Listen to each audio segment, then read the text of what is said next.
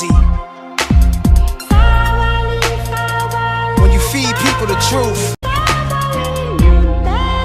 it's crazy. When you feed people the truth,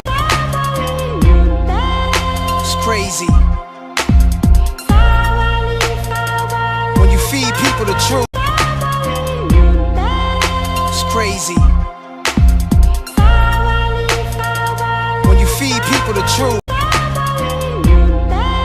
it's crazy. When you feed people the truth, you don't know how they gonna react. You're scared of wrongdoers, people that's just ignorant. You're scared of the truth. We patient for now. Lion of Judah Society.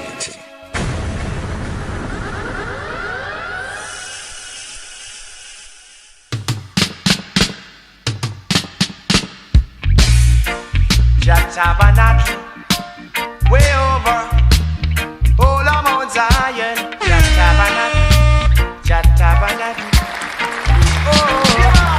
all of Mount Zion. Tell me who Jah shall abide in thy tabernacle.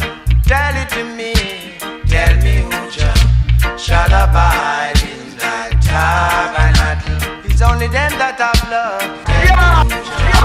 Shall Lion of Judah where his majesty live? Tell me who shall abide in thy tabernacle. Only them that have love. It's only them that do the work of his imperial majesty. I shall enter in the rolling winds of Zion. It's only them and those who walk it in the road of righteousness and speak at the truth within their heart shall enter in the whole tabernacle of Jah. Yeah, yeah, bo bo, yeah.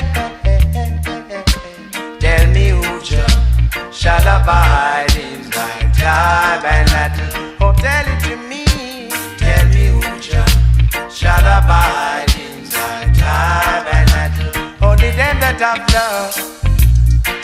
It's only them that willing to do the work of Jah shall go to Mount Zion and live.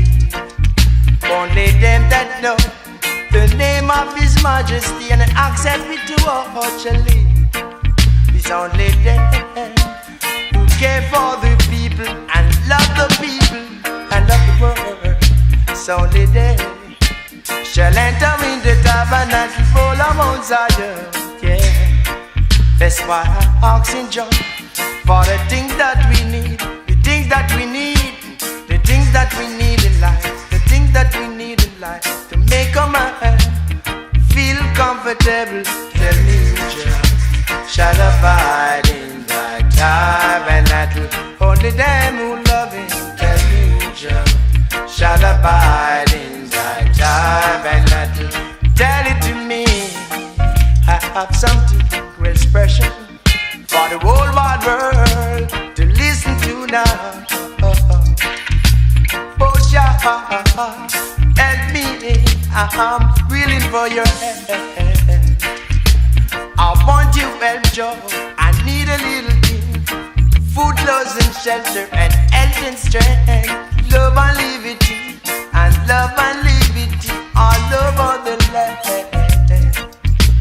For the people, Jah people, bo bo bo bo. Tell me who Jah shall abide in thy tabernacle and go to Zion. Tell me who Jah shall dwell in the holy.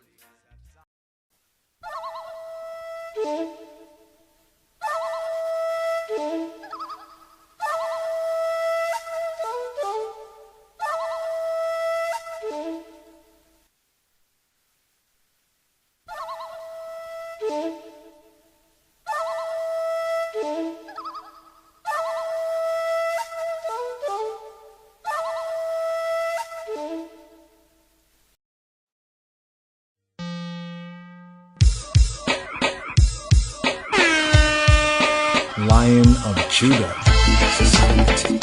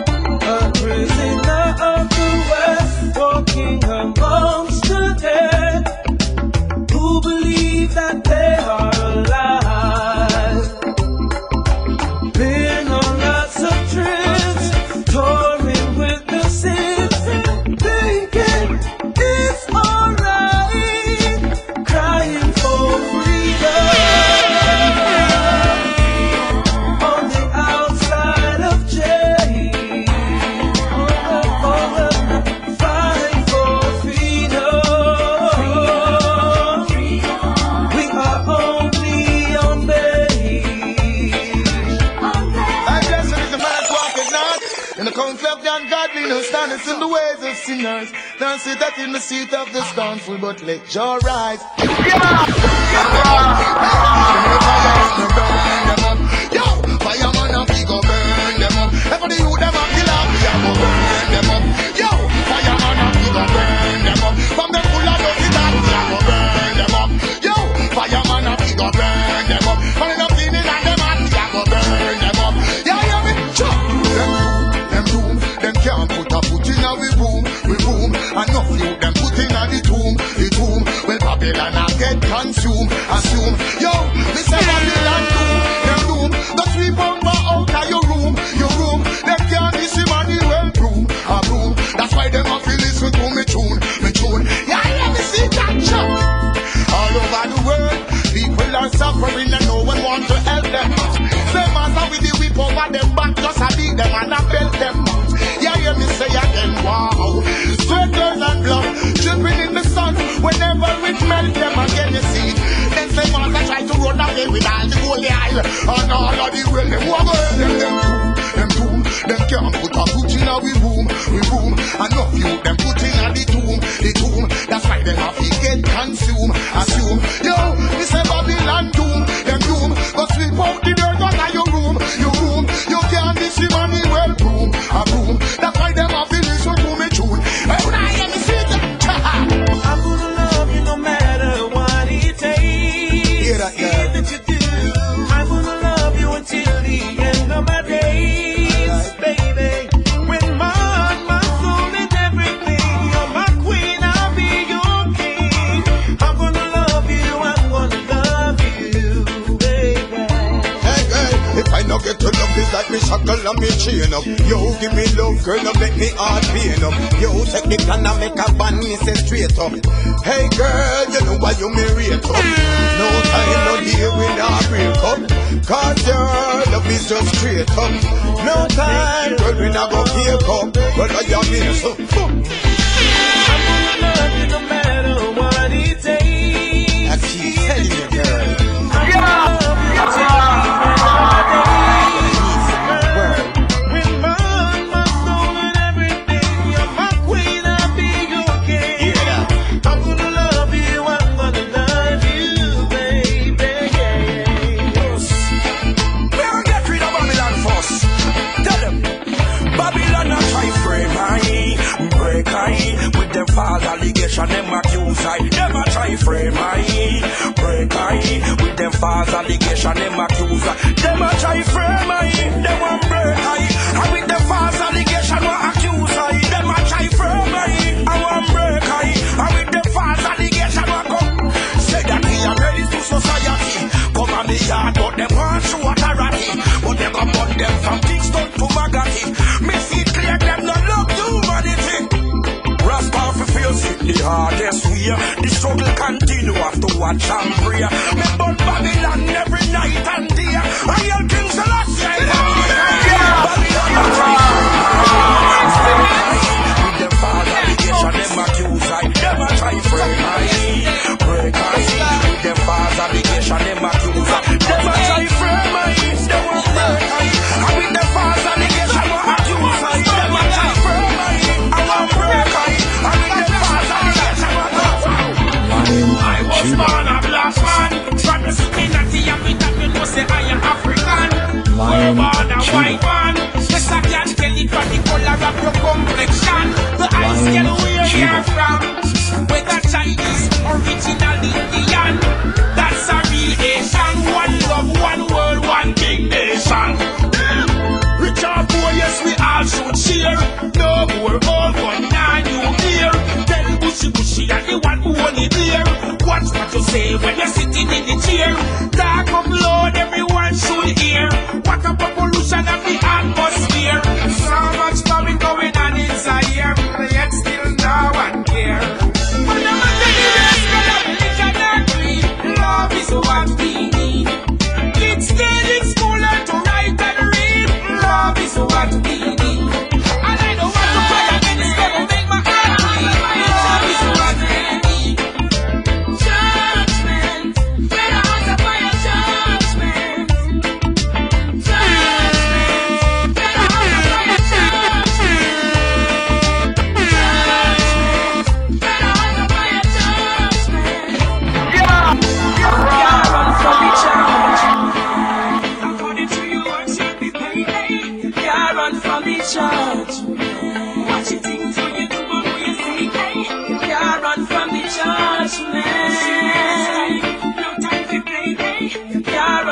the judgment. To others as you love them, do unto you. Life is a cycle and I know it's true. Anything you do, coming right back to you. Many are called, but the chosen of few. Make sure say you're part with the righteous crew. Or never indulge up in a false view. With the idol stew, that's not the right crew. Healthy foods keep you pure and new. Say a prayer every day just to keep you in line. Remember because there is a judgment time. Open your eyes and stop being blind. Seek and search, surely will find. Selassie never wrote with the wonders and sign. Work hard for yours and I'll work for mine. Show some love and be kind. Stop from your crime. Tell you good and never ever get left behind. No, can't run from the judgment. According to your works, you'll be paid. Can't run from the judgment. What you think, so you do what you say.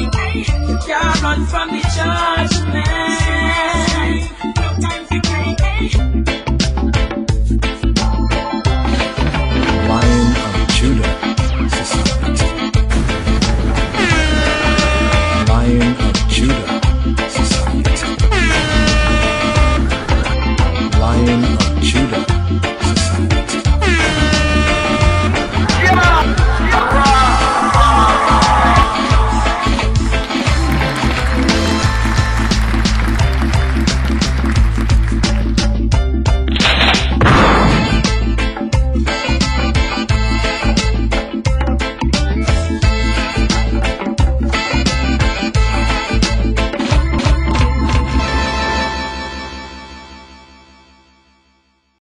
I am that I am, mighty and thunderable Xabir Masakan, Gramawi Raspatar Madan Yalam, Tina Easterling, the coast and the Gast, Sa Ethiopia, Ethiopia, Ethiopia.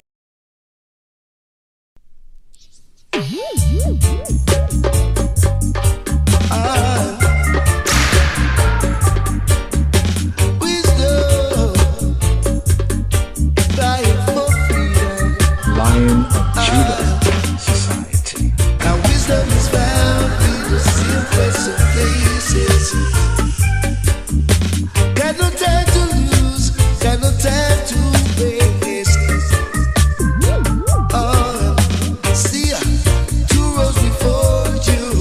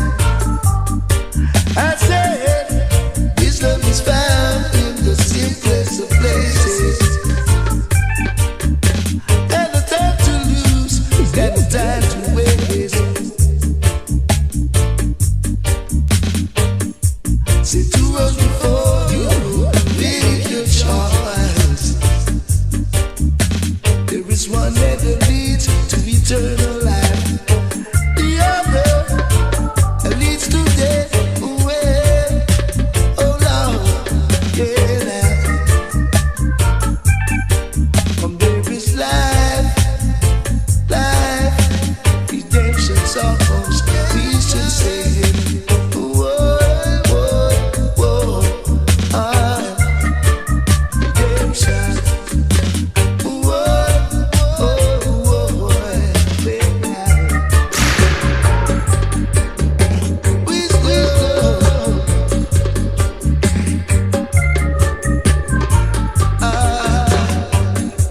now wisdom is found in the simplest of places.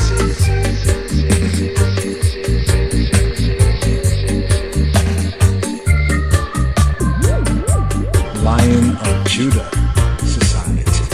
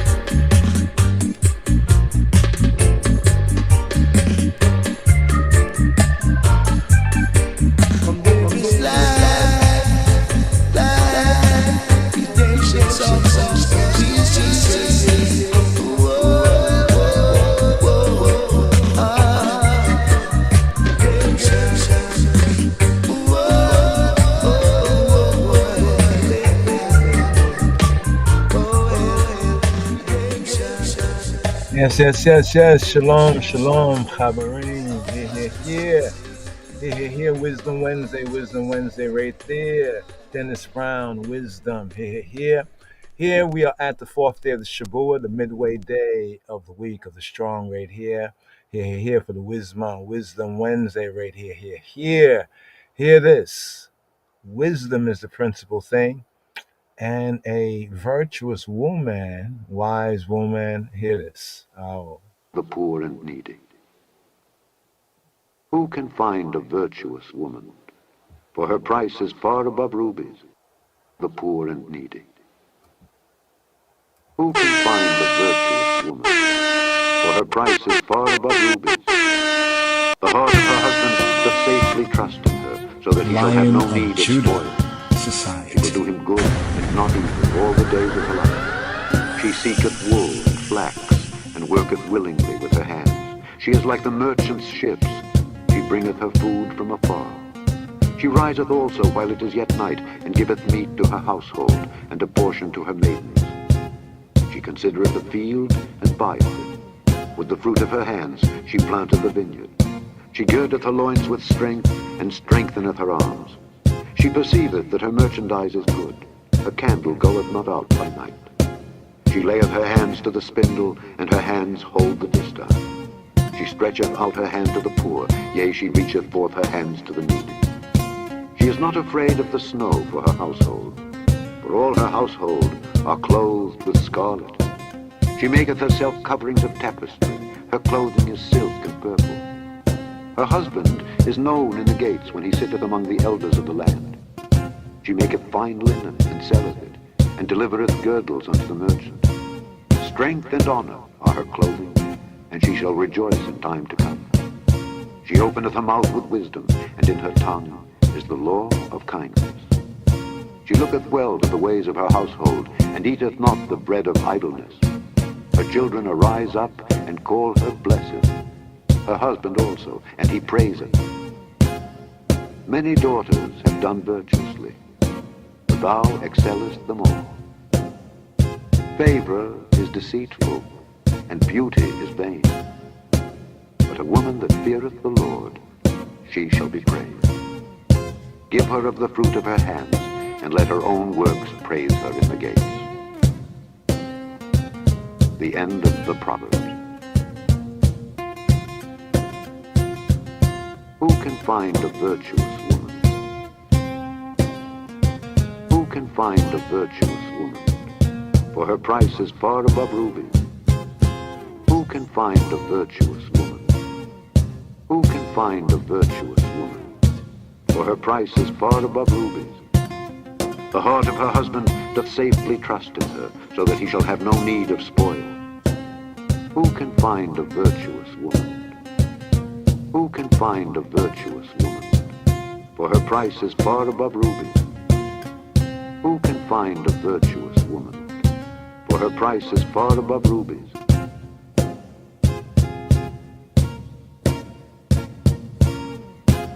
Who can find a virtuous woman? Who can find a virtuous woman? Who can find a virtuous woman? For her price is far above rubies. Who can find a virtuous woman? For her price is far above rubies. Who can find a virtuous woman? For her price is far above rubies.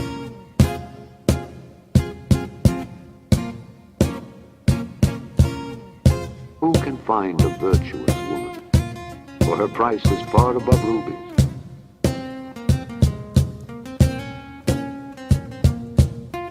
Who can find a virtuous woman? For her price is far above rubies. Who can find a virtuous woman? Who can find a Who can find a Who can find a Who can find a Who can find a Who can find a virtuous woman? For her price is far above rubies.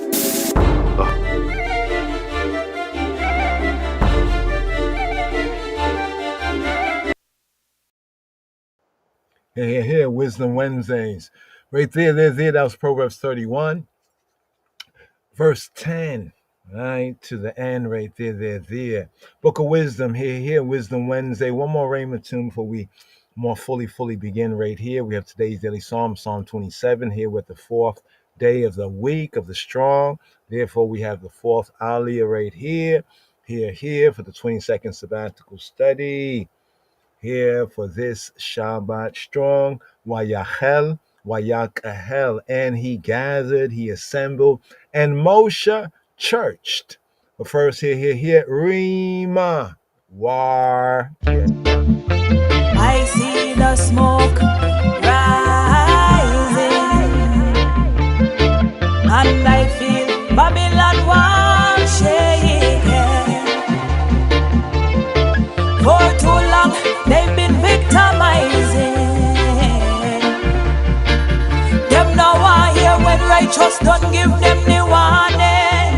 Hey, so I say a war in a Babylon when Jah bust the danger. Well, I say a war in a Babylon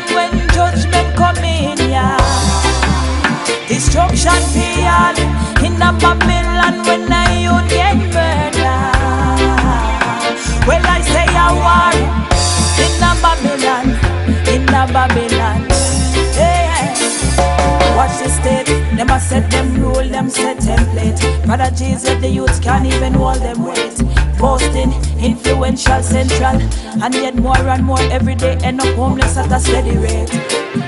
Advertise all kind of remedy for disease when you're the one who make we sick in the first place. Planting seeds in our heads to buy unnecessary items and a better life when you know it's a dream to chase.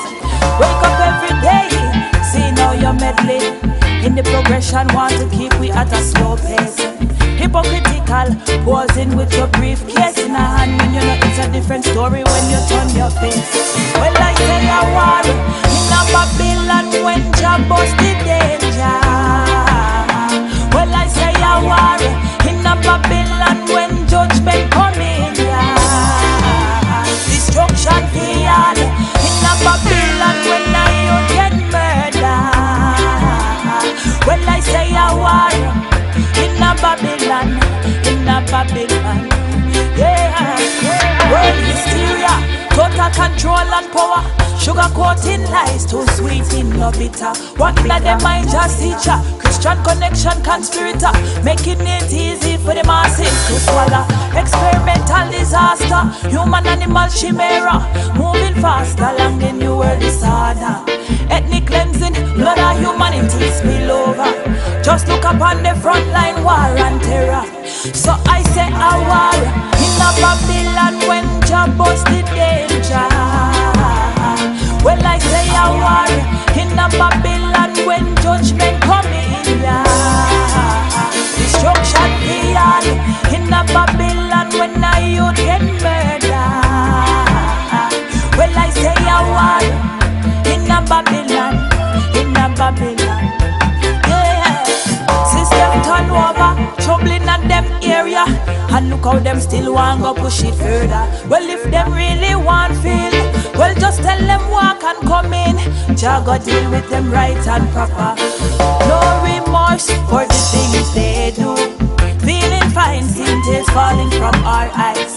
Cold-blooded, shameless tears, laughing to know they just outed another innocent life. I say a war in a Babylon when Jah bust the danger. Well, I say a war in a Babylon when judgment coming. Destruction beyond.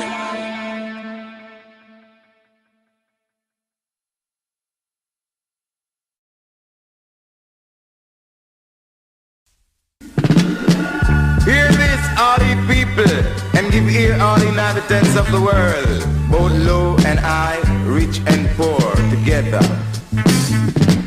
My mouth shall speak of thy wisdom, and the meditation of my heart shall be an understanding. I will incline my ear to the parable, I open my dark saying upon the arm. Wherefore I shall fear in the days of the evil, when the iniquity of my heels shall compass I abode. Tell ya. So let your hands now be pure and clean to rally around Jared, gold and green. Until you say, oh you mean not true?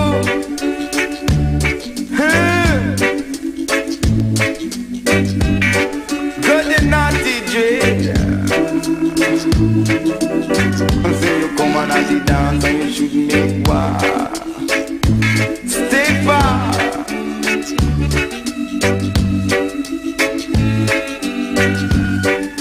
This I say to the people, give ear all inhabitants of the world, both low and high, rich and poor together. I man mouth shall speak of wisdom, and the meditation of my heart shall be an understanding. I will incline my ear to the parable, I will open my dark saying upon the arm. Wherefore shall I fear in the days of evil?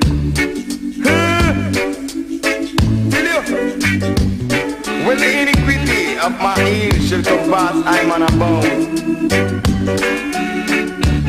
Fear not, said mighty dread, cause I've seen their troubled mind, you know.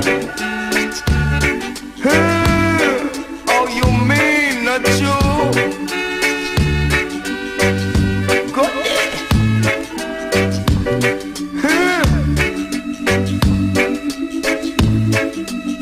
And not the path to room and him think to stone. And not he broke up the comb. And not the path to room and him think to stone. Till you not he broke up the comb.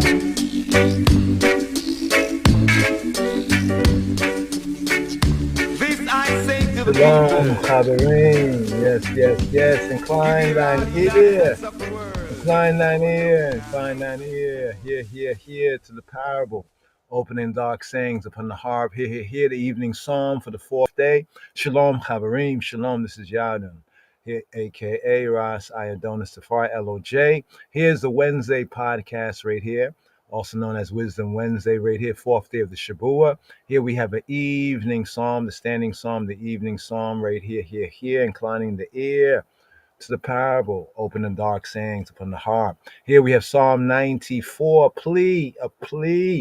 plea for divine judgment right here, the Wednesday, the fourth day evening psalm. Psalm 94. מזמור צד. O Lord God, to whom vengeance belongeth. אל נקמות אדוני. O God, to whom vengeance belongeth, show thyself. אל נקמות הופיע. Lift up thyself, thou judge of the earth.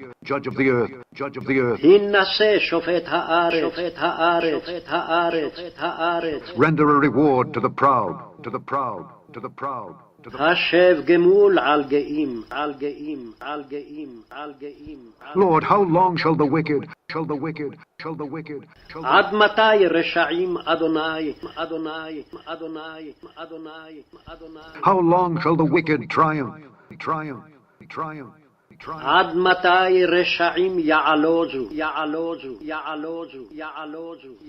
How long shall they utter and speak hard things? יביעו ידברו עתק. And all the workers of iniquity boast themselves. יתאמרו כל פועלי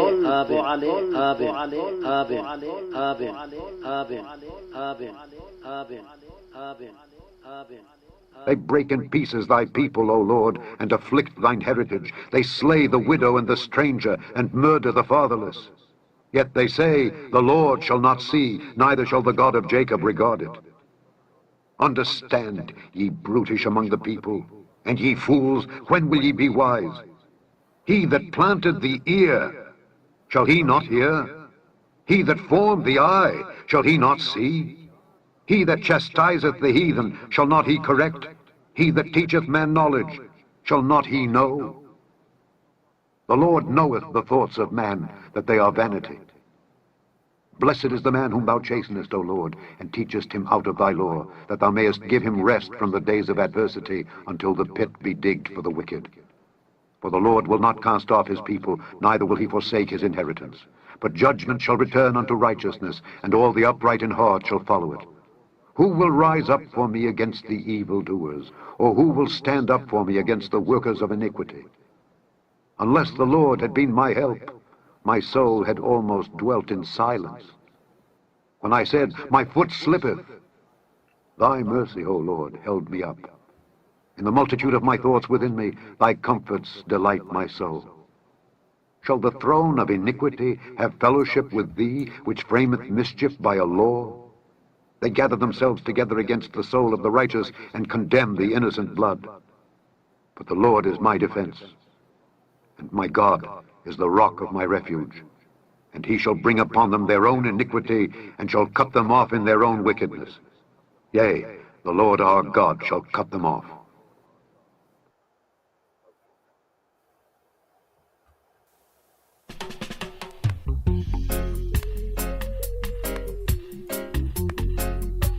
Mizmor Tzadei Dalet. Mizmor Tzadei Dalet. El Nekamoti El Nekamot Hofia. Hinase Shofet Haaretz Hasheba Gemul Allah Gehi. Oh Jehovah, thou El, true good, true God, to whom vengeance belongeth. El Nekamot Yahuwah, El Nekamot Hofia. Oh Yahweh, Jehovah, thou El of vengeances. El Nekamot, thou El of vengeances. Hofia, shine forth. Hinase Shofet Haaretz, lift up thyself. Hinase, thou judge of the earth. Shofet Haaretz, render to the proud their recompense. Hashem Gemul Allah Geim. Yahweh Jehovah, how long shall the wicked, the ratchet, how long shall the wicked, the ratchet exalt? They gush out, they speak arrogancy. All the workers of iniquity bear themselves loftily.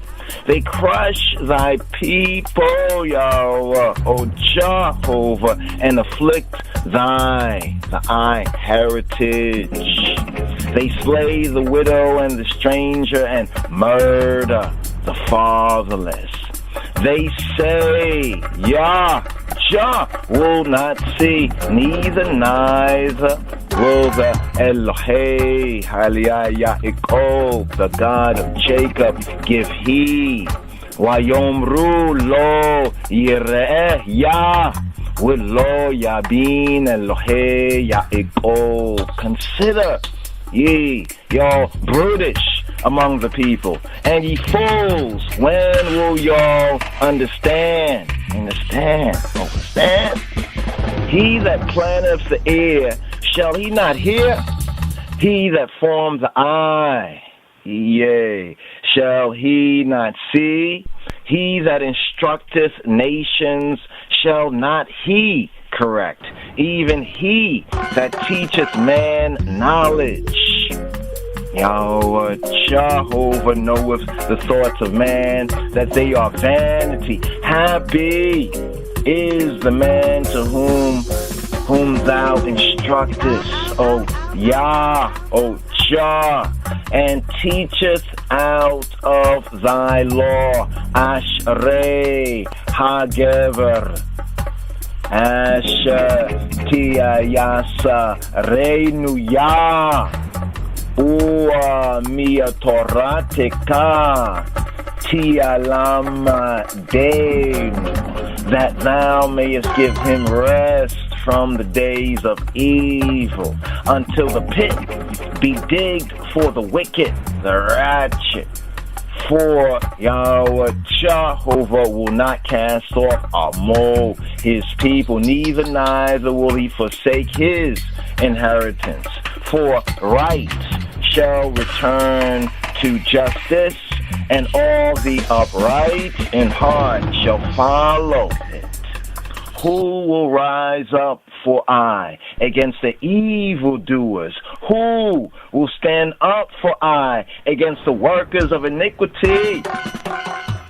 Unless Yahweh Jehovah had been my eye, and I help, I soul, I psyche, had soon dwelt in silence. If I say, my foot slippeth, thy mercy, O Yahweh Jehovah, holdeth I up. When my cares, my dividing, distracting thoughts are many within I, thy comforts delight my soul. Shall the seat of wickedness, ratchetness have fellowship with thee, I, which frameth mischief by statutes. They gather themselves together against the soul of the righteous and condemn innocent blood.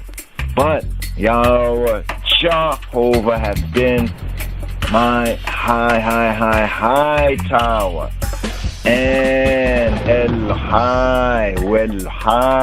Highly, the rock of my refuge, with Elohai Lisura Machasi, and he hath brought upon them all of them own iniquity, and will cut them off in their own evil. Yatzamidemi Yahweh Eloheinu, for Jehovah Ainai Elohim will cut them off.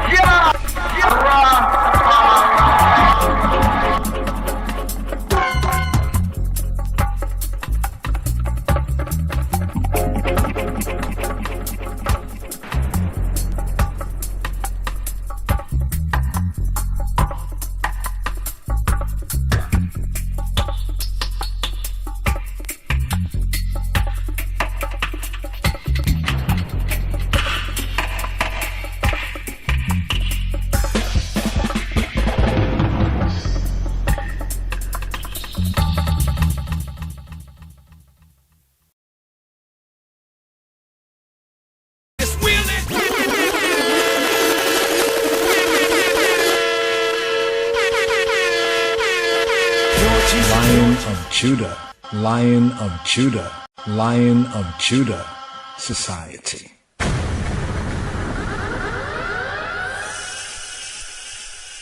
Happy is the man. Ashrei hagever, asher te yasareinu ya mi torateka te lamdeinu. Happy is the man.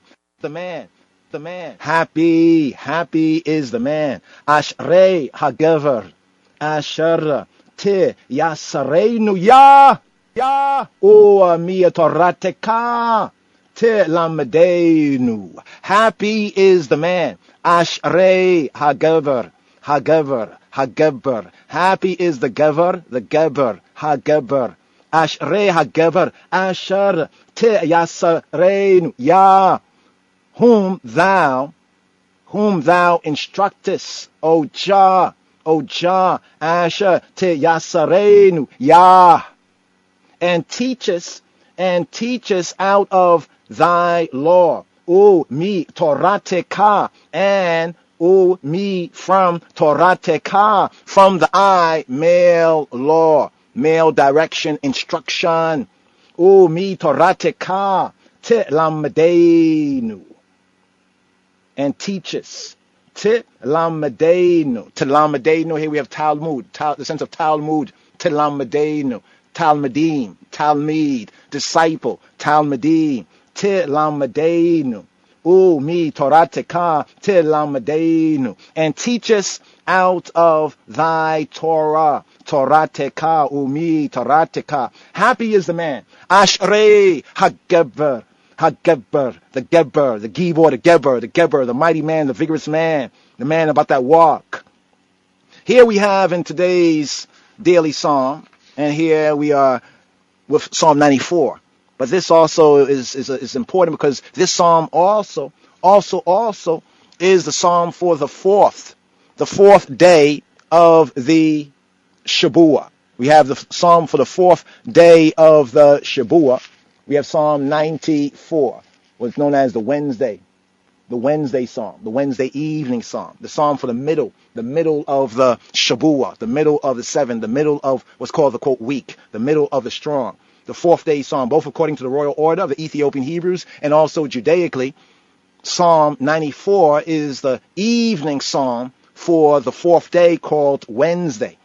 All right, so this is an important psalm right here, this meditation, this meditation. Zooming in on verse 12. Ashrei, beatitude, the beatitude. In the New Covenant sense, Adonai Yeshua speaks on the beatitude. Blessed is. The blessed sense is not the Baruch sense, but the Ashrei, happy. KJV and other translations sometimes brings out this word as blessed, like in the first Psalm, Ashrei Ha'ish. Beatitude, the man, the Ish. Beatitude, the beautiful attitude of the Ish. Ashrei Ha-Geber. Ashrei Ha-Geber. Happy is the Geber. With this verse, we here compare and contrast Psalm 119, verse 71. In the Hebrew Bibles, sometimes the numbering is one or so verse over, but the verse in Psalm 119, verse 71, around there about, it is good for me, for I, that I have been afflicted in order that I might learn thy statutes. It is good, it is good, it is good, it is good, it is good. Who says that? The righteous say that. The unrighteous, the ratchet can't say that. Oh, I was afflicted. I'm a good person. No.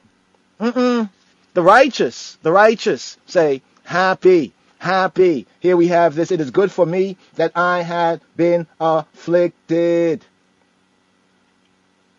Afash, that's verse 70. Here, verse 71. Tov li, good for me. Tov li, ki. Oneti, ki oneti. It is good that I have been afflicted. Li ma'an, so that. Elmad,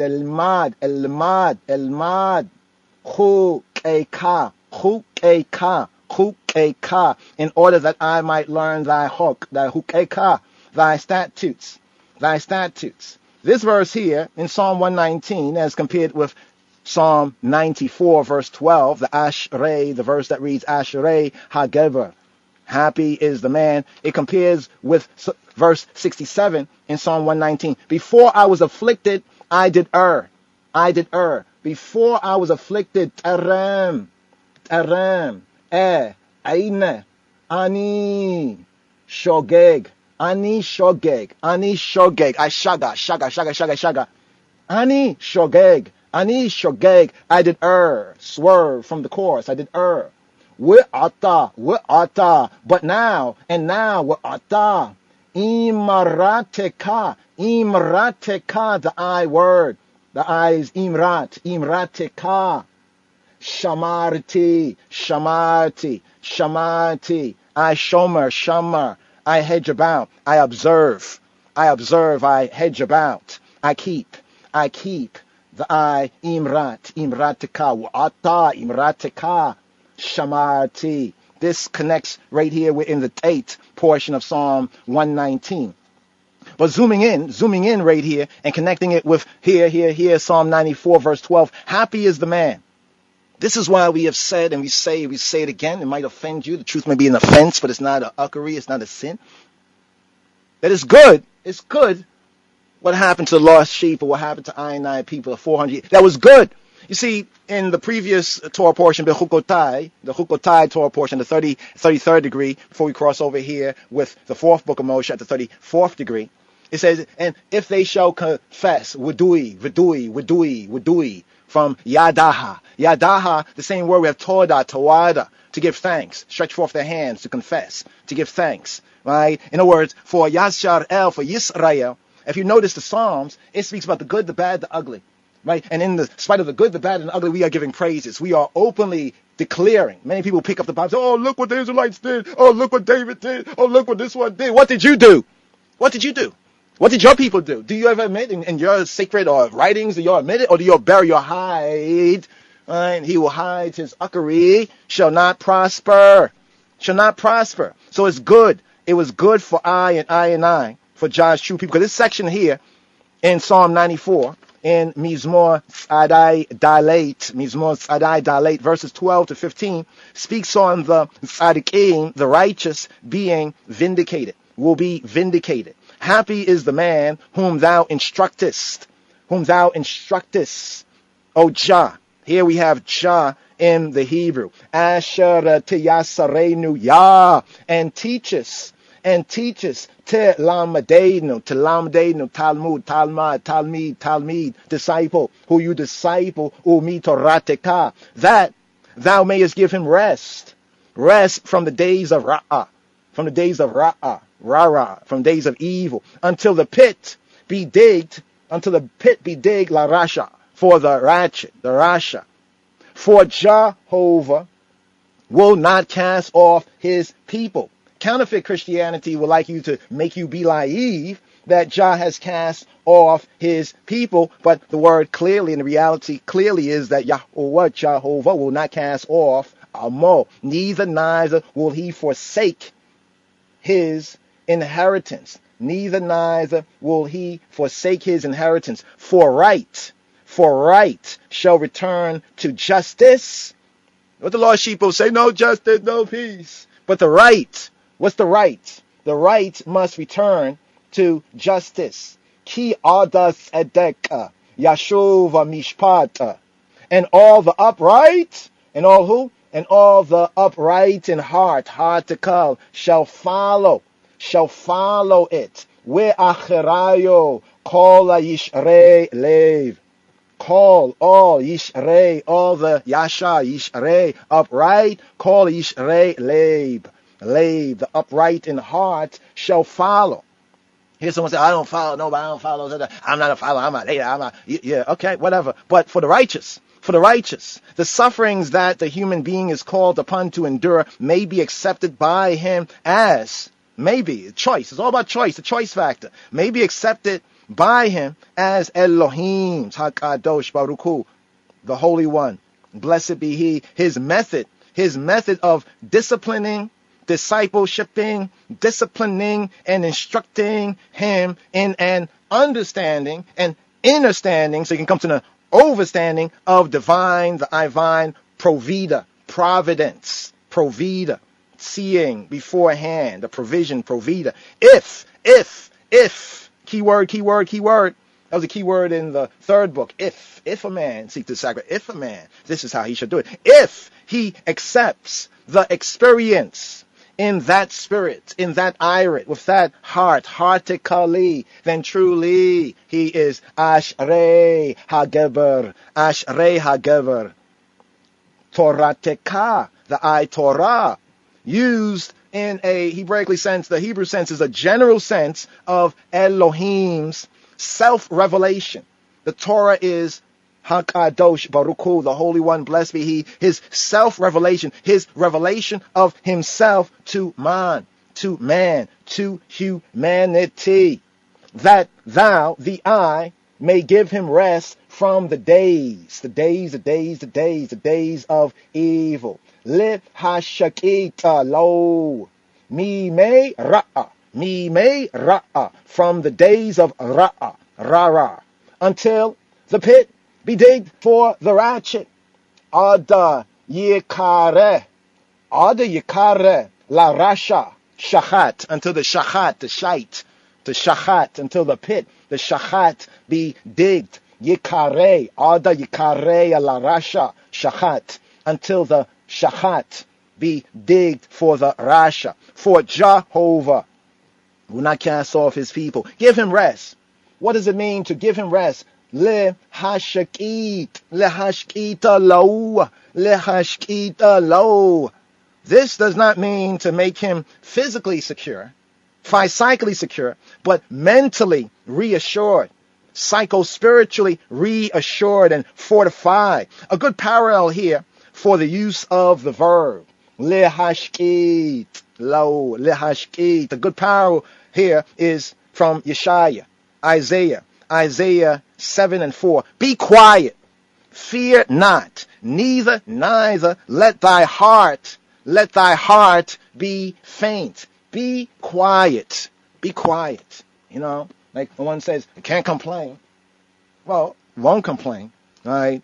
Not in this mind, when we let this mind be in I and I. In St. John chapter, this Johannes chapter 14, verse 27, the bequest of shalom. Shalom I leave with you. My shalom, shalomi, I give to you. Not as the world giveth, give I to you. Let not your heart be troubled, neither make it be afraid. Neither make it be afraid. Notice this right here. This is in our power.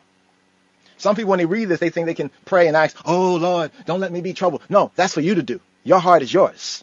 That's for you to do right there. Let not thy heart be troubled. It says, be quiet. It's a command. It's a command. Be quiet. Be quiet from all the, from all the unrest. All right? Fear not, neither let thy heart be faint. The man who has accepted Ha-Elohim, the true good, the true God's Talmud, his instruction, direction, will not lose heart or faith, emun, in the days of trial and tribulation. Why? Because he is convinced, he's persuaded that a day of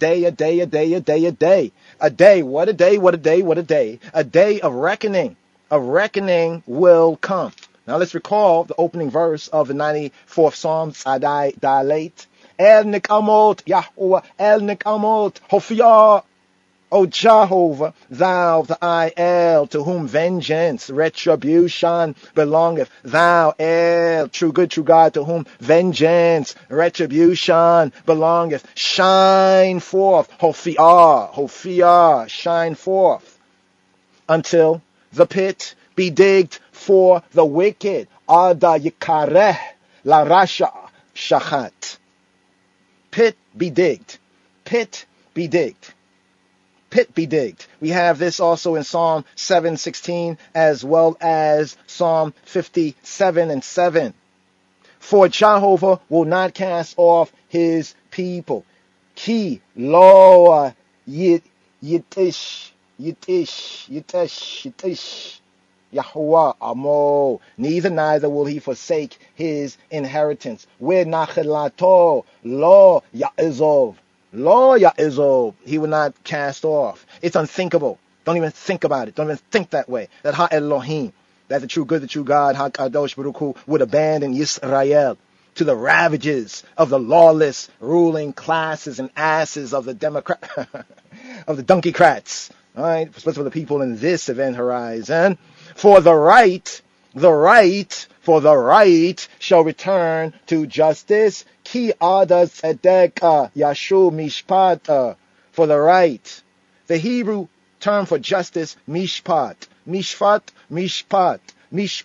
What is mishpat? From shapat or shafat. It means the administration of law, the administration of Torah, of God's direction, instruction. It will again be governed by equity. It will again be governed by tzedek, for righteousness. Ki ada tzedek yashuv will return, mishpat will return to justice, and then we will have true shalom, justice and peace in Jah Torah. Faith with works is living in the liberty of His divine majesty. HaKadosh Baruch Hu, Baruch Hashem, Ashrei Hagever, Asher Te Yasareinu Ya, Umi Torateka Te Lamedeinu.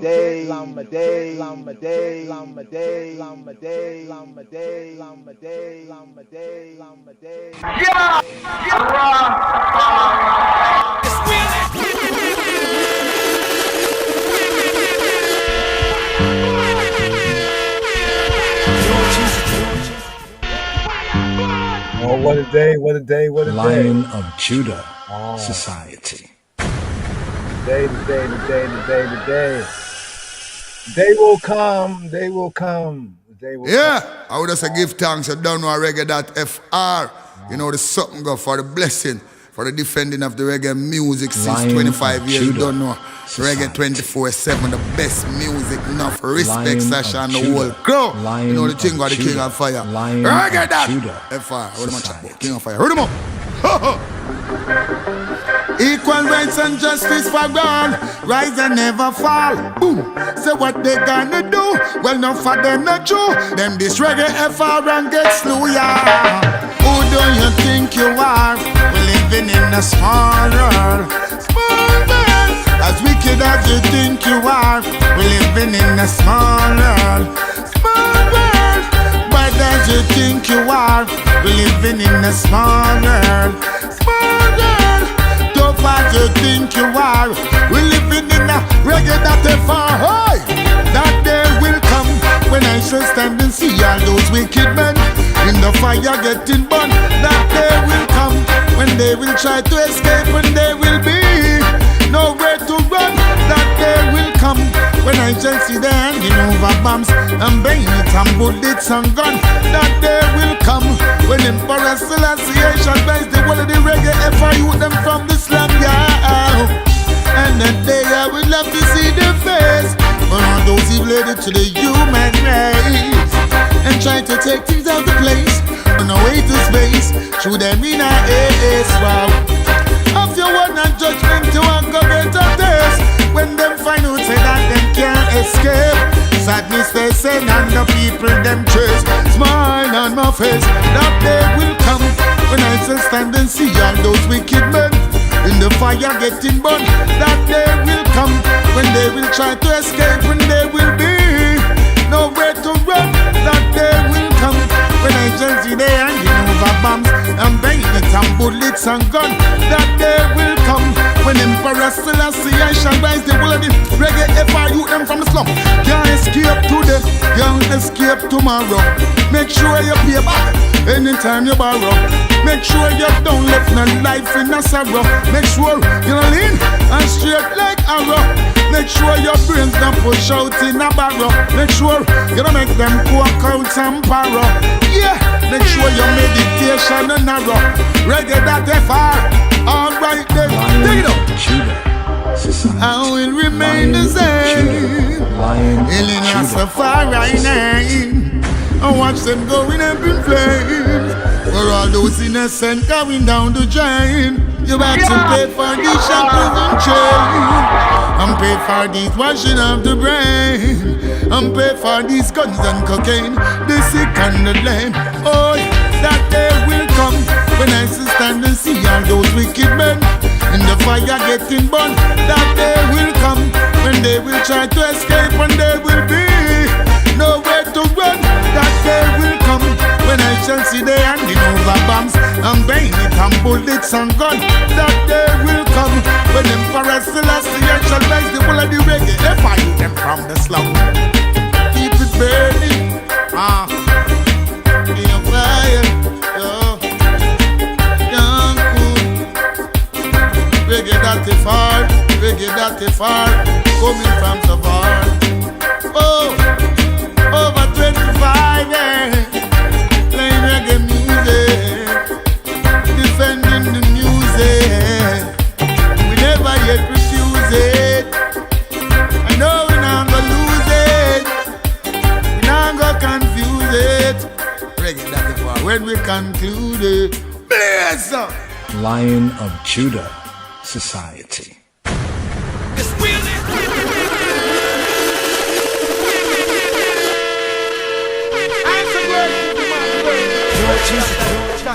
I said Jah shall execute judgment and justice and none shall escape the mercy. What we say, Selassie I live it every time. What we say, boy you could have put on the wings of the morning and fly. There is no escape from King Selassie I flying in the direction of sky. There is no escape from His Majesty. A long time me a tell you about the dirty slavery. A long time me a tell you about the brutality. A long time me a tell you about the hypocrisy. Moano about we ancient monarchy. Moano all about we black liberty. Moano all about we equality. Moano all about Marcus Garvey. We beg you all feel of His Majesty. Selassie I, so let it be. Selassie I, for the Trinity. X amount of nation bow down on the knee. No stop from big and then no stop from plea. And nowhere to run and there is, oh boy, put on the wings of the morning and fly. There is no escape from King Selassie. Flying in the sea. There is no escape from His Majesty. A long time me I tell you not this the angel. All against the Sabbath you no stop from rebel. All friend the Sabbath you go buy and no sell. It seems like John that the colonial cell. After Pope Constantine murder so much Israel.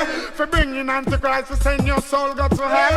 The prophet I proclaim and then no stop from rebel. No foul fiend no sheep closer. Oh boy, put on the wings of the morning and fly. There is no escape from King Selassie. Flying at the uttermost part of the sea. There is no escape from His Majesty. The people that the witness tell them fi exit. Can no Antichrist renown the worship. I send life for the righteous but the wicked have to perish. With them religion and them old politics. Have the people them a turn and have the people them a twist. No show them no love I hatred them cherish. Give them some 16 and some rusty matic. Have them a hold up them finger and a push up them fist. Lead the sheep them astray. You must get punished. Can't escape your judgment. Stand up, boy, boy. Put on the wings of the morning and fly. There is no escape from King Selassie. Flying on the uttermost parts of the sea. There is no escape from His Majesty. So what? And one of this day, when you hear a voice say come, then now where you gonna run to? Oh,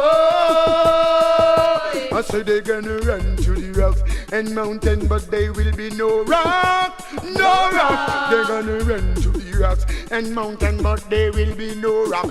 So where we say, enough of them a run to these a look somewhere for run. Run to the mountain and the mountain a run. Run to them cave and them cave all a run.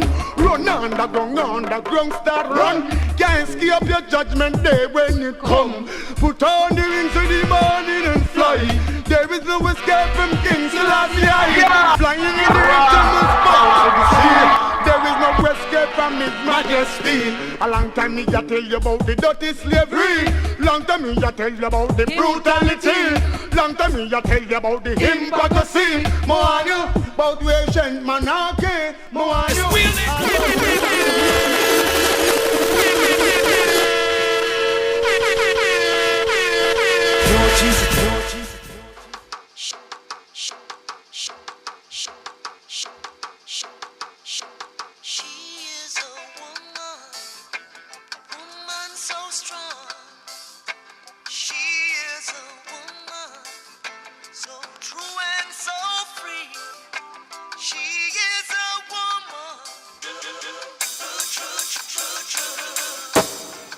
לא הרגשתי כבר המון זמן, המון שאני יכולה לשלוט בהכל מכאן, הכל מכאן. יש לי שתי זרועות ארוכות וכתר שקוף על הראש. שם שלי רץ חזק ברחוב. The true woman. אוקיי, בואו ונעיר פה את הגנגסטרס וכוסיות סטנטה על חימסטר שעברו כמה דברים בריליישנשיפ ולא בא להן לשמור יותר בסתר, שאין מתפשות על דברים שלא קרובים לשתי מטר. היא רוצה דוויין וייד, ראסל וסטפקר. אני עשיתי סקר ונשים שחורות ב-2018 לא מתפשרות יותר. אז טייקר בוי, כמה עוד דברים אני צריכה לעבור, כמה לבבות עוד נותר לי לשבור, כמה עיירות כבר השבתי מאחור. אתה גנב, אתה שוטר עיירה, לילה טוב. היא במוד נקמני לא נשארת בחור. כל מי שקרוב יכול מחר להיות רחוק. אני בוחר את האויבים שלי, אז מי שונא אותי שימות ונגיד עליו יזכור.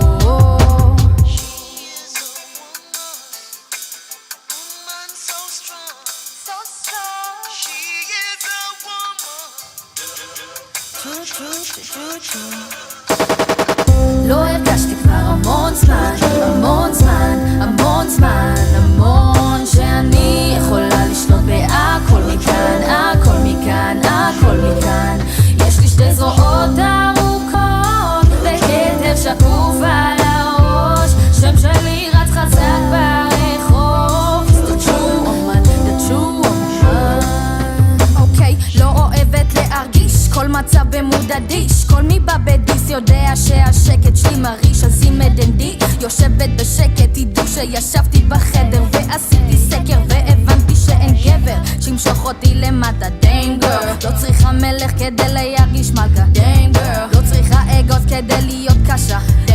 את הדגים בים גם ללא חכה. הדיים גרל חכה חכה, האמת שלי מלוכלכת, אף אחד לא מסבן אותי, תמיד מפוקסת גם כשאין אותי. אמא תמיד אומרת לי עדן תאכלי את הסלרי, שיהיה לך תמיד ויטמין ואור נקי. אז אכלתי ואני אוכלת. אמא תמיד זוכרת לא לקחת פנימה, תמיד מבט קדימה. אני ניו אייג' מלכת שבא, גם מי שלא מרגיש אותי מרגיש ככה. לא הרגשתי כבר המון זמן, המון זמן, המון זמן, המון שאני יכולה לשלוט בהכל מכאן, הכל מכאן, הכל מכאן. יש לי שתי זרועות אהובות, בגדר שקוף על הראש, שם שלי רץ חזק ברחוב. It's the true woman, the true woman.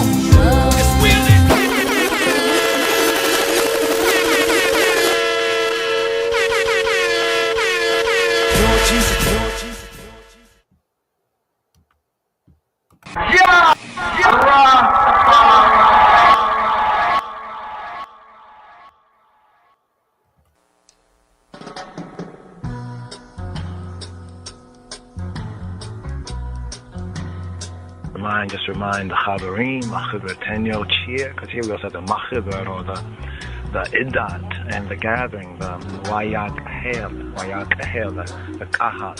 Kahal is the gathering of the church, and the teaching of His Majesty is very, very important right here. Let's bring out the Gospel of H.I.M. Haile Selassie first, Book 1, and we hope to have the Book 2, the follow-up to this Book 1 on the first little books that we publish here. His Majesty is asked on the Lutheran, what's referred to as the Lutheran interview, or the interview with Oswald Hoffman, Dr. Oswald Hoffman of the Lutheran Ministries. He's asked, Your Imperial Majesty, as a member of the body of Christ, what do you expect of the church?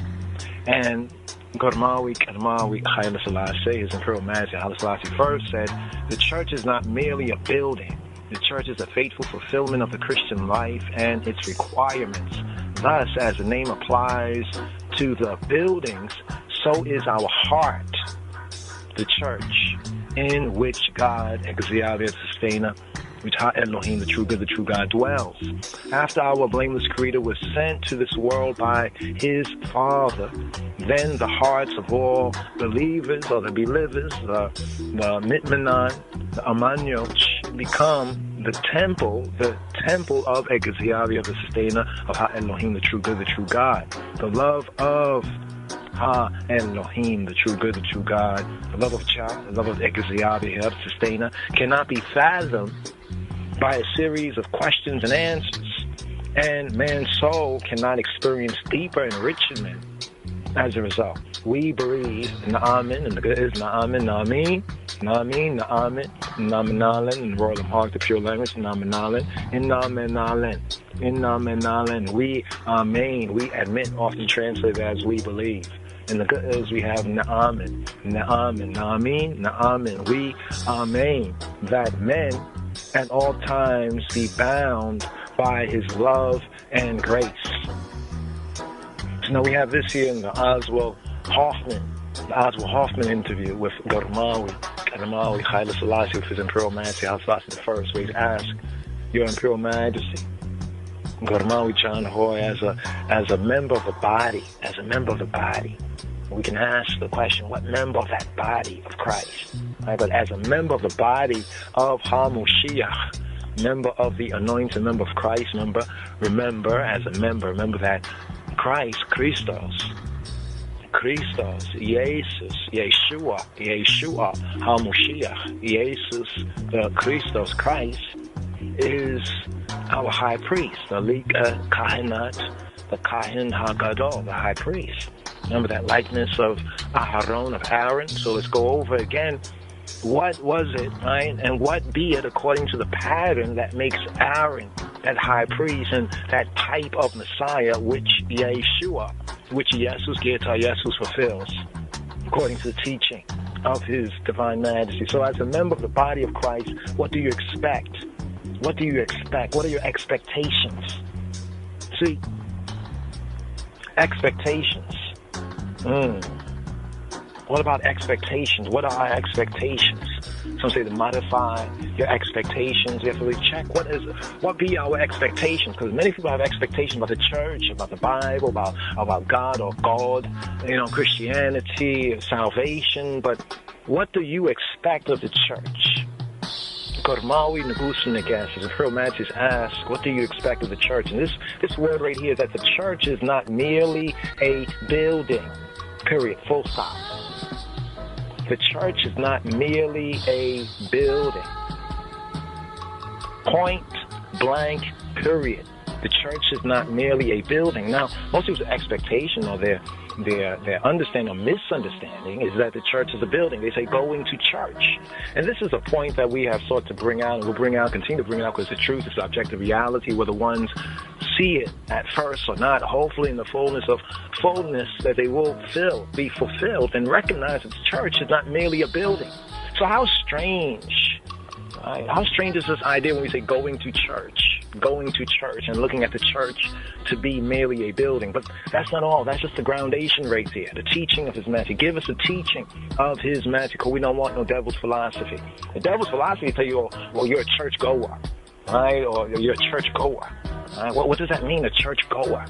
See, this Torah portion here, wayakahel, from the Hebrew kahal, the gathering, the assembly. That word there in the Brit Chadash sense, even in the Brit Yashana, the Old Testament sense, Brit Yashana, the Belui Kidan, Ethiopically, but the Old Covenant, OT sense, is the church. This is why we find the Apostle Stephen, the first martyr, right, of the Nazarenes, referring to the church in the wilderness, Bamidbar, the church Bamidbar, the church in the wilderness. But one might say, well, if you're coming from a Western Gentile, point of view, or half original, you might be Hebrew or ethnically, according to the flesh, but now according to the spirit and the truth. One might hear the expression in the New Testament translation of the Bible where it speaks about the church in the wilderness. What does it mean, Habarim?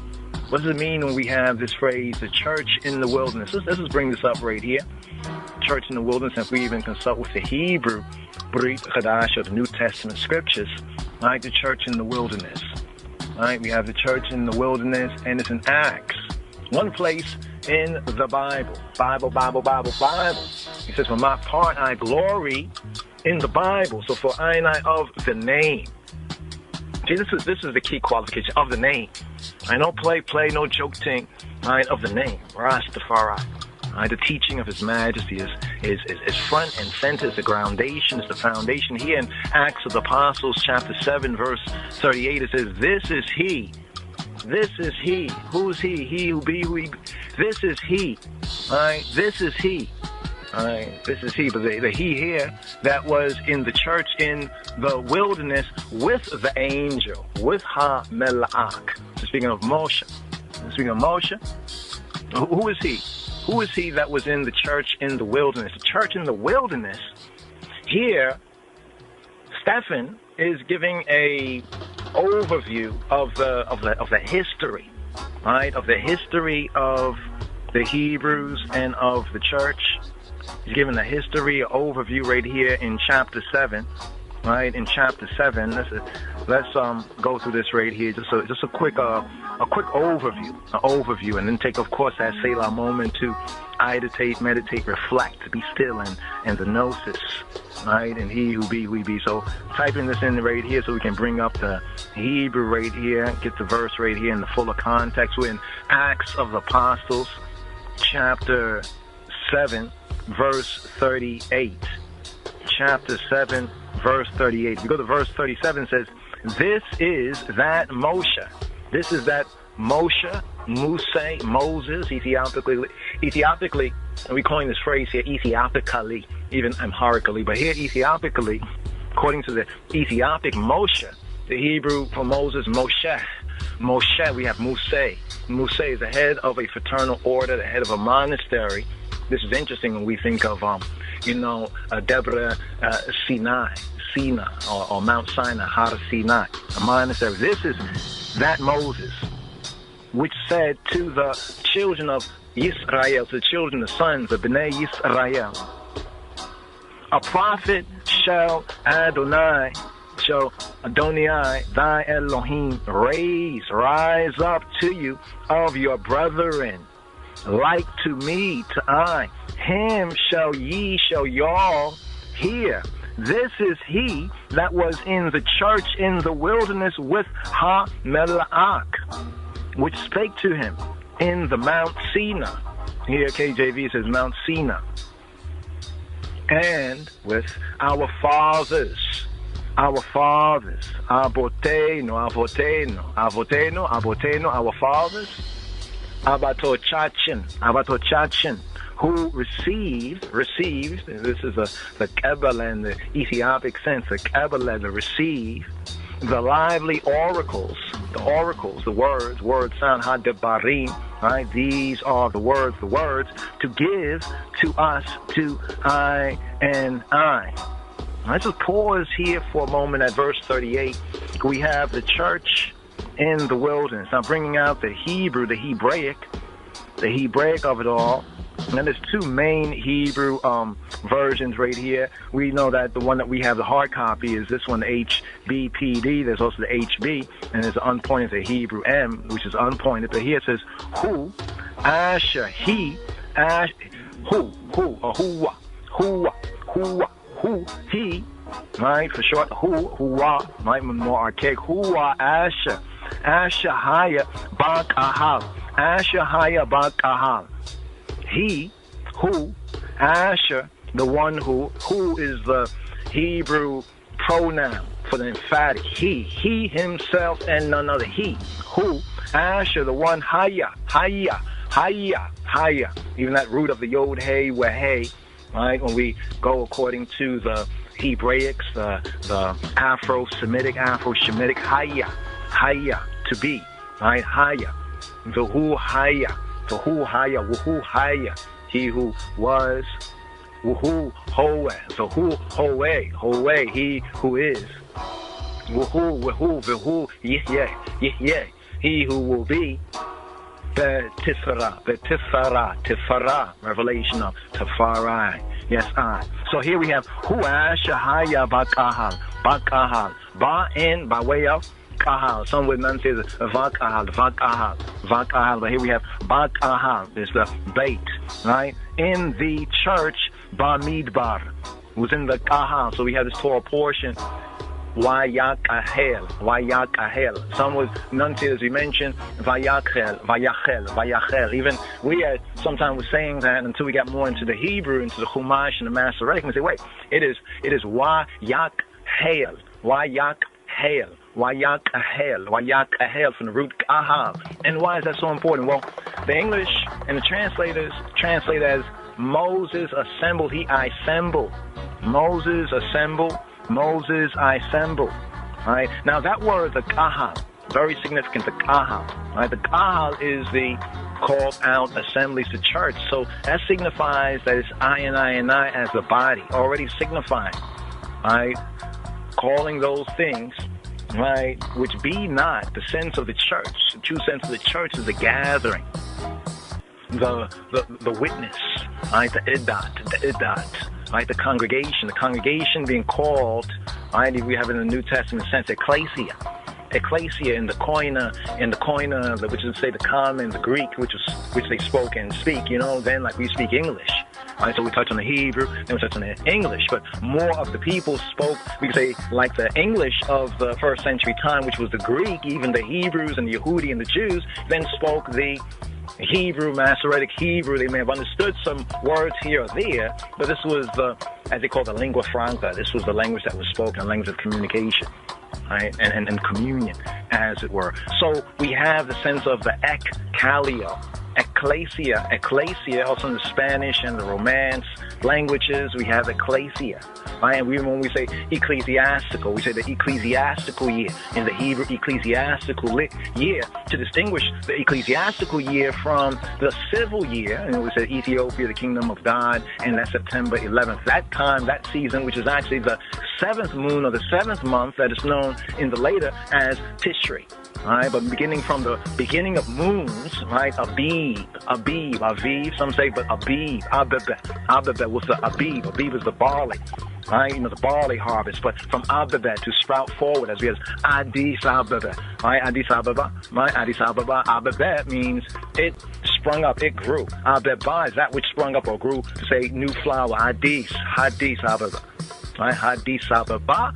Right, Ababa, because the Ababa, in other words, the flower, it springs up. So we have the moon, the month, which is the beginning of moons, corresponding to the Ha Pesach, Fasika season, even coming forward. All right, so here, it's so very important right here because this Torah portion begins on the day after the Yom HaKippurim, the day of HaKippurim. This is why we emphasize that it's not Yom Kippur, as you have heard. I mean, it's a short and cut down, chopped down version, but it takes away the fuller sense of the HaKippurim, taking off the definite article and the Yod Meme. The definite article and the Yod Meme is off. The Yod Meme at the end, Kippurim, right? Atonement, the atonement, day of the atonement. So this Torah portion here, right, from the sages and from our study, right, it fits together with that ancient witness and narrative. This Torah portion is the day after the day of the atonement, Yom HaKippurim, Yawam HaKippurim, the day of the atonement. It's not just Yom Kippur. I mean, we may say that, but let's study to shew I and ourselves approve. So here we have this connection of the church and the teaching of His Majesty concerning the church. Just give ear. Simu. The church is not merely a building. Even though in this Torah portion, Wayakahel, Moshe, and Moses he called, right? Moses he assembled. It says assembled, but it's from the calling together, to gather, to bringing it together, right? And Moses gathered. This is the English. Now in the English, KJV says gathered. Now, because we're reading the Chumash translation with the Hebrew, we see there they translate it as Moses assembled.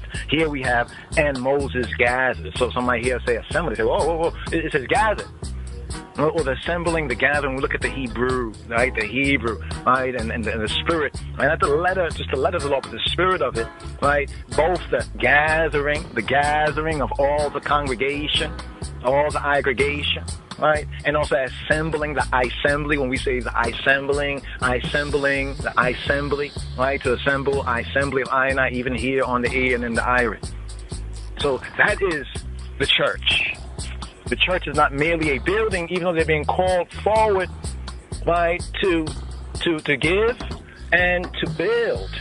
Right, to build Ha-Mishkan, the tabernacle, Ha-Mikdash, the Mekdesh, right? And then we will have the Beit HaMekdesh, like Solomon, in the time of Shlomo Solomon, right? Nugu Solomon, Shlomo HaMelech, right? And even later on in the rebuilding of the temple, which they call the Temple of Solomon, but actually the Temple of Herod, within the first century time, within that incarnation time of Ha-Moshiach, Yeshua HaNatzri, Yeshua of Nazareth. So the church is not merely a building.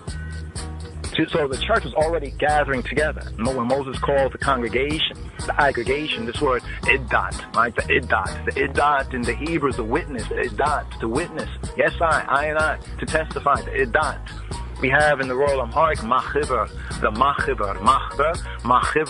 And from the chebere, where we have chabrim, even the chabrim in the Hebrew, in the Ethiopic, we have the chebere, the chibret, and the machiver. As we noted, the lion of the tribe of Yehuda, when we say society, that is the machiver, which can be translated society, association, assembly, also as in the scriptural, right, sense as church, right, the machiver, or in the sense that we have it right here as the congregation, the aggregation. And Moses gathered. He called church of all of the society. Get this, the society, the iddat, the testimony, the association, the aggregation of the B'nai Yisrael. Are ye not as the children of the Ethiopians unto me?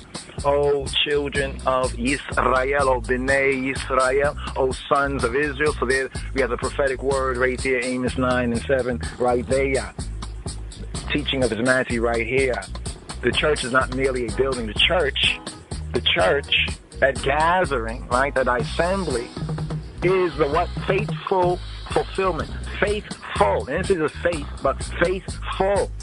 Because it can't spill, it can't overflow until it's full. The faithful fulfillment of the Christian life, the liberty of His Divine Majesty, the Christian life, the word Christian, right? Christian, Meshahawian, the anointed, Messiahite, the Messiahite life, and its requirements. What are the requirements? Thus, like this, as the name, Sim, right, the Shem, we say the Hashem, the name, but here we have the name, as the name applies to the buildings, and they do apply to the buildings, the structures, that's the place, the Mishkan, the Mikdash, the sanctuary, the tabernacle, the chapel.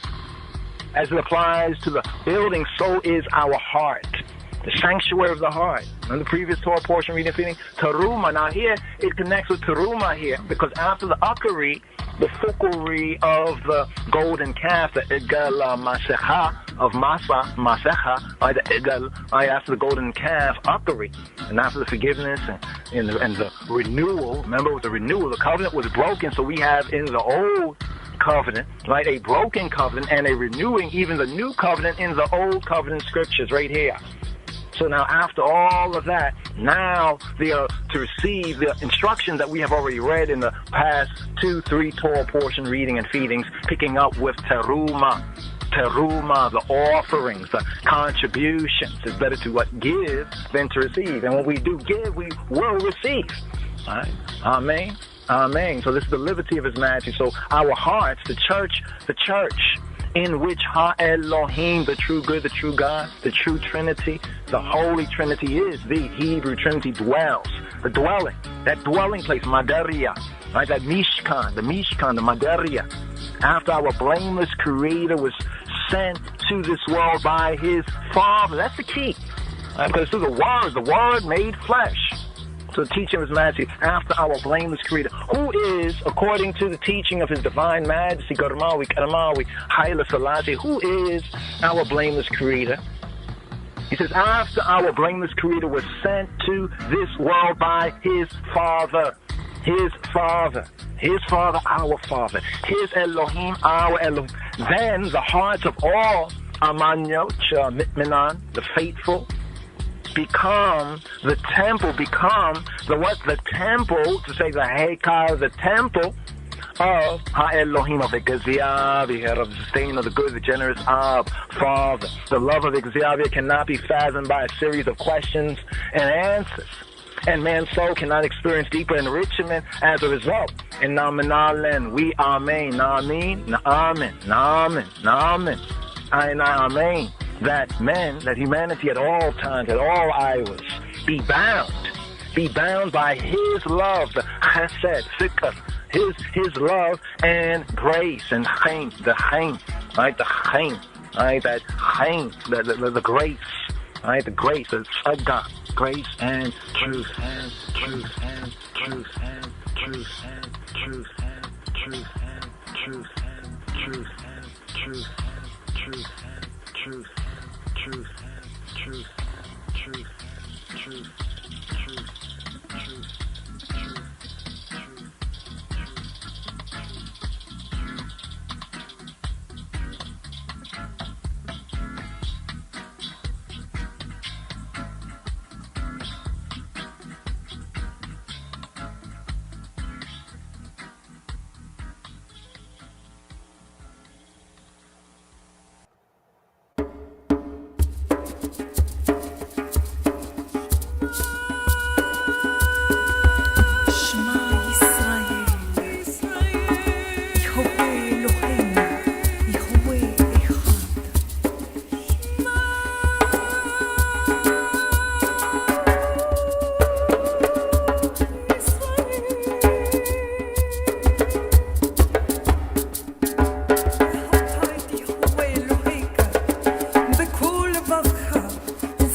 נפשך וכל מאודך והיו הדברים האלה אשר אנוכי מצווך היום על לבביך ושיננת לבניך ודיברת בם בשבתך בביתך ולכתך בדרך ובשכבך ובקומך וכתבת מאוד על ידיך והיו לטוטפות בין עיניך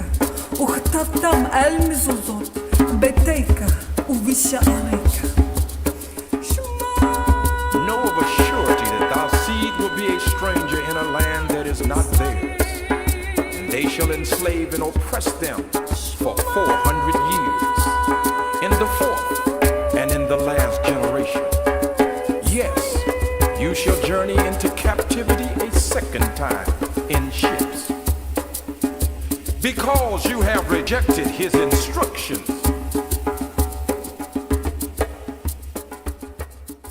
The Torah, even the law of the spirit of life that's found in the Moshiach, Yeshua.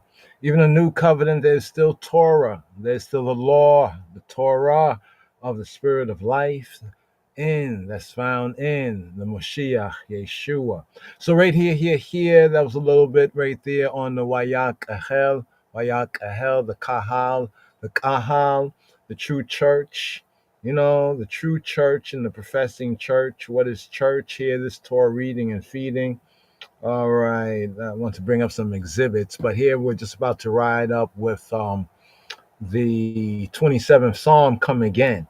So we had 27th Psalm a few days ago, and it's very interesting. The Psalms here definitely do reflect on our Torah reading and feedings in the Royal Order of the Ethiopian Hebrews. You know what I mean? So we're going to kind of toggle right here just to kind of just review from the Torah reading and feeding before. So we have Wayak Ahel, right? The Kahal. Now we already went over the instructions, the directions already, you know, because this is now the fourth. This will be like the fourth Torah reading and feeding for the fourth Shavua, the fourth week, fourth sabbatical study, right here. And the difference here is that now here at this 22nd degree for Wayachel, Wayachel. Some modern Hebrew speakers say Wayachel, Wayachel. So here, let's bring this on the screen right here, Chabarim. All right, just to review right here. So here's where we're at right here. This is from the LOJS site right here, the Torah reading and feeding. So we have Wayachel, Kahal. Now, Kahal means to assemble, and Kahal means to gather. Right? That's the key word here, 21st. Now, if you review to the 19th, so from the 19th, the 20th, 21st, those three right there, we basically get all the instructions that are going to be repeated. Now, one may ask why they repeated here.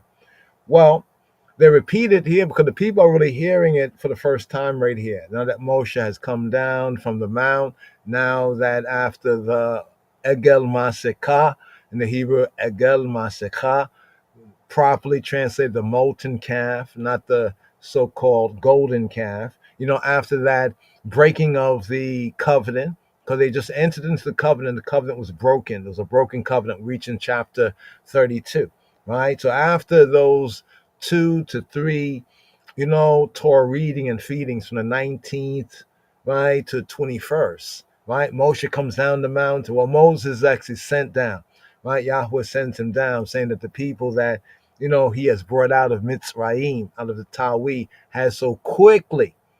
You know, I remember just reading, and sometimes you read something, you think it's poetry. You know, you're like, oh, so quickly. They so quickly turned aside, out of the way, you know? But then as you start to study it, when you start to really study it and put it into, it's like, this is kind of quick, fast. This is like, what, how long was he up there, 40 days? Right? Like a solar month in 10 days. They were tried 10 days, and then they acted bummy, and then they return, as it says, like the dog, right, returns to its vomit, right? And the pig, after she's washed, she returns to wallowing in the mud. And this is what we have for the Israelites at Exodus chapter 32. So there's a whole breach there. There's a broken covenant. We want to emphasize they came into the covenant in Exodus chapter 19. Something interesting about these numbers too, right? The Torah reading and feedings and the Exodus chapters. You go back to Exodus chapter 19, the covenant is proposed, right? Which covenant are we speaking about? Because there's more than one covenant actually in the scriptures. We really need to understand that as well, right? So there was already the Abrahamic covenant. That is still firm, you know, right and exact, right? But here, the children of Yisrael, the Hebrews, and the co-religionists coming out of Mitzrayim, right? Particularly the Bnei Yisrael coming into this covenant of nationhood, right? Because we call this a covenant of nation. The children of Yisrael, the Bnei Yisrael coming out of Mitzrayim, the Tawi, the two lands. Here we get nationhood, right? Sovereignty and nationality. Actually, here in Torah, I was waiting for some of the other, would-be teachers to kind of bring that out. People talk about we need sovereignty, we need nationality. We're not a nation. Everybody else is a nation. Yeah. We get all that, right? But as we study, we can get it even more fuller. So the children of Israel at this point at Sinai, Har Sinai, this is when the children of Israel, right, as a nation, right, becomes that particular people. Exodus chapter 19. What are the words? The words there in Exodus chapter 19. We recall, just paraphrase somewhat here, the words are that they would be a kingdom, right? A kingdom of the priesthood, or a sovereignty, sovereignty of the priesthood, and a set apart nation. Mamleketa Kohanim and a Goy Kadosh, right? That's the words that Moshe was to take to the people. He took it to the people, right? Through their elders, the representative of their senators, their seniors, the senators. Who are the Israelite senators coming out of Egypt? They're the elders, senator, So there was already a basic structure among the people. So Moshe spoke to the elders spoke to the people. And the people said, they said, call Asher, Deber, all call Asher, that which Deber, he says, Yahweh, he who he be, Naaseh, we will asa, we will do, Naaseh, we will do. Right? And this is kind of repeated. Moses go up, he comes forward down again. They formalize it, with the writing, and with the rite and ritual of sacrifice, the sprinkling of the blood, all of that. And then Yahweh says to Moshe to tell the people to sanctify themselves and beware, right? Mark the third day, because then he's going to come down. Right? He's going to come down amongst his people. And then we get from Exodus chapter 19, we get to chapter 20. And chapter 20 is where we get the pure law, the pure Torah, and the pure commandment in 10 words. We get the Torah, the commandment, the one, not the 613, but we get the one, right, in 10 words. What are the 10 words? The 10 words are falsely called, right, the 10 commandments, right? But if you study the Hebrew, the scriptures, even if you study the Greek calls it the Decalogue. Decalogia mean 10 words, corresponding to the Hebrew Aseret HaDebarim, the 10 words.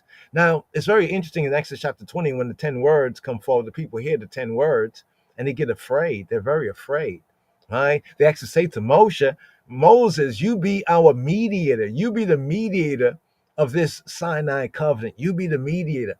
Whatsoever Yahweh says to you, let Elohim speak to you, right? And you speak to us, and we can abide that. But if we hear Elohim speak anymore, we will die. So what do we learn in Exodus chapter 20?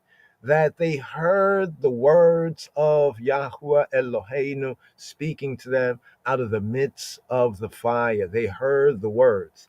What do we also learn? We learn that Yisrael, the Bnei Yisrael, just fresh out of Mitzrayim, in hearing the 10 words, they were afraid. They were very afraid. They even said that if we keep hearing Elohim speak to us, the true good, the true God, we will die. Right? Moses, let Elohim speak to you, you speak to we. Right? So here we also get an important principle of the mediation, as we find in the Brit Chadasha, that Yeshua HaNotri, Jesus of Nazareth, Yeshua HaMoshiach, Jesus Christos, Jesus Christ, that he is the mediator of the new covenant. Right? There's one mediator between God and man, right? And of the new covenant, the mediator between Elohim and man is the man, as the scripture says, is the man. I just want to emphasize that is the man Yeshua HaMoshiach. All right, in his humanity is the man. We know in his divinity, the Bein Elohim Chaim, the Son of the Living God. Right. So we get that contrast. That's why when we had shared, what was it? It was Acts of the Apostles in that audible right there. Just giving a little more kind of emphasis to this here before we segue into today's daily psalm. Let's just go over this because we was listening to the audible, right? And there was some parts like if we could slow down, it was kind of like an overview. So here's a Torah reading and feeding here, right? Exodus chapter 35. First words right here. Wayakahel, Wayakahel, Wayakahel Moshe. And Yakahel, he kahal, he assembled, he gathered. All right. Now see this assembling and this gathering, the kahal that we find right here. As we go to Acts, what is it? Acts of the Apostles. Do we have the chapter right here? Acts of the Apostles. What was it? It was Acts chapter 7. Right? Chapter 7. Let's go over here for a moment. Just connect these two ideas in the oneness right here. So here in Acts chapter, what's that, 7:7? Okay, we have to go all the way down here. And Moses fled. Okay, here we go. 7. This is that Moses. Yeah, here we go. Here we 7:37. Right. So let's compare this Torah reading and feeding. So here, over here, this Torah reading and feeding, you see where it says right here, Exodus chapter 35, focus verses 35, verse 1 to chapter 38, verse 20. This is this Torah reading and feeding here. From Exodus chapter 35, first verse to chapter 38, verse 20, right? So over here, right, we showed you that right there. Wayakahel, kahal. So here we have this in Acts 7:37. This is that Moshe. This is that Moses. This is Stephen. Stephen Estefanos, he is known as like one of the first, we could say martyr. Well, after the first, you know what I mean? The first martyr of the way, of course, was the Moshiach on that level, the first witness. You know what I'm saying? However, of the disciples, we have to place Stephen as on the record as one of the first. So Stephen in Acts of the Apostle, he's testifying. This is after the crucifixion, the death, burial, the resurrection, and the ascension, right? He's testifying to his fellow Yehudi, right? Like, why is he a Yehudi? But he's a Yehudi that has faith in that Yeshua, HaNotri, Justice of Nazareth, is HaMoshiach. He is that Messiah of the prophecy. And so here is his testimony in Acts chapter 7. But we zoom in on verse 37. 7:37, Acts 7:37. This is that Moshe, that said what? That said to, not unto, means not, unto means not to, right? Said to the Bnei Yisrael, a prophet shall Adonai, so Kurios, Kireh, right? Shall Yahweh, shall the Lord, your God, right? Oteos, your Elohim, raise up to you of your brethren, like to me, him shall y'all hear. Now, when we look in Devarim and Deuteronomy, notice what it says, like or as myself, right? As myself. So the first example here that we give in this Torah reading and feeding is the mediator aspect, that mediator between God and man. Because in Exodus chapter 20, after the 10 words, falsely called the 10 commandments, the people fall all the way back and they said, if we hear Elohim speak anymore, we're going to die. Right? And what was he speaking? He was speaking the 10 words, falsely called the 10 commandments, but the 10 words, the commandment. He was speaking the Torah, right? The pure, you can say the pure will, right, of Yahweh Eloheinu, the will, right? The 2 tablets, right? Our relationship with him and our relationship with one another. That's basically what the 10 words cover, right? What is due, right, from us in covenant to Yahweh Eloheinu, our Elohim, and what is due, right, to our fellows, right? That horizontal, that vertical and that horizontal relationship as a sign mark the X, the true mark, the true cross, right? So here in Deuteronomy, he says this right here: prophet shall Yahweh your Elohim raise up to you of your brethren, like to me, right? Him shall y'all hear.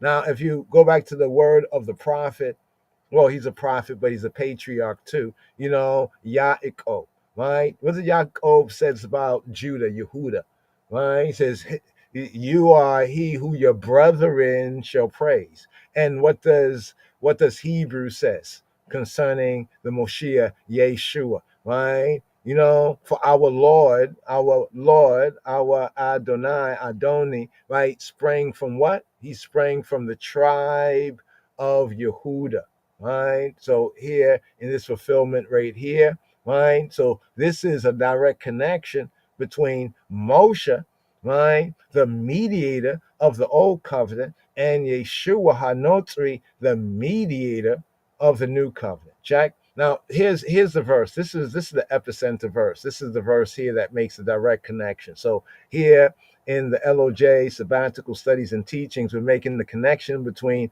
Moses now after the covenant was come into, right, was accepted by the children of Israel after proposed by Yahweh, after he came down and he spoke out of the fire, that fiery law, that Aish, we call it the Aish Da'at, the fiery law, the 10 words, right? The 10 words, the law, the commandment. So those 10 words in Exodus chapter 20, they are known according to the scripture as the Divrei Habrit. They are known as the words of the covenant.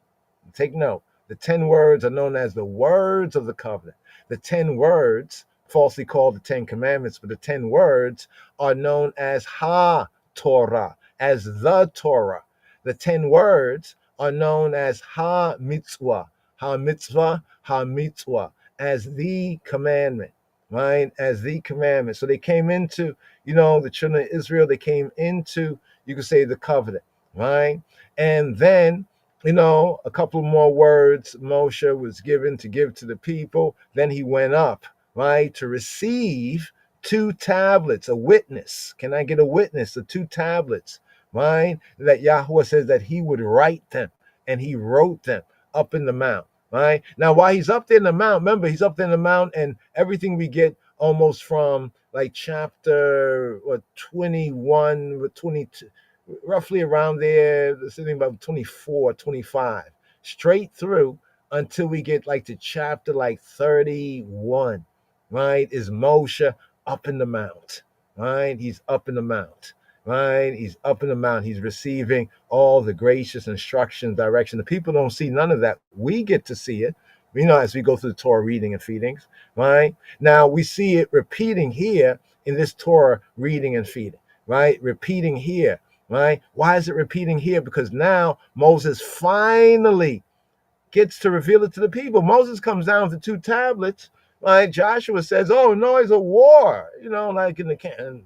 And Moshe says, "It ain't no war. The people are singing and dancing. They're having a party, man." And he came down and he saw what was what, break the tablets, and stood at the gate of the camp and said, "Who's on Yahweh's side?" The east side, west side, but who's on Yahweh's side, right? And only the Levites came to him. You know what happened right there? When the Levites responded to that, the rank and file Israelites, they basically lost their priest rights.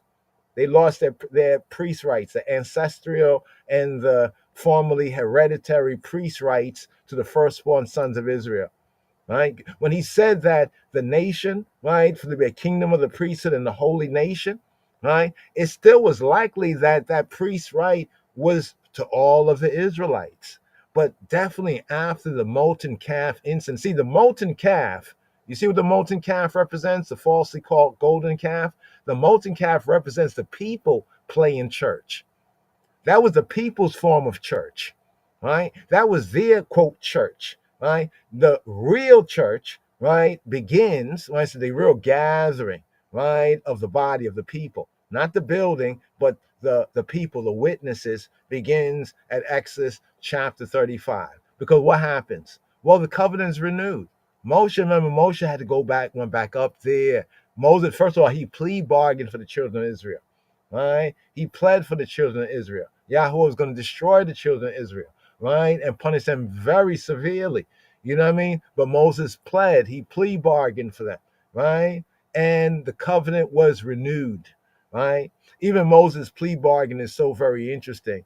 He says to Yahweh, says, well, if you destroy them, then the children of the Egyptians, they will say that you brought them out of Mitzrayim to do them mischief in the wilderness. And the implication is that you were not able, the implication would be to them that against your own name and against your own self, right? You know, this will harm your rep, your name, because then the children of the Egyptians would say that you brought them out of Egypt to the wilderness to destroy them, almost to imply that you was not able to bring them in.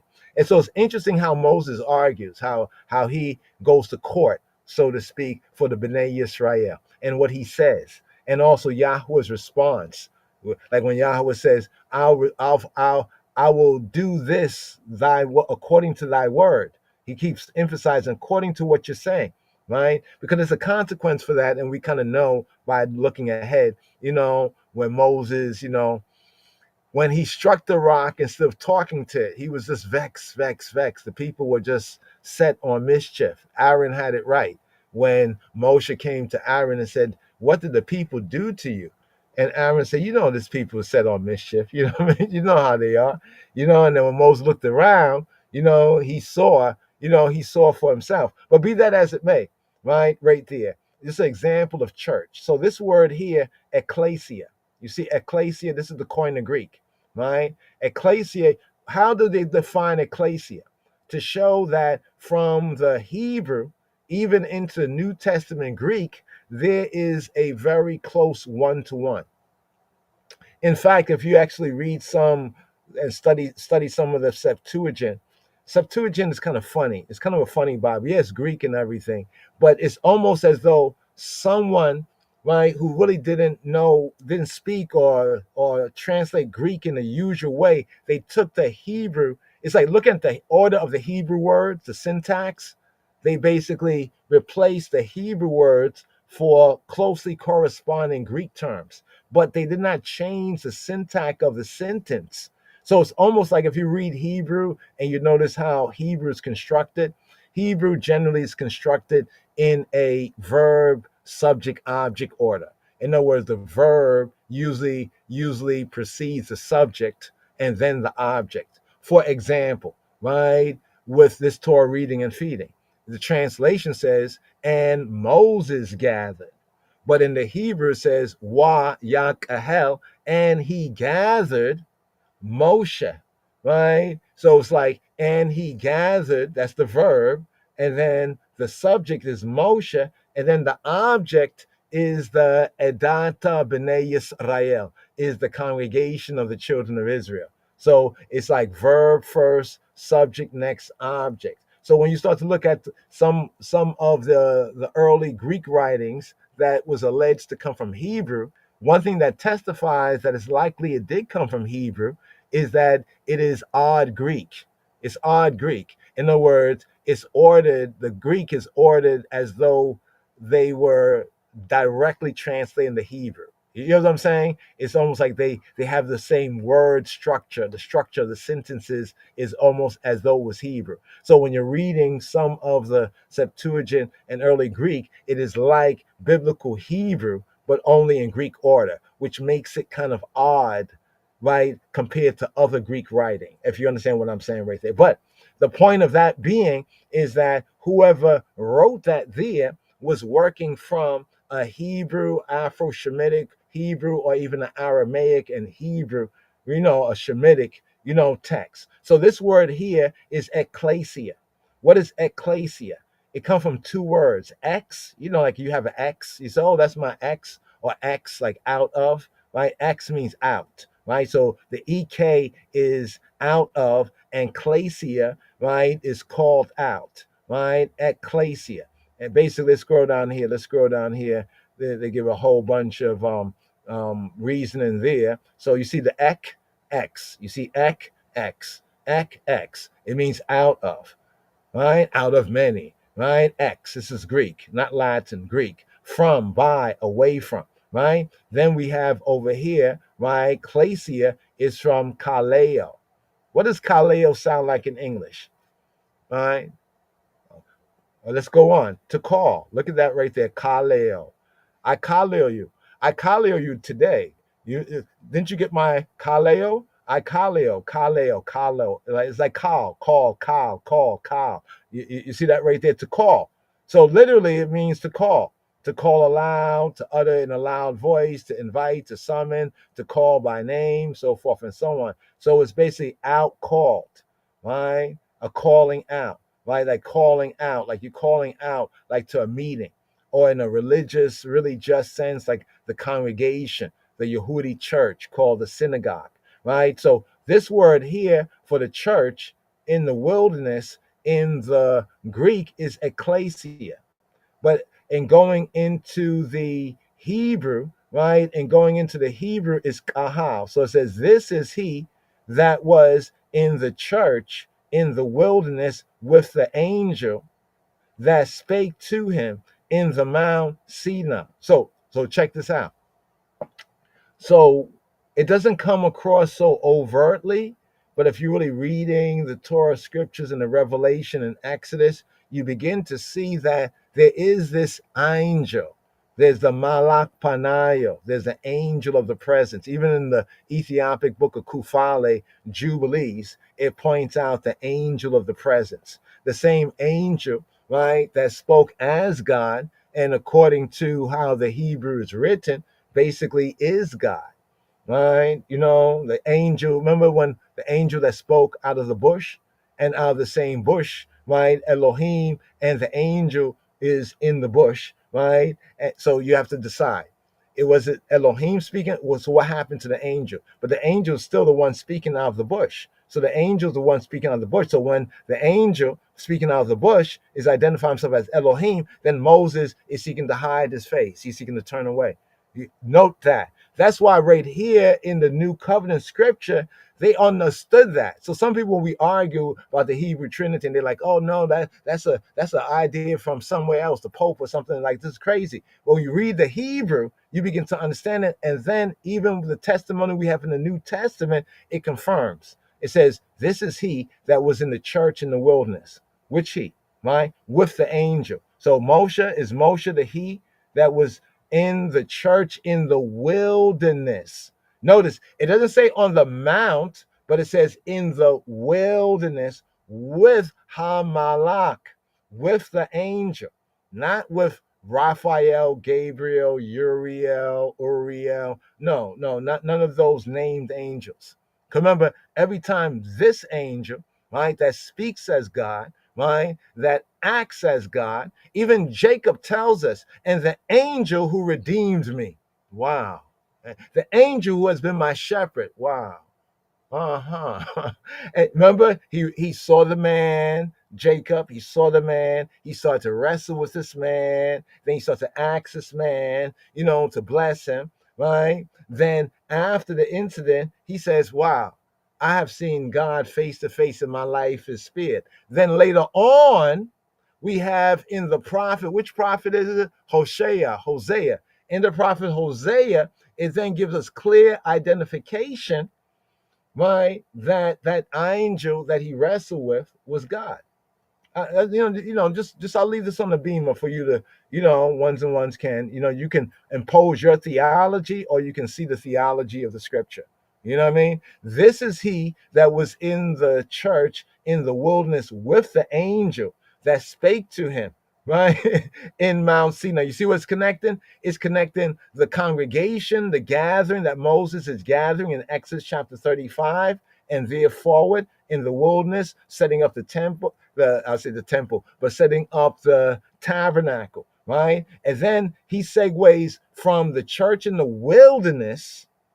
See, let me say it like this. They came out of Egypt and then they reached Mount Sinai, where Moses got his revelation, where the angel was, right? And then they did their business there, right? And then they start to move forward into the wilderness, right? So the angel, right, was with him, right? The angel was with him both in the church in the wilderness, the same angel that spoke to him in Mount Sinai, right?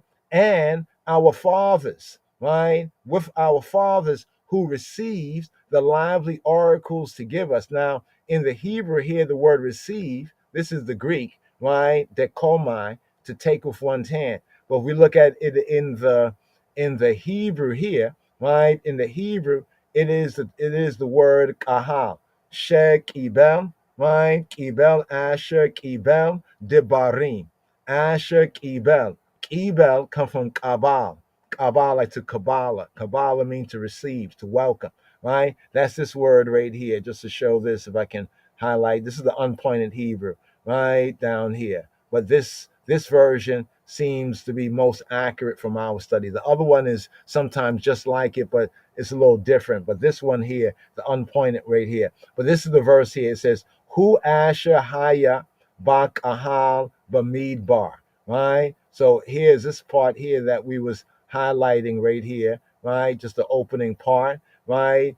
And he, the one who was, who Asher Haya, who he Asher, the one who, right? Who is a pronoun, right? Asher is like a kind of a preposition particle that says that which, that who, he who, right? So this is he that was. So a better translation, he that was, right? The first three words, right? Ba kahal. So the word kahal here for church, as we just looked at ecclesia in the Greek, is the kahal. It's the preposition be, right? The definite article ha, and the word kahal. So be ha kahal here was highlighted, pronounced in regular Hebrew all together now. Be ha kahal, ba kahal, in the ha kahal. So ha kahal is the kahal,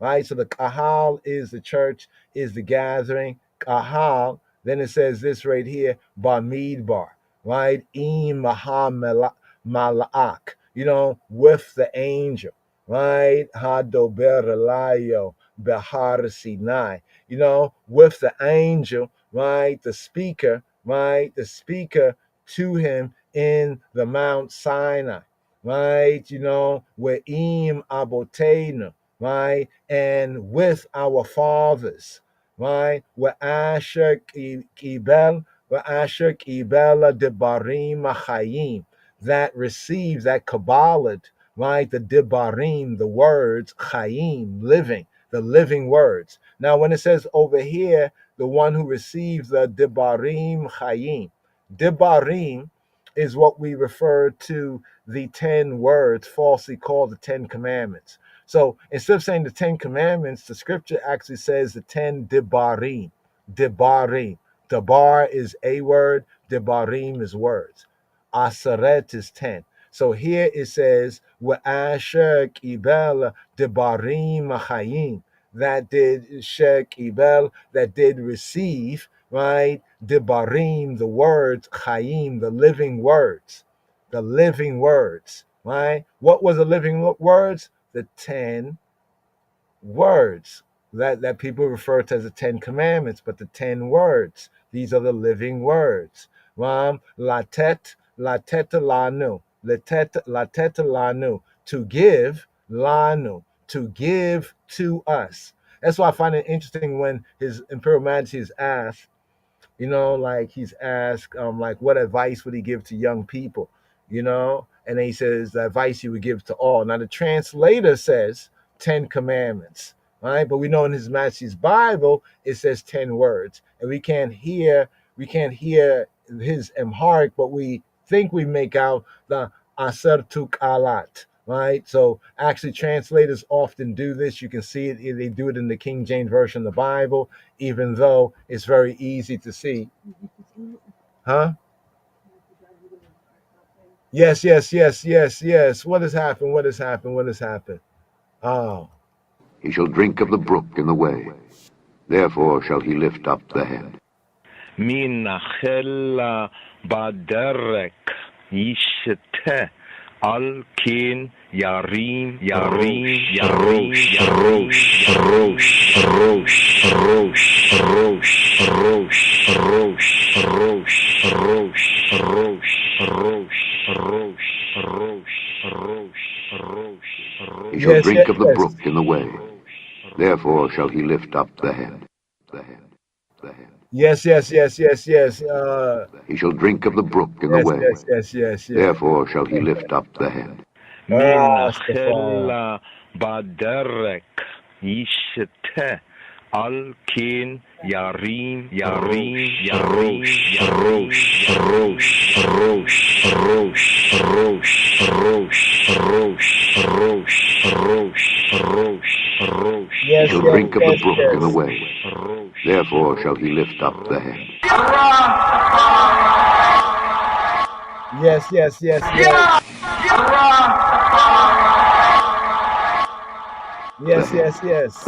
The church in the wilderness. The church in the wilderness.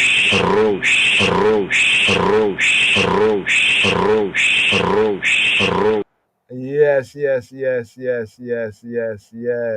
Yeah, that's from Psalm 110, verse 7, where it says, "Lift up the head." The head, the Rosh in Hebrew corresponds to the Ras. Lift up the head. That's from Psalm 110, Melchizedek Psalm right there.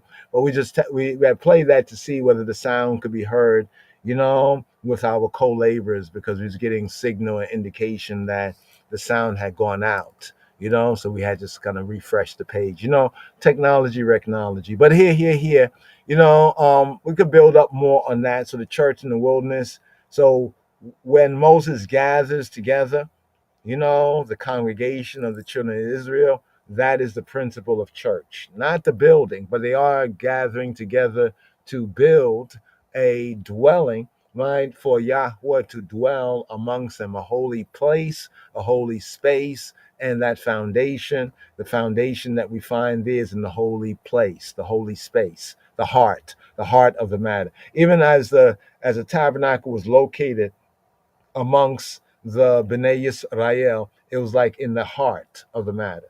Now, of course, that was kind of until what had happened, even what had happened with the molten calf incident. Moshe, he moves the tent outside the camp, and says whoever sought to inquire of Yahweh had to go to Yahweh outside, right, of the camp. Now that's interesting because, of course, that's repeated in the New Testament concerning, the crucifixion, of Adonai Yeshua, right, HaMoshiach, of our Lord Jesus Christ. He was crucified on the tree of his cross outside, right, outside the city, right, and they made note of that as we have in the Torah outside the camp, right, outside the camp. But right here, it was to be, right, at the heart of the camp.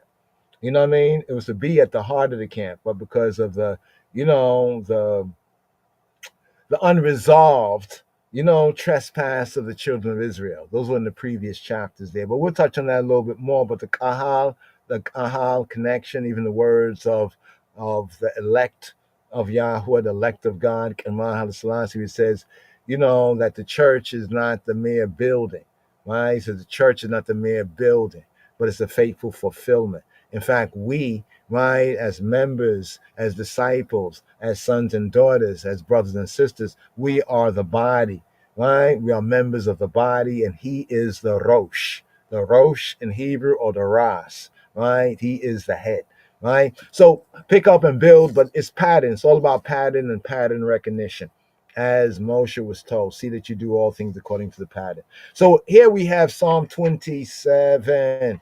Psalm 27. Let's go through Psalm 27, today's daily psalm. Now, we had it previously in the season, and I think we just zoomed in on a couple of areas. We didn't go through a full, but seeing that this psalm also has the tabernacle idea. Many of the psalms do have the tabernacle idea, and we will note it as we go through this right here. So here, without much further ado, right here, let us do this right here. Let's let you hear a basic here, right here, KJV, and then we'll pick up, give an overview. Today's daily psalm is themed the hymn a hymn of confidence, like a chant of confidence, of surety.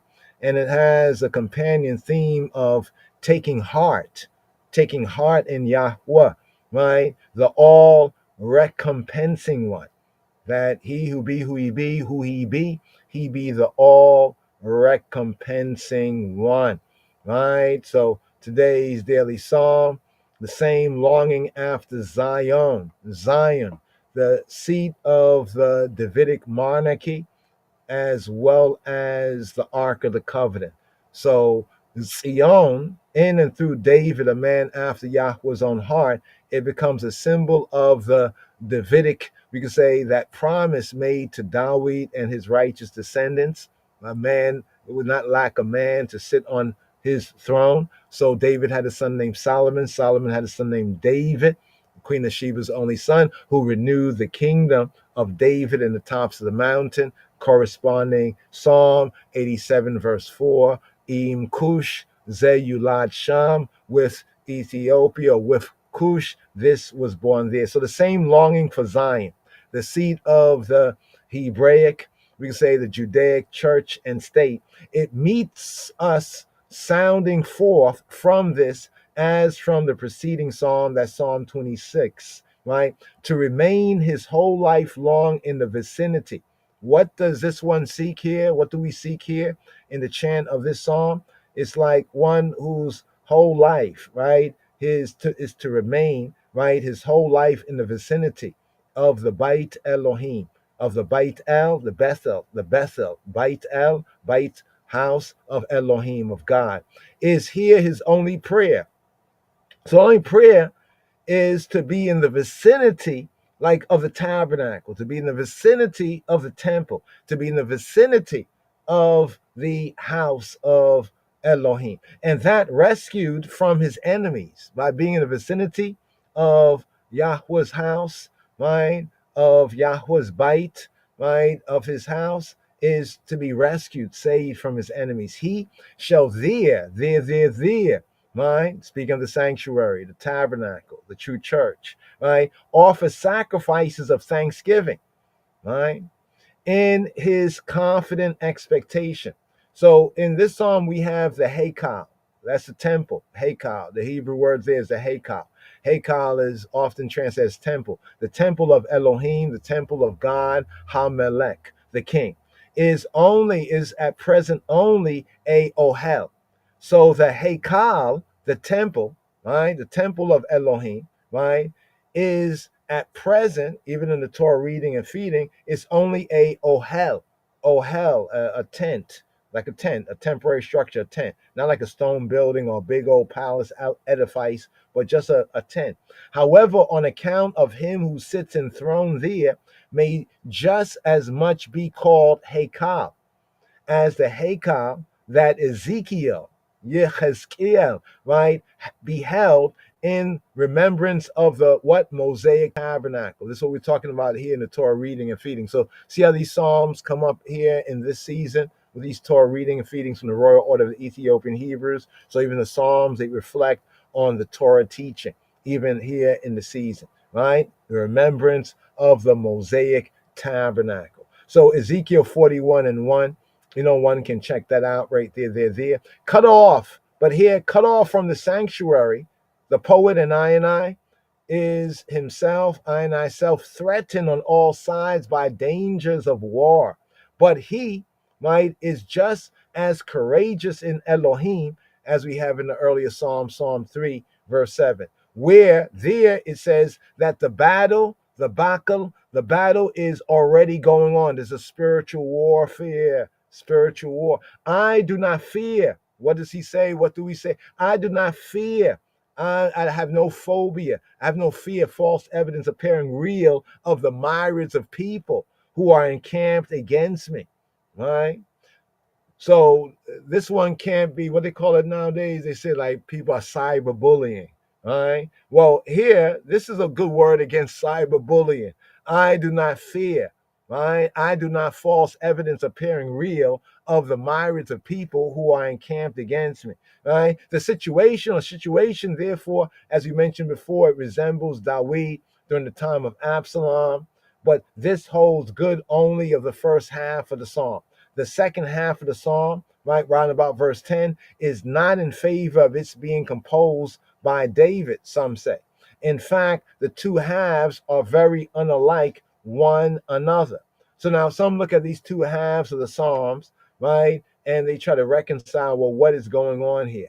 Well, let's get into today's daily psalm and we'll see for ourselves what's going on right here, here. Here we have Mizmor, Kaf, Zain, Hebraically Kaf, Hebrew Aleph numerics, Kaf, numerical value of 20, Kaf, and Zain, the seventh letter of the Hebrew alphabet. So 20 and 7, Mizmor Kaf Zain, Kaf Zain. Here we have Psalm 27, Psalm, right, XXVIII. Psalm 27. The Lord is my light and my salvation. Whom shall I fear? The Lord is the strength of my life. Of whom shall I be afraid? When the wicked, even mine enemies and my foes, came upon me to eat up my flesh, they stumbled and fell. Though an host should encamp against me, my heart shall not fear. Though war should rise against me, in this will I be confident. One thing have I desired of the Lord, that will I seek after, that I may dwell in the house of the Lord all the days of my life, to behold the beauty of the Lord, and to inquire in his temple. For in the time of trouble he shall hide me in his pavilion. In the secret of his tabernacle shall he hide me. He shall set me up upon a rock. And now shall mine head be lifted up above mine enemies round about me. Therefore will I offer in his tabernacle sacrifices of joy. I will sing, yea, I will sing praises unto the Lord. Hear, O Lord, when I cry with my voice. Have mercy also upon me, and answer me. When thou saidst, seek ye my face, my heart said unto thee, thy face, Lord, will I seek.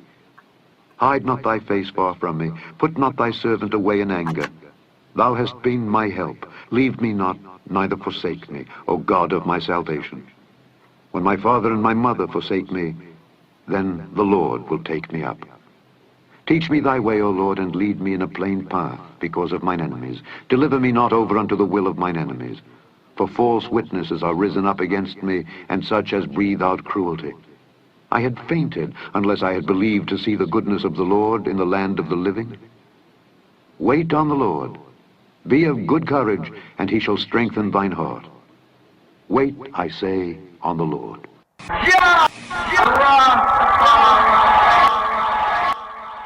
So here, Mizmor Kaf Zain, Mizmor Tehillim, Kaf Zain. Here we have Psalm 27. Psalm 27, Psalm XXVII, a hymn of confidence, of surety. Now, in the Septuagint, the LXX, and also some other Bibles, I think also in some of the Orthodox manuscripts that we've seen as well, I think in the Metzav Kedus, right? It adds to Lid Dawid in the LXX. So here you see where it says a psalm of David. If you look carefully, the word a psalm is italicized. As a rule of thumb, here in I studies, we have found and concluded that the majority of places where italicizations, if we can say that, italicizations or the italics are, words in italics, they are not there in the Old Testament Ivrit, Yehudit, and they're not there in the Koine Greek either, right? So actually, from a Hebrew perspective, the psalm begins Le Dawid. It's simply Le Dawid, of David, Le Dawid, or some might say Le David, right? Some other speakers would say Le David. We say Le Dawid, right? Le Dawid, of David, or for David. So the of David to the words of David in the Lid Dawid, right? The words in the LXX are added before he was anointed. And I think Bamarinya Psych Eba in them Amharic mean like before he was Eba, like to be painted or anointed, right? Before he was anointed, right? And so it dates the psalm, today's daily psalm, Psalm 27, Mizmor Kaf Zain, at the time of the beginning of Shaul, aka Saul, the first king of Israel, Saul's persecution, Saul's false prosecution of the Dawid, of the beloved. Oh, yeah, Dawid, right? Let's go. Wadada. Dawid means loving, right? coming from the Dod, right? Dod, beloved, also can be used for uncle, right? Dod, right? So Dawid, right? Dawid, right? Dawid, the beloved, right? Or the loving, right? Name of David right there, just to bring that out. So this fits well into those circumstances and situations, revealing a spirit of implicit confidence, surety, always faithful, always sure, and surety for surety, right? In Yahweh, amidst perilous conditions, perilous times. Know this, that perilous times shall come, perilous conditions, perilous situations, and perilous situations. Now, the composition, it falls, or it can be divided into two. The composition here, we see it here in two divisions. There is the second part that commences at verse 7. A distinct change of tone is discernible that has led some modern commentators and critics to suppose that we have two separate fragments. So there's some that reason when they study the psalm here, Psalm 27, Mizmor Kaf Zayin, they reason that it seems as though we have two separate fragments that somehow has been joined together. However, the difference may be due to a change of mood and attitude, that is easily discernible, right? That is easily discernible. In the Yehudi, the Judahite rites and ritual, and also in the Siddur, the prayer book, right? The Psalm, the Mizmor here, Psalm 27, right? Mizmor Kaf Zain, is appointed for recital daily throughout the 6 months, right, of the year. So the 6 months of the year, this is when we begin from Abib, like coming up with Passover, the April, the March, April, May, time right there, they're there coming up. So this psalm is appointed, Psalm 27, for daily chanting and daily recital throughout the 6 months as preparation, right, for the Yom Teruah, aka Rosh Hashanah, the Day of Trumpets, the fall festival season, right, and the day, particularly the Day of the Atonements, Yom HaKippurim, right. So around the 7th month, Elul is often said daily in preparation for the fall festival season, for the Day of Trumpets, the Day of Atonements, and Sukkot and Tabernacles for the tabernacle season, but particularly for the civil New Year, Rosh Hashanah, the Day of Trumpets, and the Yom HaKippurim. Now, when we get to like verse 12, there are the adversaries. The adversaries mentioned in like verse 12 can be and are metaphorically interpreted, right, according to the Targum, the interpretation, as the promptings to sin. So, like sometimes we say the adversaries, oh, my adversaries, right? And you look at them all as outer. But in this psalm, it is interpreted that the adversaries in verse 12, right, are metaphorically interpreted as the promptings, right, to sin.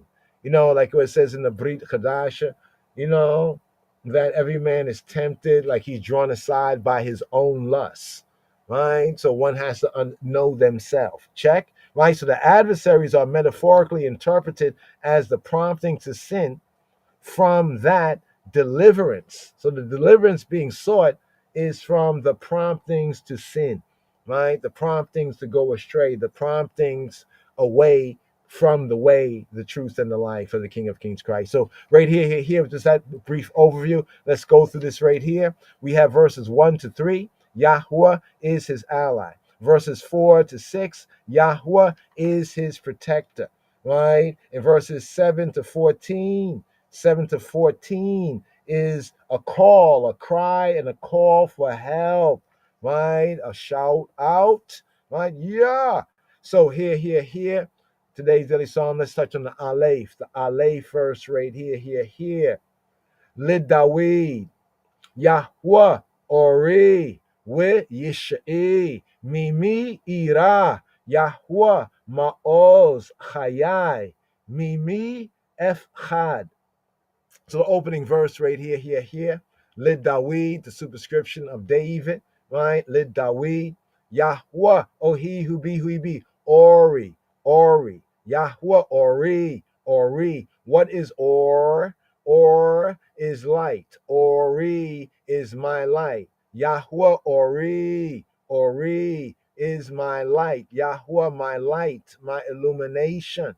Yahweh, Ori, my illumination. He who be is my illumination. Ori, Yahweh, Ori, he is my luminary, right? In every sense, including lightning, happiness, brightness, clearness, cheerfulness, like sunlight. They say the best disinfectant is sunlight, but better than that, Yahweh Ori, he who be is Ori, is my light, with and Yish'i, and Yish'i from Yesha'a. Yesha. Yesha is deliverance, right? Victory, rescue, salvation. Yesha. Here, Yisha'i. Yisha'i is my Yesha. My Yesha is Yishi. So this is just stand alone, and here, possessive Yishi, right? Yahweh Ori with Yishi. He who be, my light and my salvation, my saving, my rescue, my deliverance. Yahweh ri Yishi, mimi ira, mimira, me from me. From who? So me is from, and me is, now I know this might be, let's see if we can break it down right here. Let's go down here. Let's scroll. So here we have me, right? Maim yod, me, right? Me mean who, whose, right? And may pointed here as me means from, right? Me Mitzrayim, from Mitzrayim, right? Yahweh brought the children of Yisrael, me Mitzrayim, from me, from Mitzrayim, from the Tawid, ancient Egypt. So here, me, right? Means from who, right? So let David, Yahweh, Ori, we Yishai, Mimi, Ia, Mimi, Ira means I be afraid, from Yare, he was afraid, right? He revered, right? But here, in the sense of fear, Mimi, Ira, right? Yahweh Ma'oz Achayai, Ma'oz, he is the Ma'oz. What's the Ma'oz? Ma'oz is a strong place, a place of safety, like a strong place. It's from Azaz. Azaz. What is Azaz? Azaz mean to be strong, to prevail. Azaz. Ma'oz. Ma'oz is the strong place. Chayai. Chayai is my life. Right? So the word chai is life. Chayai is I life. Chayai. So chai, life, living. Chayai, my life. So Yahweh, he who be, he be the Ma'oz Chayai.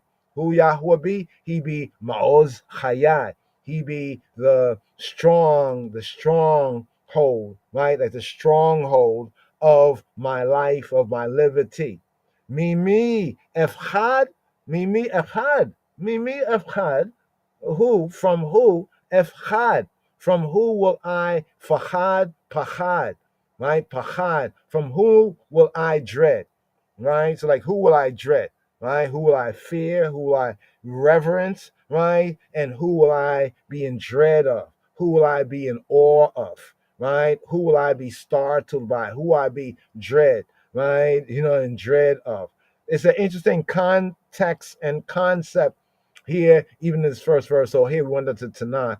Let's scroll up here to the KJV, right? So here we have this first part of the verse, Yahweh Ori, he is my or, right? He illuminates. He who be, he be the illuminator.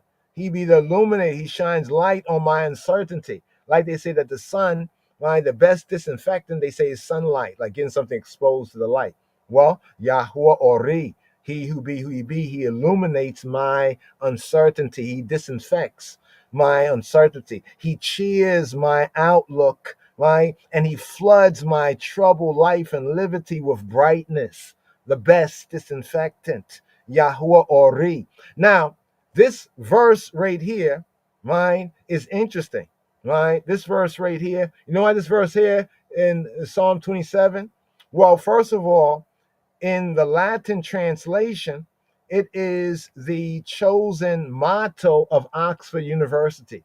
And it said that Queen Elizabeth I, not the one who just passed, but the first, it said that when she found out that she was going to be the queen, right? It is said she sat under a tree and she was reading the Psalms in Latin. And it is said that she said these same words that later on became the chosen motto, right, in Latin of Oxford University. Dominus illuminatio mea. Dominus. Dominus illuminatio mea. You heard it. Illuminati. No, not Illuminati. No, Dominus, to say Yahuwah. Dominus, right? Dominus illuminatio mea. Illuminatio. Illuminatio. Right? Right? He is the light, the or, mea. Mea. You know what they say, like a mea culpa? Mea culpa is like my bad. Mea, my culpa. Like my culpability. I'm culpable. You know, my bad. Right? But here in the Latin translation, as the chosen motto of Oxford University, Dominus Illuminatio Mea. These are the words right here, right? And that's what they said, that the first Queen England was the first Queen Elizabeth. She had said, you know, she quoted Psalm 27. It is said, right? Dominus Illuminatio Mea, which translates from the Latin as the Lord, Dominus Illuminatio, light, Mea, my. The Lord, light, my. The Lord is my light. Here in the Hebrew, Yahuwah Ori Wiyishi, Mimi Ira. Yahuwah Maoz Achayai, Mimi Efhad. He who he be is my light, my illumination, right? And my salvation.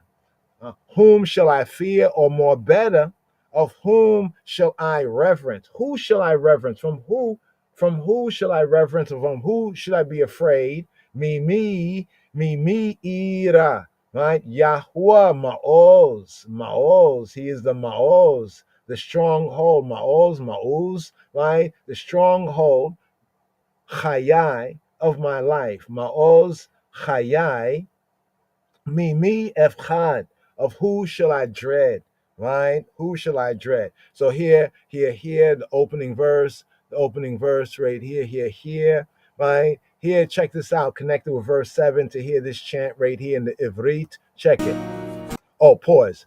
Now, some of the modern Yehudi, instead of saying Yahweh, right, the Hashem, right, they would say Adonai. Some would say Adonai. In places where Yahweh is written, they would say Adonai.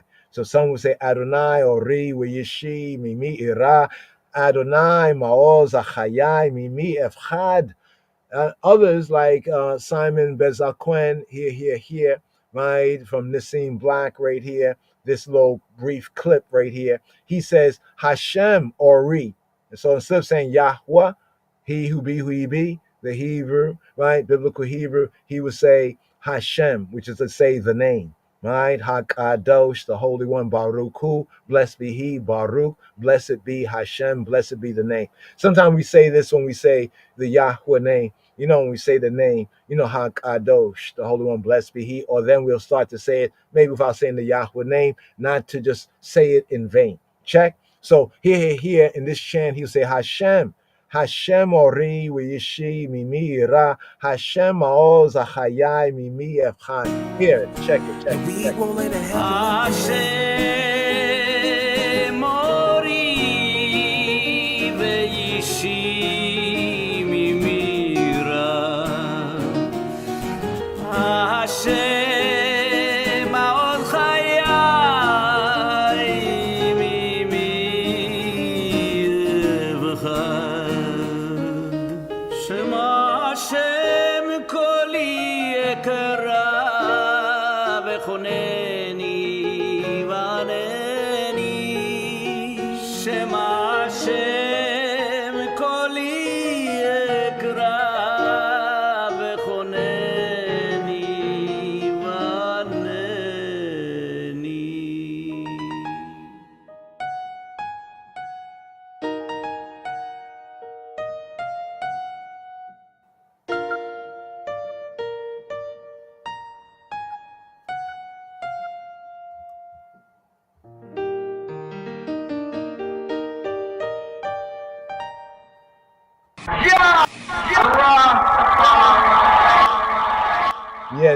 Yeah. So just that little sample right there. A little sample right there. So here. Let's go to the first verse again, including superscription right here. Lid Dawid of David, for David, Lid Dawid. Yahweh ri, wiyishi mimi ra, Yahweh ma'oz achayai, mimi evchad. Here, the bait verse right here. Remember in the first section, verses 1 to 3, Yahweh is his and I ally. He's I ally, his and I ally. When the wicked, the ratchet, mine enemies and my foes came up on me to eat up my flesh, they stumble and fall and fell. They stumbled and fell when they approached against me, when they approached against I. Here the Vrit. Bikrob alaya miraima le ekola eta besari sarai we oivai li hema kashlo we nafalo kashlo, they stumble, kashlo we nafalo kashlo ve nafalo, and they nafal and they fell. Be robe, big robe, alai, big robe. When mine enemies, karab. So actually, you can hear big robe is the first word, big robe, right? In approach, big robe, right? In coming near, in drawing near. From this, we get like Krav Maga, what's known as Israeli street fighting, right? One of the better forms of martial arts, yeah. But karav. So here, bikro. So the sense of this right here in the karev can also mean like a kind of like a battle, right? So it literally means to come near, just to draw near.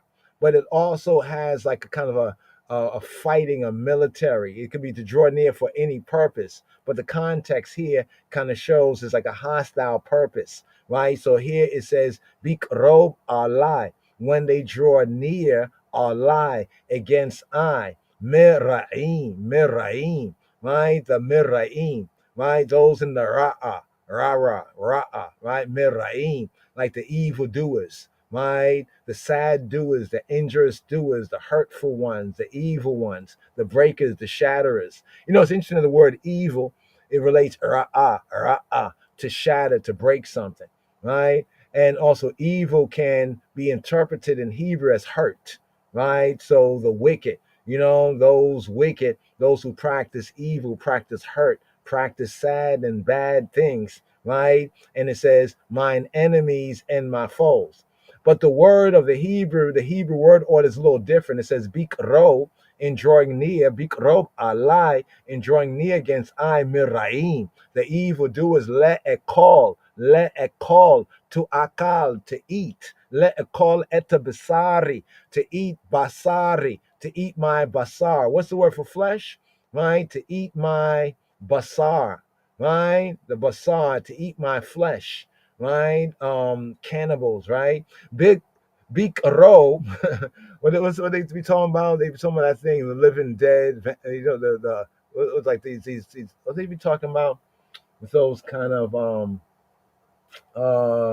like nowadays they be talking about the zombies, zombie apocalypse, all that, right? But notice he's want to eat my flesh, not literally, but anyway, it says bikrob alai miraim ale kol etabasari, right? So it says, and drawing near against me the evildoers to eat, right, my flesh, tsarai, where oibai. In other words, tsarai, the tsarai. So here we have the tsars, right? The tsars. You see the tsar here?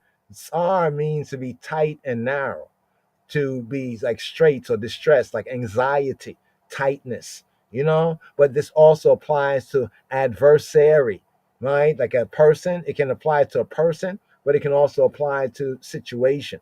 Like an adversary is the person, right? But adversity is that which those kind of people also can cause. You know what I'm saying? So the Hebrew can also be applied in that sense, but the word literally means narrow, tight, right? Those who cause narrowness and tightness, right? Adversary and their adversity. So it says, Sarai we oibai, and my oyebs, my foes, oyeb, my enemies, right? Personal, national, right? The haters, right? Oibai, right? So the word order is a little different than the King James translation, drawing near against I, the evildoers to eat, right? My flesh, my adversaries, right? Adversities, and my haters, my enemies, right? The adversaries and the haters lead to me. Sarai will oibai lead to me or for me. Hey ma, hey ma.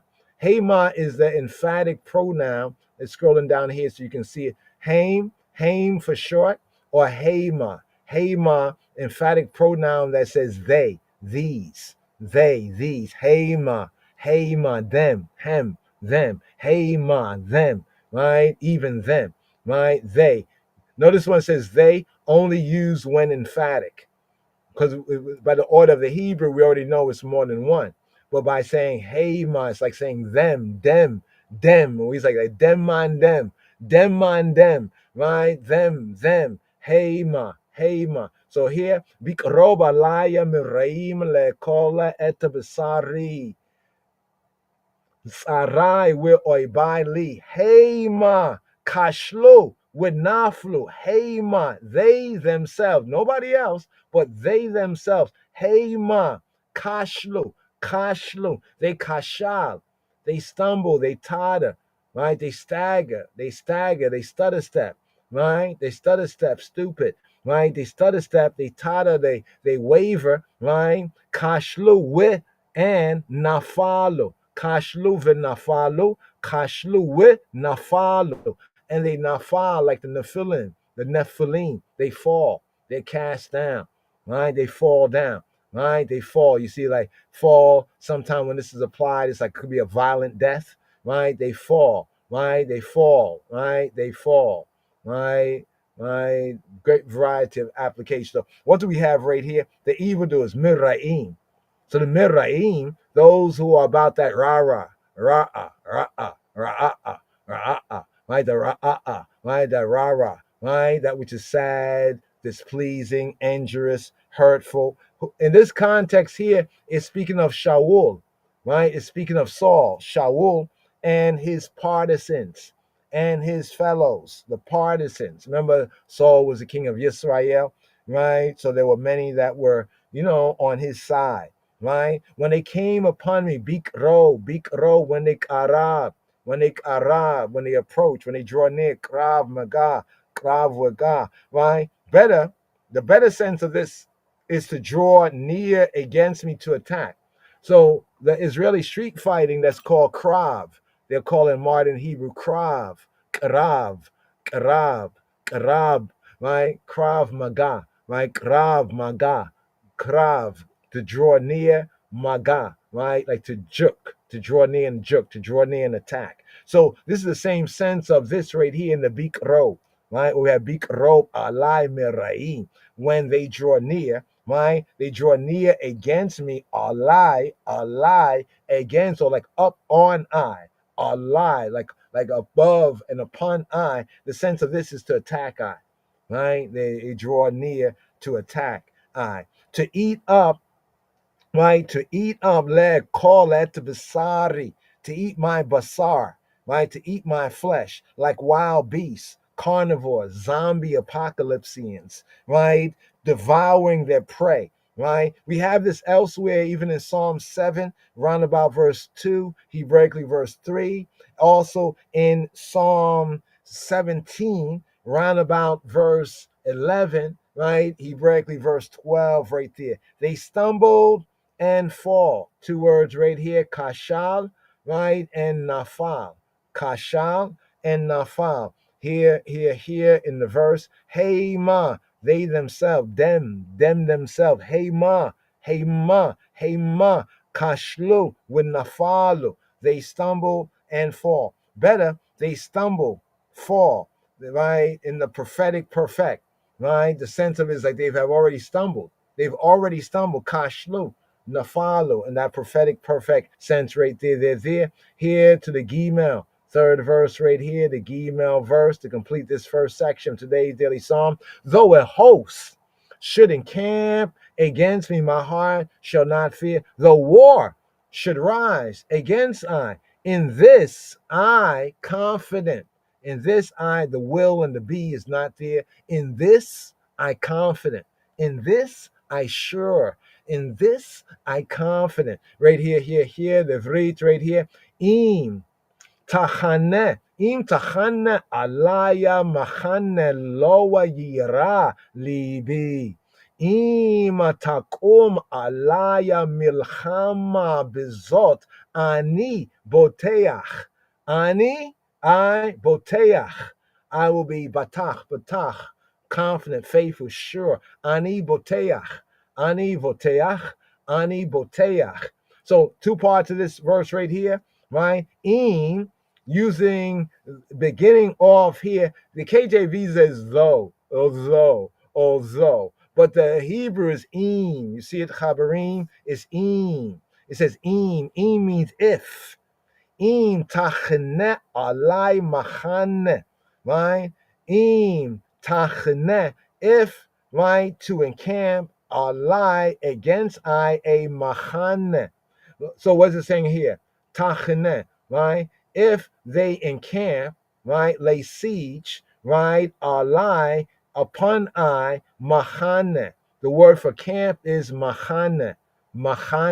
Machane is a camp, encampment in the camp, like a camp of armed men, a camp, an armed army, company of people, right? So it's interesting because here, Mahane, right? He's saying im if tachane, right?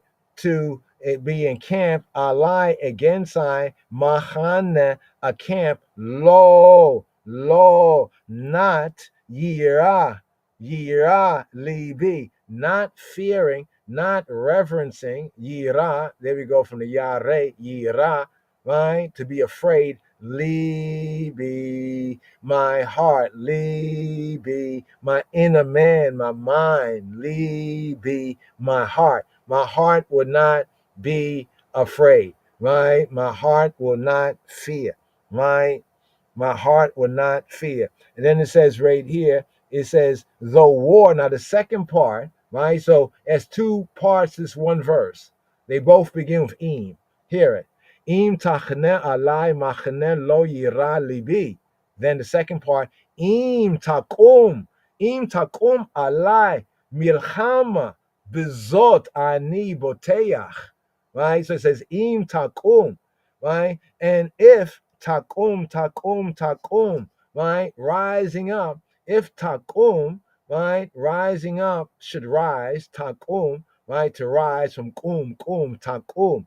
If rising up, takum, right? Im takum alai milchama. So if milchama, if battle, if war, milchama rises up against I, bezot, in zot, in this she, in this, here's the word bezot, this, right? Usually applied with that which is considered, right, grammatically feminine, right? Zot, in zot, in this she, in this ani, I. To say like I myself, ani, here we go, ani, first person I, first person singular, ani, right? Bizot ani boteach, right? I will batach, right? I will trust.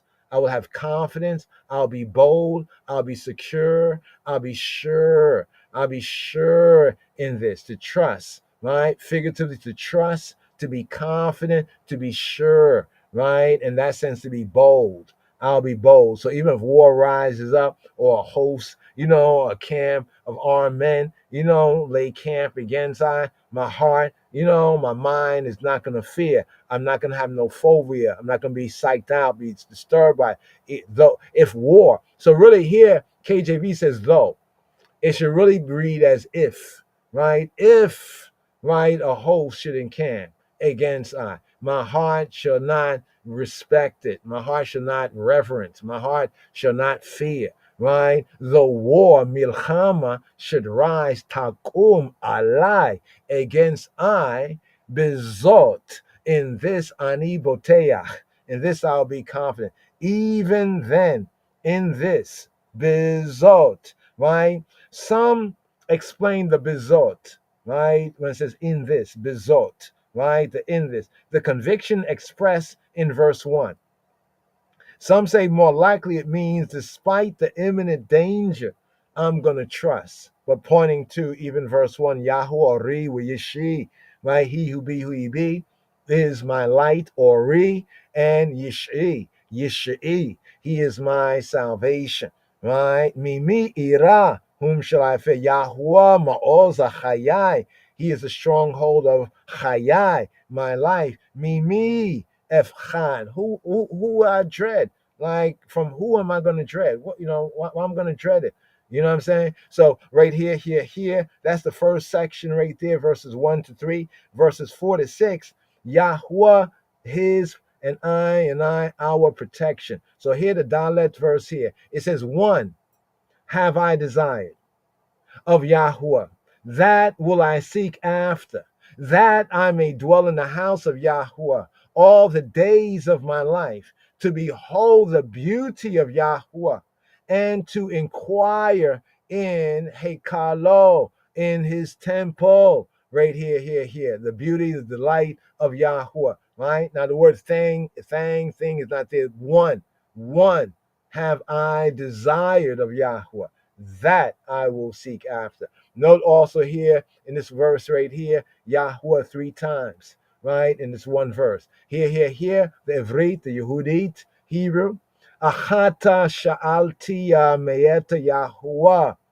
Otaha bakesha shibtiya bebeita Yahweh kol yemeya chayaya la chazota ben noam Yahweh ula bakera behekalo ula baker behekalo, right? Behekalo, and to inquire, to bakar, to seek early, right?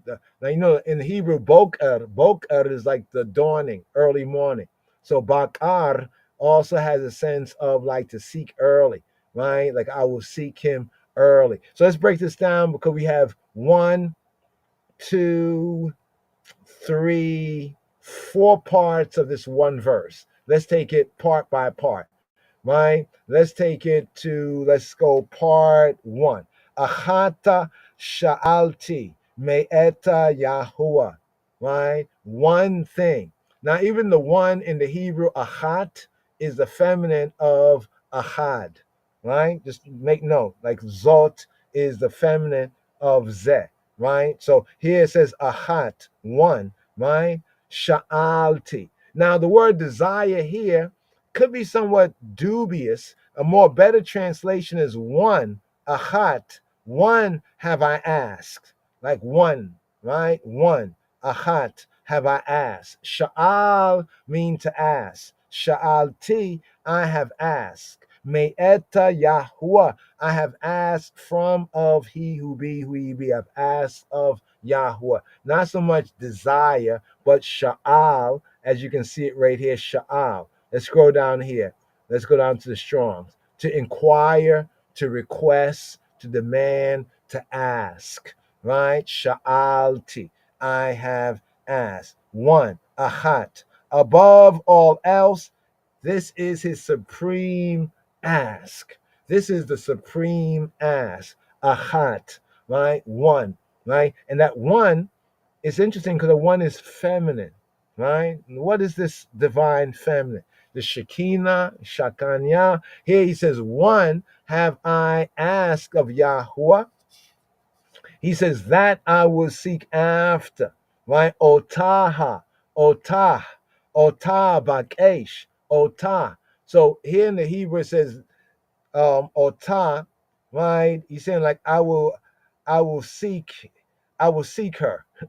Basically it says that I will seek after. Like I will seek after her, right? He goes on, right? He says, Shivti, Shivti, Bebeit Yahweh, Shivti, right? That I may dwell or that I may yashab. Shivti, I sitting, I dwelling, Shivti, right? Be in Beit, the house, Yahweh. I dwelling in the house of he who be who he be. Shivti bebeita Yahweh. Call all Yemei, the days of Chayai, all the days of Chayai, all the days of my life. Achata shalti meeta Yahweh, otaha vakesh, shiptiya bebeita Yahweh, call Yemei Chayai. Dwell in the house of Yahweh all the days of Chayai, of my Chai, right? My Chai, yes, I, Rastafari, my Chai. Chai, life, Chayai, my life. Now, the language is figurative. His longing is to be a perpetual guest of the divine host of Yahweh Eloheinu, as we have in Psalm 23. If you read Psalm 23, right, Yahweh, right, is my shepherd. Yahweh is my shepherd. In Psalm 23, round about verse 5, verse 6. And to enjoy spiritual sustenance, guidance, and protection. Right? Right? That I may dwell in the house of Yahweh all the days of my life. To behold, right? A better translation here, to behold the graciousness of Yahweh and to visit early in his temple. Now, see, the KJV says beauty and inquire. Now, the word beauty here is noam, noam. Noam means kindness or pleasantness. So to behold the kindness, the pleasantness, right? The delightfulness, right? Pleasantness is the way this word agreeableness, that's even better. To behold the agreeableness, you know what I mean, of Yahweh, the pleasantness of Yahweh. Here in the Hebrew, la chazot. But now the word behold is not the regular word to see, it's the word to have a vision. Chaza, chaza. So we have chaza, right? La chazot, chazot, to perceive, to look, to prophesy, to see, right? As a seer, to see as a seer, right? To see as a seer in a static state, to gaze, to perceive, to contemplate with pleasure. But here specifically, to have a vision of La Chazota bin Noam Yahweh, right? To behold, to have a vision of, right? A vision, right? In the pleasantness, the agreeableness of Yahweh. La Chazot bin Noam Yahweh. And here, even a note here tells us something. They say the beauty, right? Here is the delight, the delightsomeness, the delightfulness of he who be who he be. Then it says, and to inquire in his temple. More better from the Hebrew, to visit early, right, in his temple. Ulebaker, ulebaker behekalo. So the bakar is to seek, to inquire, but understanding the relation of Hebrew words, the boker is like the early morning dawning. That's the sense of to visit early. What do we have here? Noam. Let's touch on the noam. Noam. Right? Kindness, pleasantness, noam. Right? What do we have here? Right? Pleasantness, the vibes of satisfaction, right? Feeling, perceiving satisfaction that is to be derived from sincere hospitality from the host with the most, Yahweh Elohai Eloheinu, to visit early, to inquire, to contemplate, to bakar, right? To consider, to visit early, right?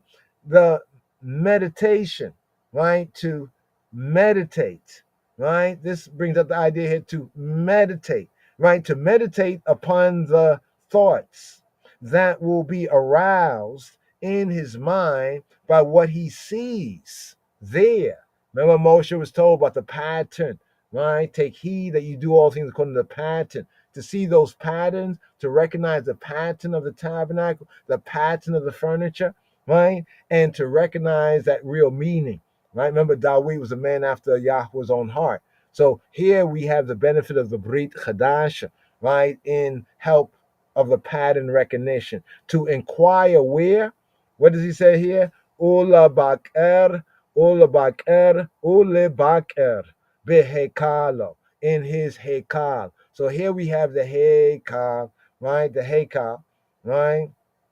in Psalm 5, right, round about verse 7, verse 8, the Haykal.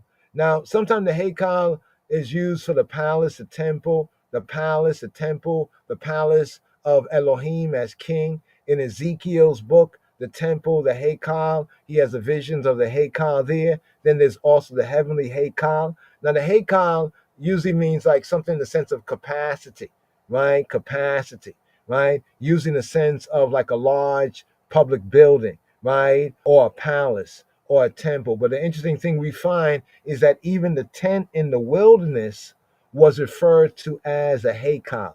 So the Haykal doesn't always have to be like Solomon's temple or like Herod's temple, the second temple, some big old grandiose building, right? You know, that's the idea people get when they say temple. So some would say, well, it couldn't be David because the temple wasn't built.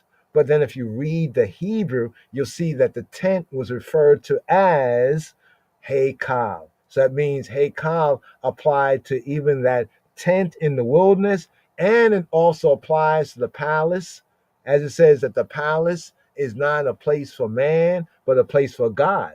You know, that's what in Solomon's time it said that the palace of the king, is not a place for man, but a place for God. But you see the word Haykal kind of come into that. Also the sanctuary, the Haykal. So right here, one more time, moving to the next verse. Love this verse here. Achat shalti yamayet Yahuwah, otaha abakesh, shibtiya bebeta Yahuwah, kol yemei chayai, la chazot bin noam Yahuwah, ulevaker behekalo. Here, to verse 5 here, the Hay verse. Remember, this is the second section here. Elohim, Yahweh, his protection, guidance, and protection. For in the time of trouble, he shall hide me, hide I in his pavilion. In the secret of his tabernacle shall he hide me. He shall hide me up. He shall set me up. He shall set me up on a rock. He shall set me up on a rock. He shall set me up on a rock. Right here. Bring out the Ivrit, Yehudit. Ki yitza peneni. Ki yitza peneni ya be'asuko beyom ra'ah. Yasa tireni ya be'setera aholo. Bitsora yeromemeni. Here. Let's break this down right here. Better translation or another translation for he concealeth me in his pavilion in the day of evil. Kia yitzapineni bitsukol. Biyom ra'ah. Biyom when? In the day of what? Ra'ah. In the day of evil. For in the time. So here in the KJV, when it says time, it's actually day. So more better for in the day, right? But let's look at the Hebrew here again. Yeah. They flip the words around about. We're gonna go with the more Hebrew translation. He concealeth me. Ki yitzapineni. Yitzapineni. He shall hide, he shall conceal, he shall tzafan. Tzafan. Zafan means to hide, to treasure. Like we have the name Zephaniah, Zephaniah, Safanya, right? Which means the hidden, the treasure, the hidden of Yah, right? The secret of Yah, the hidden of Yah, the prophet Zephaniah come from Safan, right? Safan, right? Also, the north was called the Safon. Safon was the north, the hidden region. But here, this means like to kind of like to hide, but to treasure something. The implication to hoard, you see, to reserve, right? To reserve, right? The sense is like something of value that you know is valuable. So it's like a value treasured property. So here it says Kia Yitza Panay Ani Yitz Panani. He shall hide, conceal, treasure me up. He shall hoard me up, treasure me up. Kia Yitz Panani Besuko. Besuko. What's the pavilion? Pavilion is the sock, right? Suko, in his sock. Here's what we have the sukkah. You see, when we read in the earlier part in the notes that this psalm during the 6th month, the month of Elul, before the 7th month in the fall festival and the time of tabernacles, this psalm is chanted daily because the connection here in this verse we have sok, suko is his sok, his thicket, his lair, his covert. But here we get the sense of the sukkah, the hut, sukkot, booths, huts, tabernacles. Remember when we make the tabernacle, they're from the entwined boughs, right? From the different type of trees, right? So right here, he shall treasure me up, right? He shall treasure me up, right, in his pavilion in the time of trouble. So actually the word order is reverse, it's roundabout, right? Different. It's different than the KJV here, just to bring out the Hebrew. So the pavilion, the sok, we have in Psalm 10, round about verse 8, verse 9, this word sok, right, for pavilion is used of a lion's lair, the lion's lair, a lion's covert, like a lion's den, right? So here the psalmist is thinking of the law of hospitality in the east. Look to the east. So when we look to the east, we see the ancient law of hospitality. What is the law of hospitality? Basically, a flimsy tent. A flimsy tent may be the surest of all refuges in the desert. Keyword if reception, Kabbalah, into it mean that the traveler is under the powerful protection, for example, of a Bedouin sheik, right? Or under the powerful protection of somebody who's very important, who can render protection, to you and hospitality to you. So the idea of even a tent, a flimsy tent, right? This is the connection of the law of hospitality, right? To be unhospitable, was like a sin. Check right there. In the secret of his what? In the secret of his, right? In the secret of his, okay, before we get there, he's gonna hide treasure up, right? In his sukkah, bis sukkah, in his sock. Sukkah is his, right? Sukkah, right? His sock, biyom ra'ah, in the time of ra'ah, right? In trouble, in danger, right? In trouble and in danger. In the secret, notice it says in the secret here, Sater, the secret or the covering. So notice how it uses two different words for hiding. One word for hiding, safan, is like to treasure up something. Then we have the next word for hiding is like secrecy, is like a covering, right? It's like a shelter, a protection, a covering, a cover, right? So here it says yistereni, yistereni. So notice over here, the word hide over here is from satar, to hide, to conceal, right? Yisatireni, yisatireni. He shall hide he shall conceal where, right? Where? Yistereni beseter. He shall conceal in the secret, right? In the hidden, right? Aholo, in the hidden place, in the secret of his ahol, right? Ohel, his tent, right? In the secret place of his tent. Now we think about the tabernacle, right? The tabernacle, right? He shall set me up on a rock. He shall set me what? Shall set me up on a rock. Bisor, bisora. Yeromemeni, Yeromemeni, Yeromemeni. He shall room, ani, room, rise up, like rise up, right, rise up. Another way of bringing it out is like he lifted me up on a rock. He lifted me up, right? Yeromemeni, ani, Yeromemeni. Yeromemeni. He sets me high, right? Bitsor, on the sore, on a rock. A rocky fastness where he is secure from attack. Now, it's so interesting that when we start to read the more biographical episodes in Dawid's life, there is a lot of things that happen with the rock, and certain places where he was sheltered and protected from Shaul and his partisans. But here to the Vav Wow verse.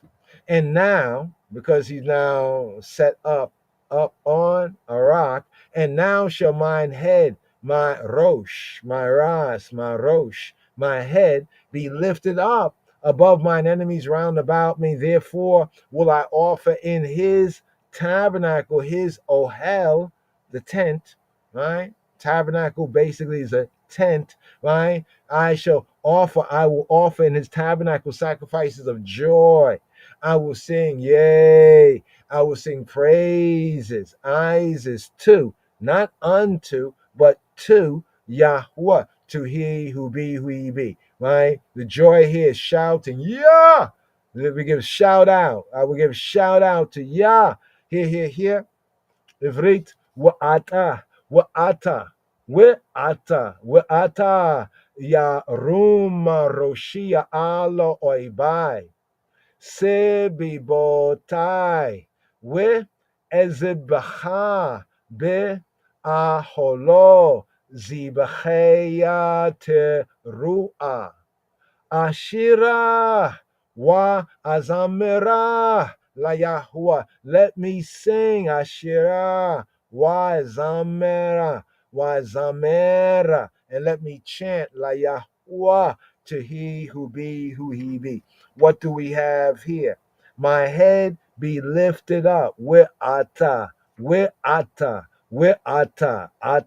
Here, ata, not ata. Not ata. Ata is you, male. Ata.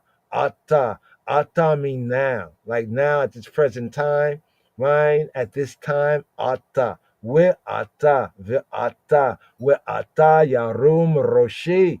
And now yarum. Remember the room from lifting me up upon a rock. Now it's my head is gonna be room. Yarum is going to be raised up high, right? Ata yarum roshi, all upon, above, oibai, right? All those old boys, right? Above mine enemies, right? Sibibotai, who are sabib, who are all around in a circuit, like they're all around. They're like encircling me. They're all around now. What do we have right here? My head be lifted up. More on this can be found in Psalm 3, comparing Psalm with Psalm 3, round about verse 4. With Yahweh as his helper, as I helper, he and I will have more than protection. We'll have guidance and protection. Victory, Yeshuot, right, will be his and I's over the enemy. The tabernacle, once again, here is the ohel, is the tent, right? Sacrifices with trumpet sound. So you see here the translation says, therefore will I offer in his tabernacle sacrifices of joy, right? Let's give a little more better translation from the Hebrew, comparing the Hebrew. And now shall my head be lifted up above mine enemies round about me. And I will offer in his tabernacle, in his tent, holo, sacrifices with trumpet sound. So see, the word joy here is teruah. Teruah is an alarm, a shout, a tempest. It's a blast of a trumpet. Teruah, right? The blast of a trumpet, right? Usually here on the Yom Teruah, right? That begins after the 6th month where this psalm is chanted daily. We have the Yom Teruah, the day of the trumpets, the day of blowing the ram's horn. And in latter times, that very day has a secondary name that people probably know firstly, and that's Rosh Hashanah, right? The head of the year. But that is the 6th, that's the 5th of the 7 feast festivals, beginning the time of tabernacles. So a more better translation is not just sacrifices of joy, but it's sacrifices of teruah, right? An alarm, a shout, trumpet, better translation, trumpet sound, right? So we want to bring this out better as trumpet sounds. Therefore, will I offer in his tabernacle sacrifices of trumpet sound, right? Trumpet sound. All of them follow joy, but if you study the teruah, you know what we're saying is truah, right? It's truah. In Numbers chapter 10, verse 10, you can see it there, right? 10 and 10, where it says about how the trumpet sound over the offerings. Check it out in Numbers 10 and 10, right? The RV, the Revised Version, has sacrifices of joy. In the Revised Version is what they prefer. Sacrifices that are accompanied. The true sense of this is these are sacrifices that are accompanied, right? The sacrifices is the zebach, right? Sacrifices that are accompanied by shouts of triumphant joy. Yeah, shout outs, right? These are sacrifices that are accompanied by shout outs of triumphant joy. We have Psalm 33, roundabout verse 2, verse 3. So right here, with this verse, Wa'ata yarum roshi aloi bai sibibotai, where ezibaha be aholo zibacheya teruah. Ashira Wazamera La Yahweh. Here. Bringing it here to next in the final section right here. Verses 7, the Zayn verse 7 to 14. Chabarim right here. This section is the call for help, right? For help. Here, oh Yahuwah, I cry with my voice, have mercy also upon me, upon I, and answer I. Now, here, this verse, the first verse and the 7th verse, we had shared that earlier with the Simon Bezequen on the Nassim X tune right there. These two verses sometimes are combined as a chant. Verse 1 and verse 7, right? So here it says, hear my voice. Shema, Yahweh,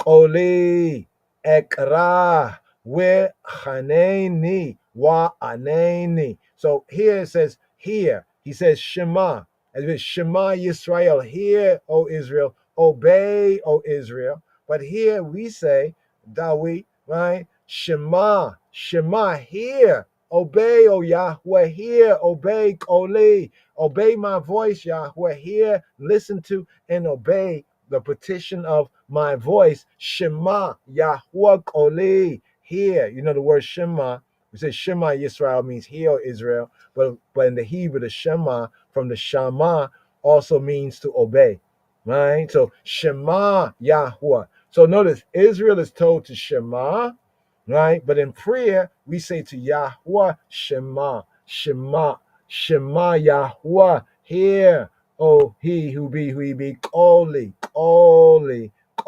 my call, my voice, my sound, word, sound, right? Shema, Yahweh, Qoli, Ekra, when I cry. The word when is not there. The sense of this is here, Hear, O Yahuwah, my voice. I am calling out to you by name. Right? I'm calling out to you by name. Right? Some have it as Oli Ekra. Well, that's a weird way to translate it. When I cry with my voice. There's no with my voice. It's hear, O Yahuwah, my voice. Oli Ekra. I call out. I am calling out. Ekra. Ekra here is from Kara. Kara is not a boo-hoo-hoo. Now, don't think it's like cry, like, oh my goodness. No, it's cry like call out, right? To call out. To call out, kara, to recite, ekra, when I call out, ekra, when I recite, ekra, when I read, ekra, when I cry out, ekra, when I proclaim, ekra, when I call with the name of Elohim, when I proclaim, when I read aloud, ekra, when I read to myself, to oneself aloud, ekra, when I summon, I invite. All of that is in the ekra. But in a sense here, he's saying, Shema, hear, O Yahuwah, my voice. Ekra, I am calling, right? Like I'm calling upon thee even by name, right? Wechoneni and Haneni. Hanan, show Hanan to Ani. Show grace, show favor. Haneni, right? Hanan, grace, Ani, I. Haneni, some say V'choneni, and show grace, show favor, and favor I, wa and aneni, wa aneni, choneni, wa aneni, and ana I. Ana I and Ana in the Hebrew Ana, Anani, right? And answer I, respond to I, testify to I, speak, shout to I. So it's almost like I'm calling, I'm shouting out to you, shout back to me, answer me, testify, respond as a witness to me, answer me. This is the sense right here. This verse. Liku batalawa Shema Yahuwah Koli Ekra Wa Choneni Wa Aneni. What do we have here? There's a change in tone. It's unmistakable, right? So we're just zooming in, doing the work on each pasuk, right? On each verse, pasuk above pasuk, right? But as you look at it in full, you'll see that there's a change of tone, right? When we get to this verse, from the first part, there's like a change of tone. With the Shema Yahuwah Koli Ekra, Wechoneni Wa Aneni, right? There's a change of tone. After voicing, right, in the first part, his and I implicit trust, right? Boldness, surety in Yahuwah Eloheinu. He here is forced, he and we is forced by circumstances and situations to face the realities of his and I position. They are such as to induce in him and in I a mood of prayerfulness. Shema Yahuwah Koli Ekra Wechoneni Wa Aneni, and show pity, show favor, right? Show favor time. Call with my voice, cry aloud, shout out. Hear, O Yahuwah, when I call with my voice, and be gracious to me and answer me. Moving forward right here to the chet, pasuk chet, here to the 8th verse right here. Now you see all that? When thou saidest, that's not there. When thou saidest, seek ye my face, my heart said to thee, thy face, Yahuwah, will I seek. Now the words when thou saidest is not there, right? You see when it says when? Here the translator's notes kind of try to clarify this kind of false translation, right? When thou saidest. There's no when thou saidest, right? It's more like my heart said to thee. My heart said to the eye, let my face seek thy face. Whoa, wow. And he spoke, it says, spoke to Moshe as a man speak to his friend face to face, right? So a more better translation is, my heart, heartically said to thee, to the eye, may my face seek thy face. So what do we have right here in your grace. Let's go up here, right here. It said, Leka, Amar, Leka, Amar, Libiya, Bakshu, Panai, Eta Paneka, Yahuwah, Abakesh, Leka, to the eye, Amar, right? Amar, right? Now, it's a very interesting sense right here, right? Some translate it as in thy behalf, right? Leka.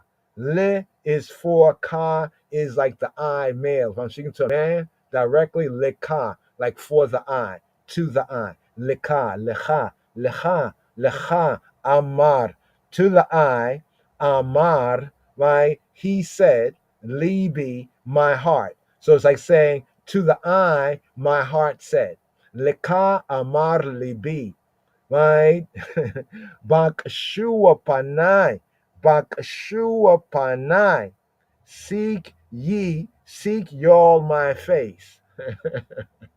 Now I'm just laughing a little bit right here because you hear me talk about the Hebrew Trinity, the true Trinity.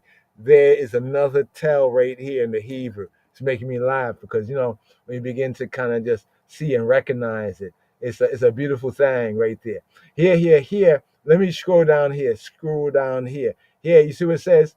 Like, see, they try to cover it up a little bit. When thou saidest, right? Seek y'all my face, right? My heart said to thee, thy face, Lord, will I seek, right? But there's a different sense in the Hebrew, right? In the Hebrew right here, where's Lekah? It says, Lekah amara libiya bakshua panai. To thee I, my heart said, Amar libi, bakshu, seek your panai, seek your my face, right? Let my face seek thy face, right? Etapaneka, right? Bakashu, right? Seek y'all, right? Panai, my face, etapaneka, my face, thy face, Yahuwah, abakesh, I will, bakash, I will seek, right? So there's a little implicitness of the Hebrew Trinity in the verse right here. But let's just deal with the basics right here, right? The Hebrew introduces this verse right here with this word here, if we can highlight it. It's lika, right? Which means like to thee, right? If I speak to a man, lika. If I speak to a woman, I'll have to change it up, lek, right? But lika, right? To thee, I, right? The sense is, in my peril, I hear the promptings of my innermost self. So I'm bringing this out. And these are concerned with Elohim, with Yahweh, who urges man when in trouble to turn to him for relief. Right? Right? Now, notice here, the ISV says, my mind recalls your word. The heart, the mind, seek my face. So your face, Yahweh, I will seek. It's interesting how different ones try to parse this verse, because in a certain reading of it, in a plain reading, it's clear, the kind of Hebrew Trinity right there, as elsewhere in the Hebrew. Right? My heart said to thee, right? Right? May my face seek thy face. So we can come face to face. So we're here once again right here. Leka mar, right? Here go. Leka mar libi, bakshu. Seek y'all, right? Seek y'all, bakshu. Panai, right? Fanai, my face, eta to paneka, my face to thy face. Seek y'all, my face to thy face, Yahweh. Oh, he who be, who he be, Abakesh, Abakesh.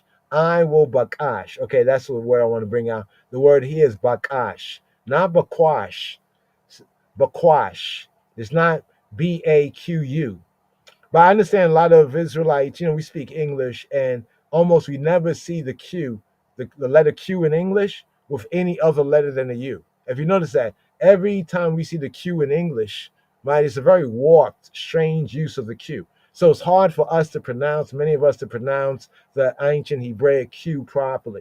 Many times people say bakash as bakwash, right? Like they'll say kodesh as kwadash, kwa, right? You know, this is qua kind of thing. Because every time we see the Q in English, right, we always see the Q followed by a U. A lie me a tell, right? It's a lie. Every time, if you look in English, every time you see a Q, it's always followed by a U. So a word like this, bakash, bakash, might be a little challenging, but practice make perfect. But here, bakash, abakesh, I will seek. Abakesh, I will bakash. I will seek, I require, I will desire, I will exact, seek to seek, to seek the face. Bring it down here to search out. Look at this right here, bakash, to search out by any method. But notice what it says, specifically in worship or prayer. The implication is to strive after thy face. Right here, in thy grace. Let's push it forward. Right here, to the eighth, the ninth verse right here. Ninth verse here, today's daily psalm, still in this final section, the call for help. Hide not thy face from me. Put not thy servant away in anger. Thy hast been my help. Leave I not, don't leave me, right? Neither forsake me. O Elohim of my Yeshua, Elohim of my salvation. Here. Ala tasatir rapaneka mimeni. Ala tata beafa abedeka. Ezaratia haita. Ala tita sheni. We ala ta'azabeini Elohe Yeshi. Elohe Yeshi. God of my Yeshua, Elohe Yeshi, we'ala ta'azabeini. Do not forsake me, O Elohim of Yeshua, of my salvation, my Yeshua, my Yeshua. So what do we have here? Another bringing out of this a little bit better right here, right? Another bringing out of this right here. Notice something right here. Did it bring that out? Okay. Turn away your servant in anger. Okay, let's deal with in anger. But you notice it's continuing with the face, the presence, the perception, the persons. In a new covenant sense, it's like when they say there are persons, right? The person is the face. So that whole idea in the Brit Chadasha of the person, it's not person like people, but the Hebrew context is the face. That's all we're going to say right now, the face. That's why he says, Al tastir, don't you hide, don't you conceal. Al tastir, don't you satar, right? Al tastir paneka, your face, mi meni, from ani, from I, mi meni, from I. Don't you hide your face from I. Al tata be'af, right? Al tata be'af. Okay, here. So when it says here, it says, put not thy servant abdeka away. The word nata. Nata is to stretch out, but can mean to incline or to bend, to pervert, right? It means like to bend. The sense of this is like, don't bend your servant away, right? Don't like, like you don't want, like you move somebody, you move over there, you bending them away, right? In that sense, like deflecting them, right? So it says, put not thy servant away. Don't in anger. So here in the Hebrew, it says al tat, don't not ash, right? The sense is don't not right? Not al tat be'af, in af. The word anger here is af. Notice the word anger is nostril, nose, and face.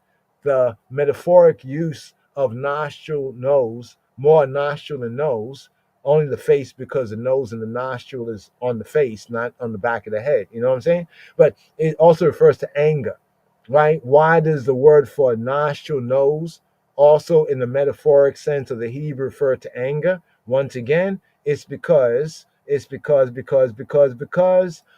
the rapid breathing and passion, right? Well, basically, mood and attitude states anger, You can regulate your fear by your breath. You can regulate your anger by your breath. You can regulate your mood, your attitude if you become conscious of your breath.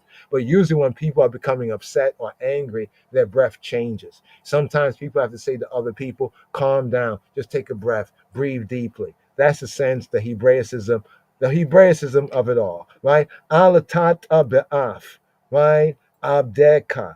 Don't turn your servant away. Alatat, right? Turn away. Abdeka be'af. In what? In anger. What do we have right here? Were Yahuwah to withhold his help, it could only be understood as a sign of wrath.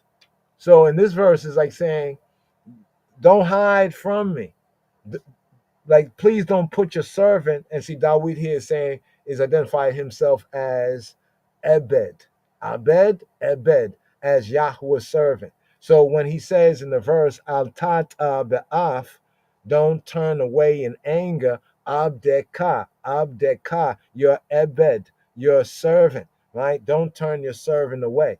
Because if he were to withhold his help, his guidance, his protection, it would only be understood, right, as a sign of wrath and therefore judgment and displeasure. You know what I'm saying? So thou hast been my help, Ezrati, you have been my Ezra, Ezrat, right? To say my help, Ezrati, Haiti, Ezrati Haiti. You have been my Ezra. Haiti, haya, Hai, slika, Ezrati, Haita, Haita. When I say Haiti, that means I had been. Slika, my mistake, my bad. Haiti, I had been. Here, Haita, you, male, had been. Ezrati, my help. Haita, haya. Also in Yahuwah, in the name, he who be, who he be.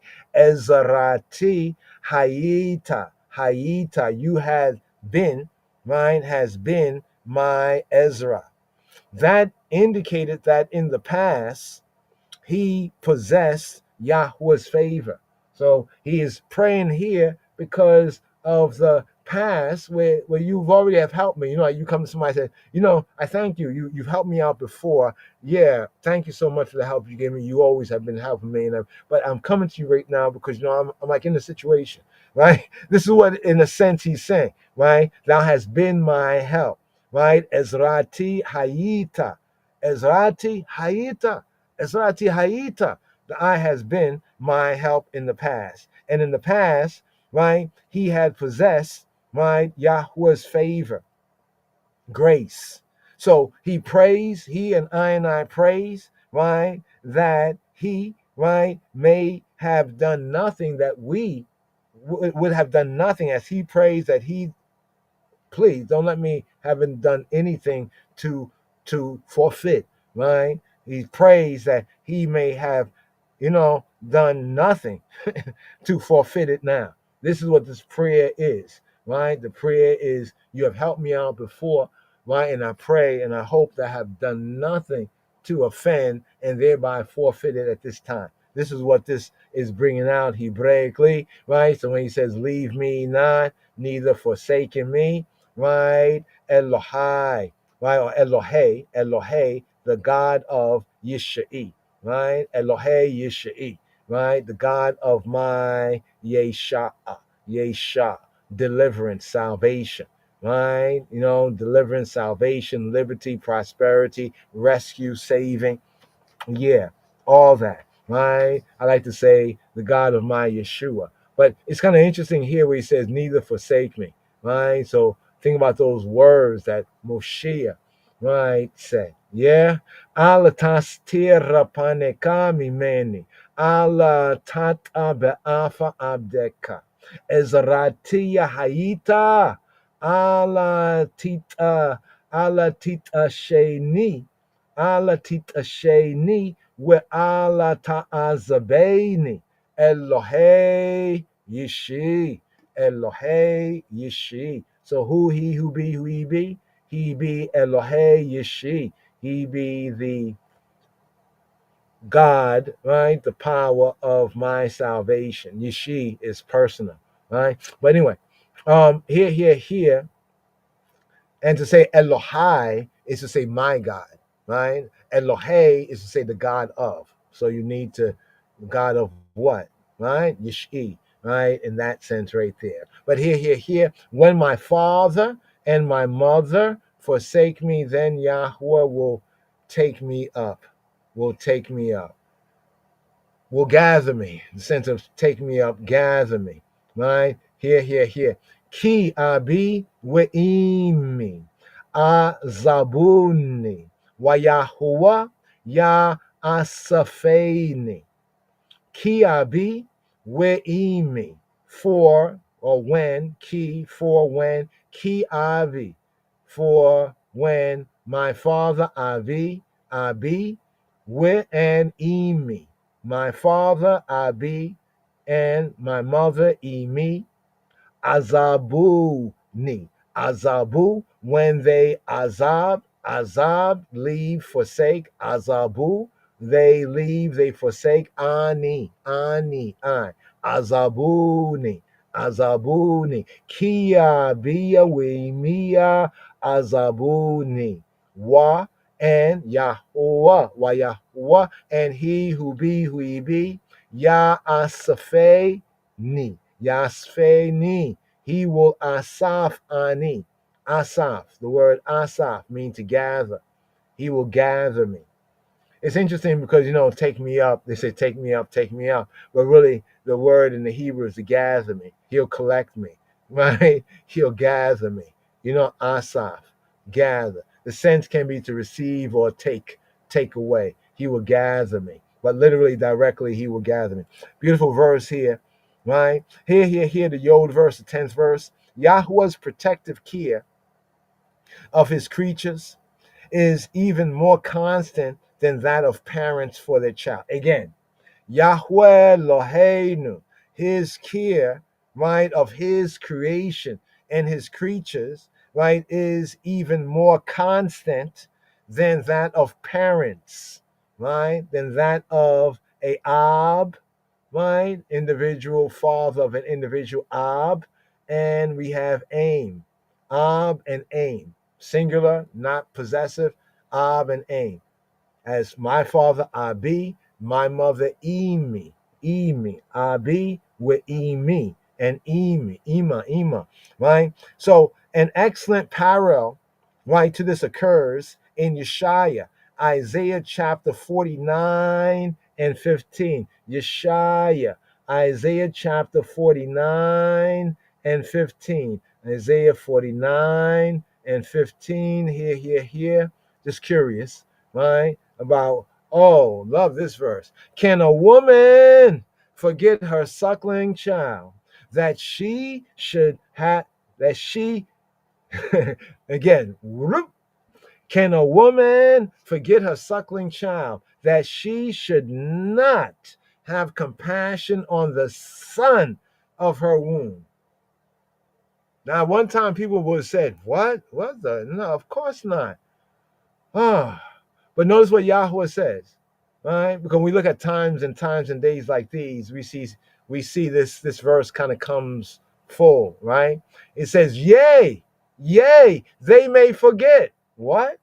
Oh, how can a woman forget her suckling child? How can a woman not have compassion on the son of her womb? Question. But notice the Lord is asking question. And notice the response by the prophet, Yeshaya HaNabi. Right? He says, yeah.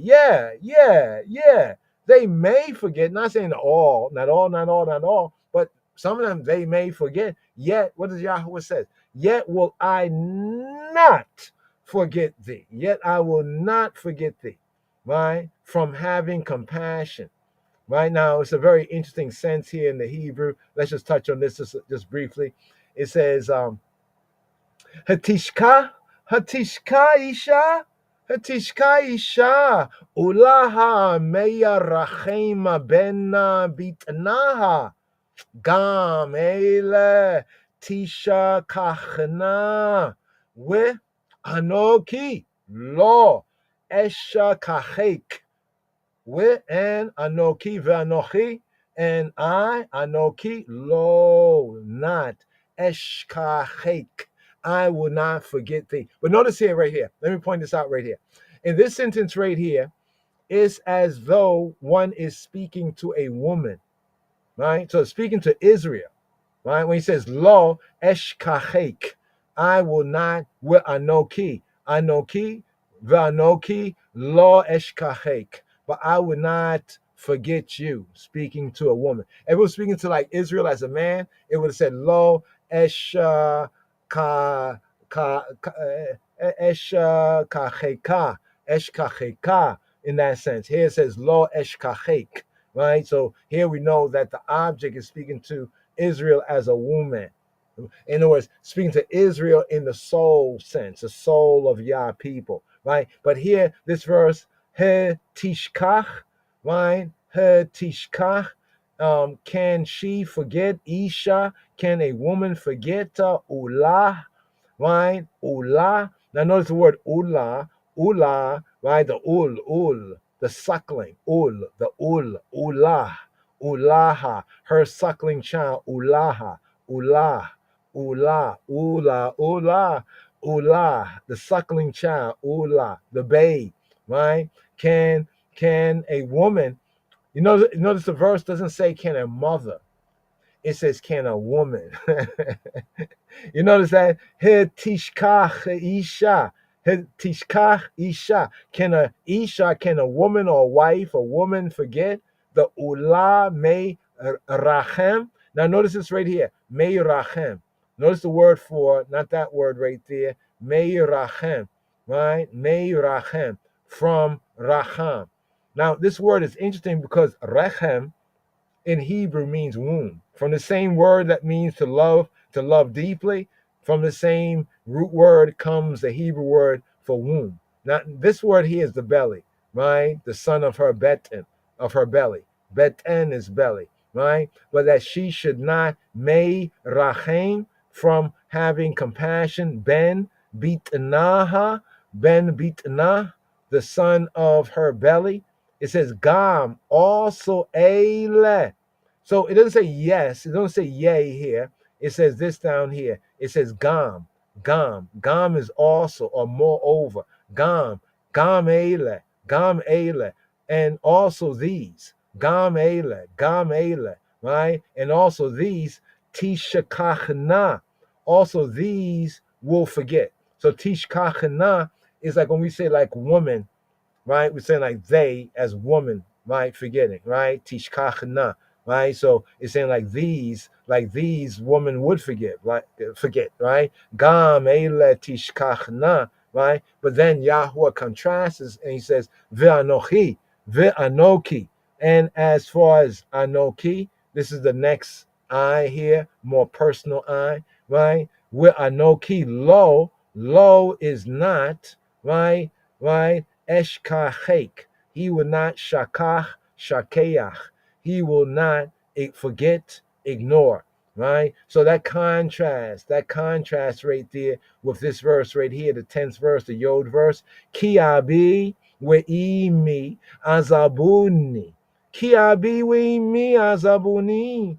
Ki abi we'imi azabuni. Wa Yahuwah ya'asafeni. But he who he be will gather, right? Will gather me up, right?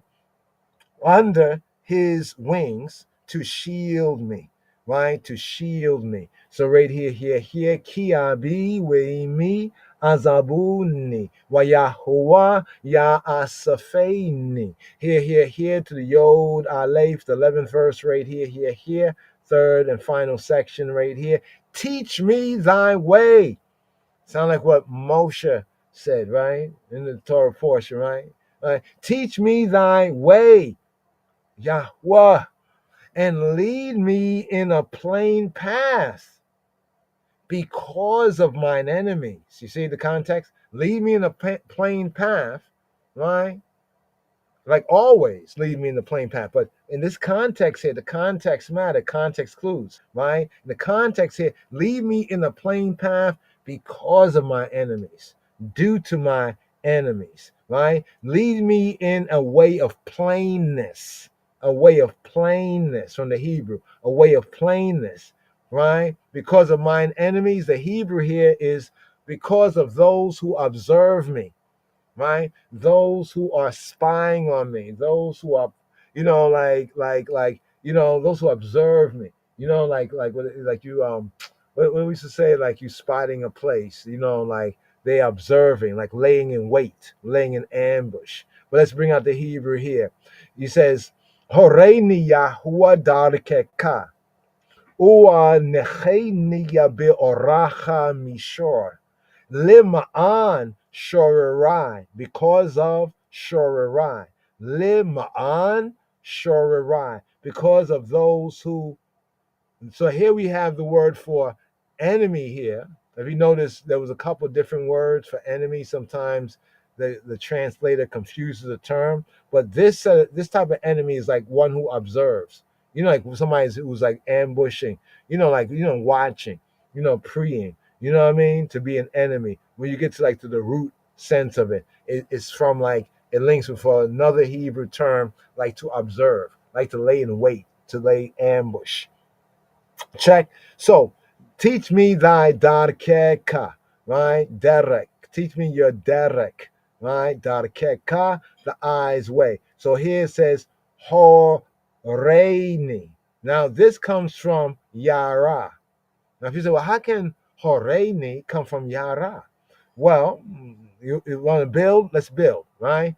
When we build, right, you have to go through the build, right? The build. Like in the build, Horeini, right? Horeini has a sense of the direct to teach, right? Hore ani, teach me. Horeini, right? In the plain sense of the word, it means to throw, to shoot, to cast, right? Yara, right? To throw, to shoot, to cast, right? To throw, to shoot, to aim.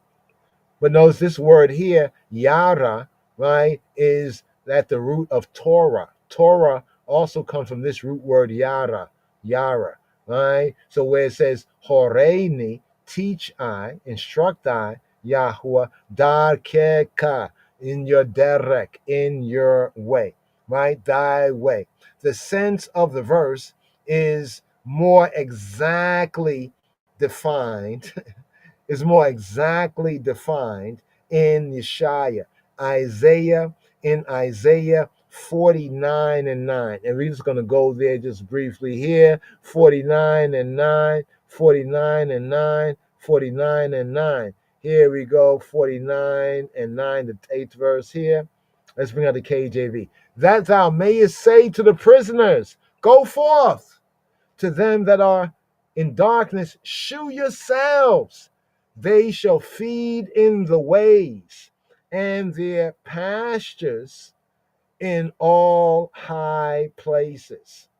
Right? So it says right here, let's see if we got the right verse right here, 49 and 9. Right? Yeah, because the other one was 49 and 15.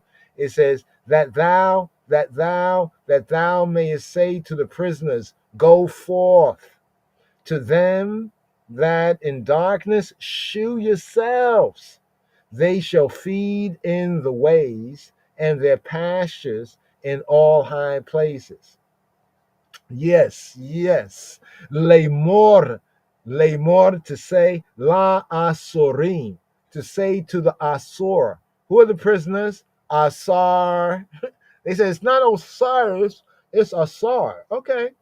Whatever. Asar means to bind, right? Like to imprison.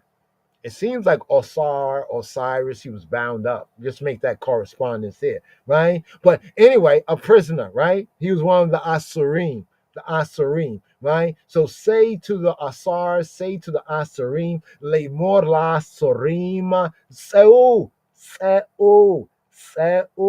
come out, go out, Exodus, Yetziat, Seu, exit, right? La Asher, right? Bachoshek, and for those in the choshek, for those in the what? The choshek, those in darkness, ignorance, obscurity. Right? La'asher ba'choshek higil, higalu ala derakim, yeru Ubikola Shefayim Mara Itam.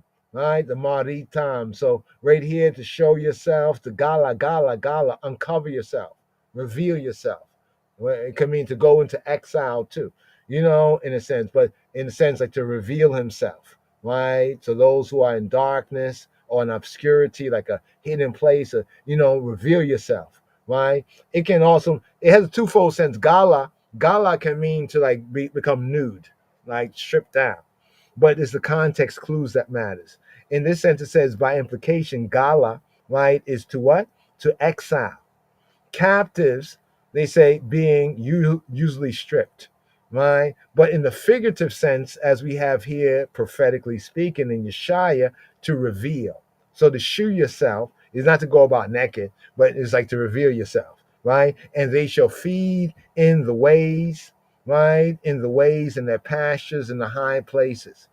What it says in the covenant, to ride upon the high places, the seed of Jacob, to ride upon the high places, right, of the earth, right? Be that as it may, right, made as it be, right here. Which verse are we still in this verse? Okay, the Yod, we're at the Yod Aleph, Horeini Yahweh Darkeka, Ua Necheni, and Nachami, lead me, guide me, Ua Necheni, Necheani, Be'orach, right? So we have Be'orach, right? We have the Orach is like a path, a way. So we have the derek for way, and then we have like a trodden road, path, a caravan, like another word for way, but this is better translated as path. So here it says right here, it says U and necheni, and guide me, U necheni be'oracha mishor, and guide me in the paths that are level, the level paths, mishor, level place, uprightness, right? But level up. This is from level plane. This is from Yashar. Yashar upright, right? We say like an upright path, level up, like level up the paths for Io Yahweh. Or necheniya be'oracha mishor. Lima'an, because of, for the reason of, shorai, for the reason of those that observe I. You know what I mean? The enemies that like lay in ambush. Here to the Yod Bait, right? The 12th verse right here. Deliver me not over to the will of mine enemies. For false witnesses are risen up against I, and such as breathe out, see keyword, breathe out cruelty. Those who breathe out cruelty, right? Ala titanenia bin nefeshas arai. Kia kamuabi ideya shekar. We feach Hamas. We feach Hamas, and they yapach, they breathe out Hamas. They breathe out Hamas, right? Who's Hamas? So many people want to support Hamas. They want to support violence. They want to support cruelty, injustice. They want to support, right, unjust gain. Wow. What perilous time. We really are living in perilous time. But here it says, deliver me not over to the will. You check that right there? The will. The word for will of the enemy, guess what the word is? Nefesh, the soul. Don't psych me out, y'all. Don't let me get psyched out. Don't leave me over to the will. See, the will here, as you study, we study, put in the work to study. Sometimes, the language. So just study. Study. Oh, I guess you want to be English forever. Anyway, deliver me not over to the will, right? The will here is nefesh. Nefesh is soul, right? Nefesh is psyche, is soul, right? Like we say today, we say like psychological. People have psychological issues. Well, when the scripture talk about nefesh, it's speaking about it in the same relation. But here it's brought out in translation as deliver me not over to the will of mine enemies, right? But from the Hebrew sense, ala tita Allah titaneni, Allah titaneni, don't give me, my bin nefesh, into the will, sarai. Now the sarai were mentioned earlier, the sarai, the adversary, and the adversities, right? Don't deliver, the word delivers from natan. Natan means to give, right? So in the verse here in the Hebrew says al, like al. You know, some trying to say that God's name is Al, but Al means not. It means don't. What the hell? Right? Oh, they don't know Hebrew. Okay. They're pumping the fake. Right? Allah titanani. Right? Do not give ani. Don't give me bin nefesh. Don't give me into the soul. Right? Check it out. Check it out. Right? The soul of my adversary. See, a lot of people are over in the soul of their adversary. They always wonder about, well, how are the enemies going to feel? I don't want to upset my enemies. What? A word for real? Right? Well, you've been delivered over to the soul of your adversaries. But here it says, don't give me over to the soul, to the psyche, right? To the psyche of mine adversaries. Why? For false witnesses are risen up against me, and such as breathe out Hamas, such as breathe out violence. I said Hamas. I didn't say humus. I didn't say humus. I said Hamas. Ala titaneni bin nefeshas arai. Why? Ki kamu. They kum. They rise up. Kia kamu. They rise up. Be here is against me. Do we have it down here so we can show you? Here's the B. Here's the B. B, right? The preposition in, on. Like imagine bi, in, on, and ani. So you take bi, ani, contracted in ancient biblical Hebrew, these two words become B. Bi, ani, against me, right? B. So we have right here, it says Kia Kamu, they rise up, B, right? They rise up against me. Who are they? They are the Ede, the Ed. You know, here in the Torah reading and feeding, the congregation is called the Edah and the Edat, right? Why is the congregation called the Ed? Because it's a witness, right? The ark was first called the Aron HaEdut, right? The ark of the testimony. So the congregation, the witnesses, right? So the Ede is the witnesses of, right? So this word here, Ede Hamas, right, is the Ede. No. These are the Ede Sheker, right? These are the witnesses of lies. These are the witnesses of deception, right? Like the false witnesses, right? The witnesses of fraud, right? The lying witnesses, the witnesses of untruth, the witnesses of sham, right? The sham, right? So it says, Kia kamu bi, for they rise up against me, a day sheker, the witnesses of, right, lies, falsehood, untruth. We feyach, right? Yafeyach. You see the word yafeyach? Wow, this is good that they brought it out, the full spelling here. Yafeyach. You see, Yafeyach, Yafeyach, Yafeyach, right? It means a breathing out, like exhaling. You know, the exhaling, like, exhale. We have the inhale and the Yafeyach, the breathing out. It's like a sense of puffing.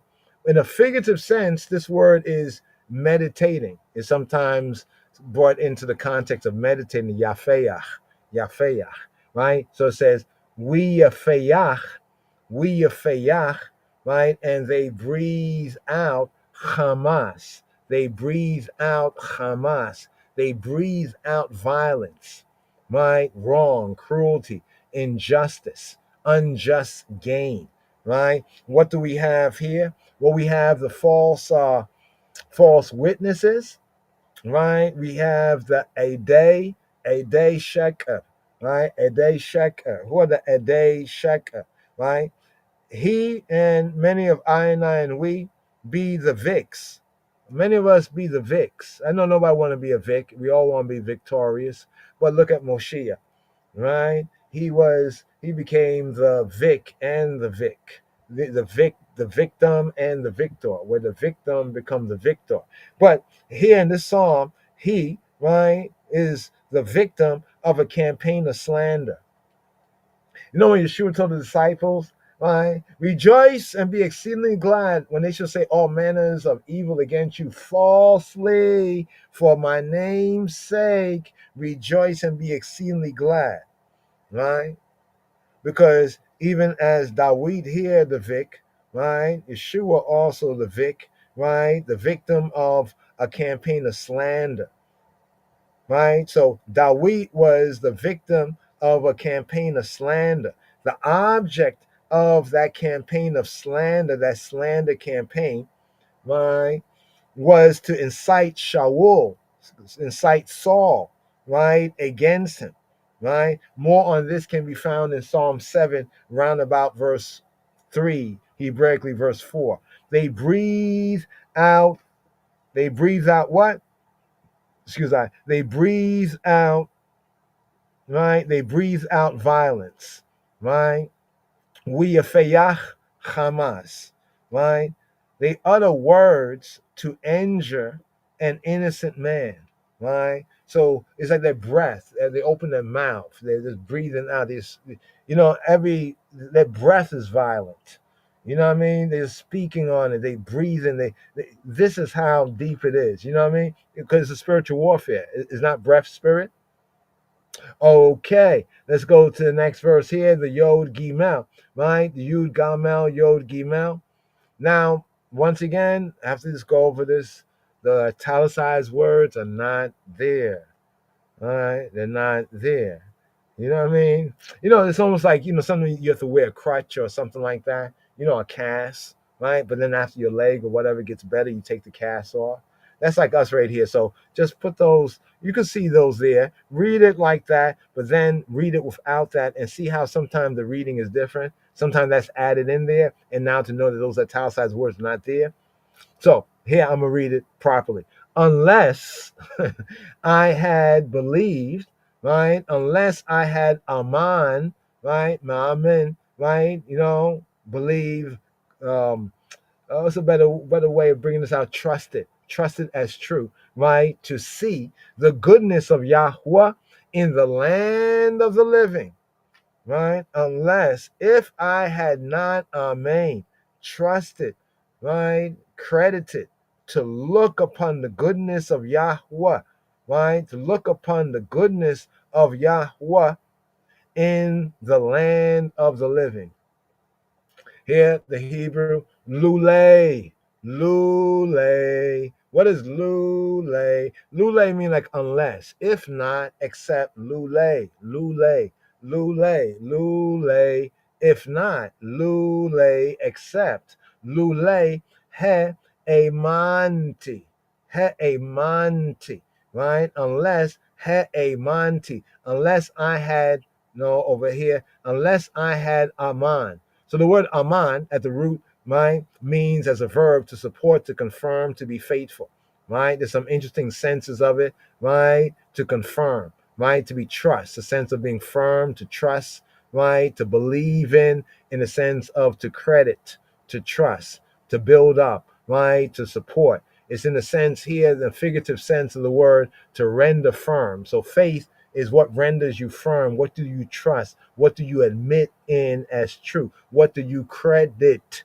right? Not what you know, but what you credit to be true, right? Based on what you know, right? Luleya he manti, he emanti, I amaning, I admitting, right? I having faith. He manti, lule he manti le rota betov Yahweh be'eretza chayim, right? It says, unless he amanti, unless I had already, amen, admitted as true, lirot, to see, to see, lirot, to see, bitob, right? Slicha, bitub. Okay, let me break down the difference. Tob means good.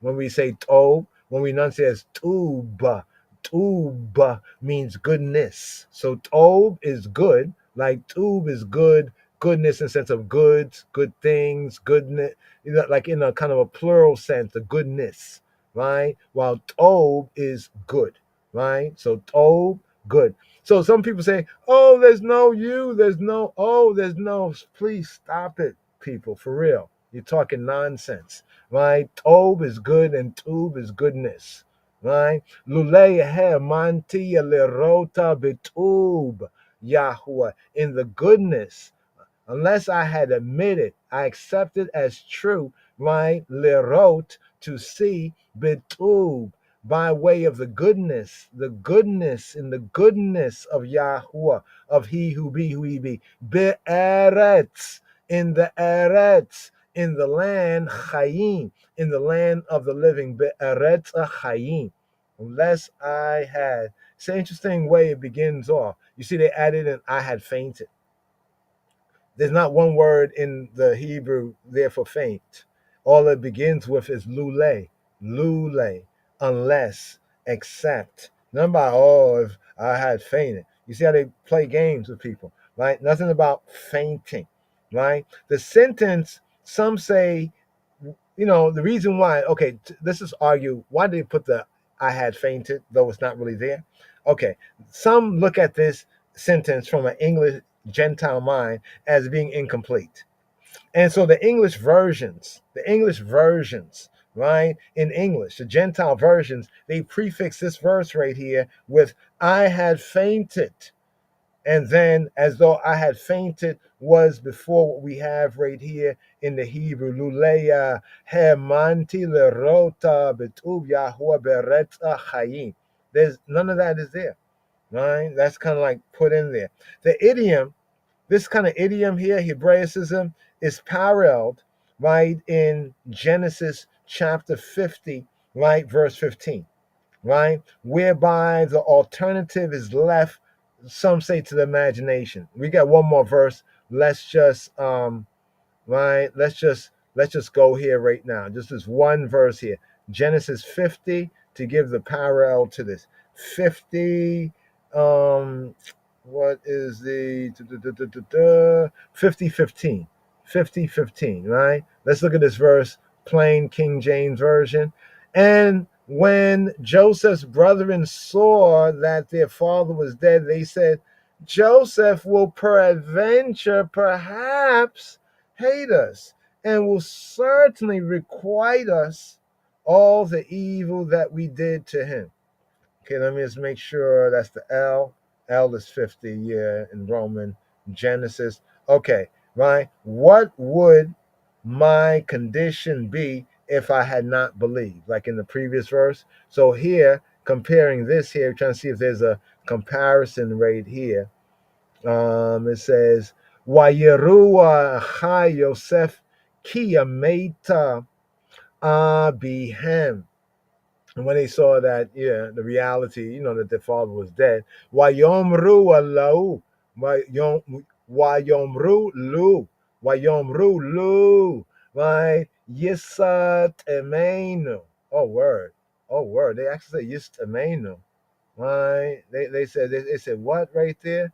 It said Yist Amenu, right? Not the Lu. So the Lule as Lule.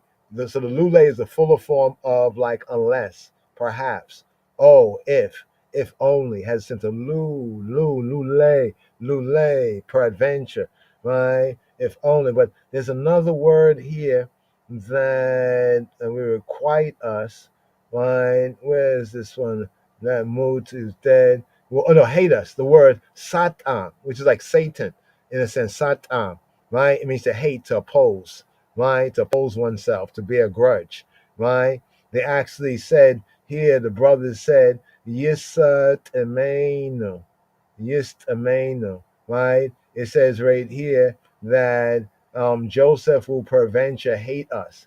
They're saying that he will be like a Satan to us. Now that the father is dead, he's going to oppose us, right? They say, Lu, perhaps, maybe it might be, Yisat Amenu Yosef with Hasheba Yashiba Lanu. He's going to return to us like what we did to him at the call Hara'ah, for all the Ra'ah, all the evil, the hurt, Asher Gamalnu, right? Oto, that we had paid him, that we how we treated him. Gamalnu, like how we treated Oto, how we treated him. So I think the main point about this one right here was to the word here, the lu. Let me see if I can bring up lu. Lu is this word right here. Lu, right? If only that. It's like you get it in the Hebrew, but I guess in English, you might have to do what they did over here and add, I had fainted. So the sense of this verse here would be what the spirit of it is, what would my condition be if I had not Aman? Right? He Aman. He Aman, He Aman, He Amanti. Right? If I had not Aman. If I had not stood firm, trusted, was certain, the sense of believe, right? Was certain, credited, stood firm, trusted the truth, right? And built up my credit in he who be. If I didn't credit, right? If I didn't credit to see the goodness of Yahuwah in the land of the living, right? Like what would it have been? It doesn't say I had fainted. It didn't say that anything about fainting, but they put in that sense there to bring out the kind of spirit of it, like what would my condition be if I had not admitted the truth and admitted the as true. Lule hermanti lerot bitu Yahuwah be'eretz chayim, right? The land of the living, right? So to look upon, to experience, like to see, right? Re'eh, lerot, re'eh, to see, to have a vision, to see, right? The sense of to see in this sense is like to experience in the Eretz Chaim. This world, right? Speaking about this world, like this life, as opposed to Sheol. So the Hebrew also had that idea of like the underworld, the Sheol. Even Yeshua reflects on that and speaks to that. Lazarus and the rich man who wore purple, they end up in Sheol. So here's a contrast: the land of the living here, right, versus Sheol, right? You could say like the land of the dead ones, those who pass from life, right? That contrast. We have that in Psalm 52, round about verse 6, Hebraically verse 7, and Psalm 116, round about the 8th, 9th verse Hebraically. Right here to the fullness verse, the Yod Dalet. Here to Selah, wait on Yahweh, be of good courage, and he shall strengthen thine heart, thy mind. Wait, I say, on Yahweh. Here it says, Kaweh Ya'ila Yahweh Chazak, we Ya'ametz Libeka, we Kaweh Ya'ila Yahweh. So modern Hebrew, some might say Kaveh, Kaveh, Kaveh, Kaveh El Adonai, Kaweh El Yahweh, Kaweh, Kaweh, Kaweh. So Kaweh, Kawa, some modern Hebrew say Kava, ancient pointing Kawa, Kawa, Kaweh, Koiche, right? To wait. The sense of wait here is like to expect. You see, in the sense of to wait, but to look eagerly for.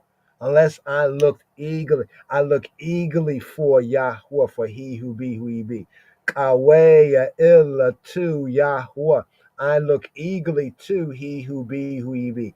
Kaweh illa Yahweh, right? Kaweh, right? To wait, but more in the sense of looking eagerly, expecting.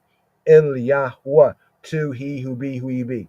Then the advice to us is Chazak, Chazak, Chazak, where our mates, Chazaka ve'ametz, Chazaka where our mate, where Yametz, Chazaka where Yametz, ve'yametz, Chazak. Here we have Chazak, right? To be strong, Chazak, right? Where and right? Ya'ametz, and he will strengthen Ya'ametz, Libeka, and he will he will make strong, make alert. The sense of this word here is being on alert. You see what it says? Be alert, physically alert, physically on foot. Mentally alert is to be encouraged, right? Encourage, right? It's interesting here. It says if we Kaweh, Kaweh el Yahweh. This is like a command, Kaweh, like look eagerly to he who be who he be. Kaweh el Yahweh, Kaweh el Yahweh. Look eagerly to he who be who he be. Chazak, be strong. Where Yah mate alibeka, and he will strengthen, make alert, right? Encourage your mind.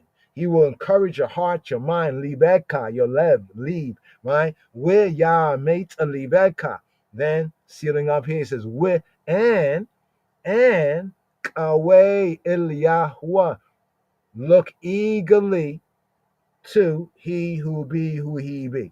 So not like wait, like sit back, I'm waiting for Yah to come. No, look eagerly to him, right? Look eagerly to his way, right? So the sense of wait on the Lord really is Kaweh el Yahweh. It's not on the Lord, but it's to he who be who he be. Kaweh el Yahweh, Kaweh el Yahweh. Look eagerly to.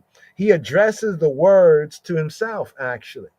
You could address this to someone else, but the context of the psalm seems to bring out the spirit of this, that he's addressing the words to himself. Kaweh el Yahweh. Chazak, Wiyamet Alibeka, Wik away el Yahweh, awake away el Yahweh. Look eagerly to he who be who he be. He must be patient and not despair because the divine Yahweh's Yeshua and Yeshuot, salvation and victories, right, seems to tarry, right? It says the be strong chazak, right, and the amat, just to the chazak and the amat, where it says be strong, where it says here the KJV says be of good courage, and he shall strengthen your heart. But actually, if you go elsewhere in the scripture, for example, when you go to Deuteronomy 31:7, that is the one of the final instructions that Moshe gives to the Israelites, and particularly to Yehoshua, to Joshua, right? In Deuteronomy 31:7, like Chazaka, Amat, Chazaka, Amet, right? Like to be strong, and Amet, like to be of alert, like good courage, courageous, right? But there's a little difference here in this line right here, Joshua 1:6. You find Joshua 1:6, be strong and of good courage. Deuteronomy 31:7. Also in Psalm 31, round about verse 24, Hebraically verse 25. But there's a little difference here. Although Moshe said, be strong and of good courage, and he used these two words right here, he used the chazak to strengthen, and then he used the word amat, chazak, chazak, right? To be strong and to be courageous. But notice how this verse reads here. It says, wait or expect, kaweh el Yahweh, expect to he who be who he be, right? Then it says, chazak, be strong, right? Actually, the chazak is strong, but they flip it around right here. Then it goes over here, and he shall strengthen, or he shall make alert, make courageous, right? Why? What it says right here? It says, "With Yah amate libeka," and he will strengthen your heart. He will strengthen your mind, right? So to Moses saying to Joshua, be strong and of a good courage. Here he's saying in these words, addressing to himself, right? Wait upon he, expect, right? Look for, right? Expect upon he who be who he be. Chazak, be strong, right? And he is going to encourage your mind, your heart. And then he seals up at the end where he says, "Wait on the Lord." Wait, I say, on the Lord." Right? Wait. Hold on for a moment. Wait. What's going on here? Hold on for a moment. What is going on here? Look at this right here. Look at the KJV. The I say, there's no I say there. There's no like. Let's see. Let me go over this again. Sometimes they add these things in there sometimes. But anyway, away Eliyahu, wait on the Lord. Expect to he who he be chazak, be strong, right? Where Yah mates libeka, and he will encourage, strengthen like your heart, your mind, where and away and expect, look eagerly, Eliyahu, to he who be. There's no and I say that's a nice little poetry there. But anyway, Chabarim Talmudim, here. Just going through like the full right here. This psalm right here. Yahweh Ori, my light, right? Yishai, my salvation, right? Shema Yahweh Oli Ekra. Right, Choneni, Wa'aneni. We won't let it happen. Hashem Mori ve'yishi mimira. Hashem ma'od chayai mimira. Shema Hashem koli ekara bechoneni v'aneni. Shema Hashem koli ekara bechoneni v'aneni.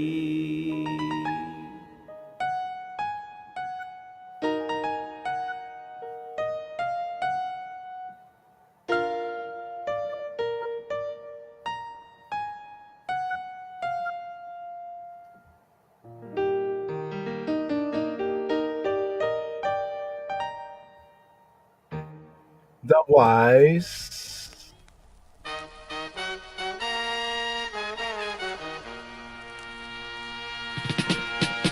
The Lord is my life and my salvation. Whom shall I be afraid of?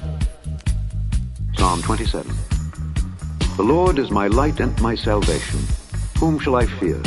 The Lord is the strength of my life. Of whom shall I be afraid? When the wicked, even mine enemies and my foes, came upon me to eat up my flesh, they stumbled and fell. Though an host should encamp against me, my heart shall not fear. Though war should rise against me, in this will I be confident. One thing have I desired of the Lord, that will I seek after, that I may dwell in the house of the Lord all the days of my life, to behold the beauty of the Lord, and to inquire in his temple. For in the time of trouble he shall hide me in his pavilion. In the secret of his tabernacle shall he hide me. He shall set me up upon a rock. And now shall mine head be lifted up above mine enemies round about me. Therefore will I offer in his tabernacle sacrifices of joy. I will sing, yea, I will sing praises unto the Lord. Hear, O Lord, when I cry with my voice. Have mercy also upon me, and answer me. When thou saidst, seek ye my face, my heart said unto thee, thy face, Lord, will I seek. Hide not thy face far from me. Put not thy servant away in anger. Thou hast been my help. Leave me not, neither forsake me, O God of my salvation. When my father and my mother forsake me, then the Lord will take me up. Teach me thy way, O Lord, and lead me in a plain path because of mine enemies. Deliver me not over unto the will of mine enemies. For false witnesses are risen up against me, and such as breathe out cruelty. I had fainted unless I had believed to see the goodness of the Lord in the land of the living. Wait on the Lord. Be of good courage, and he shall strengthen thine heart. Wait, I say, on the Lord.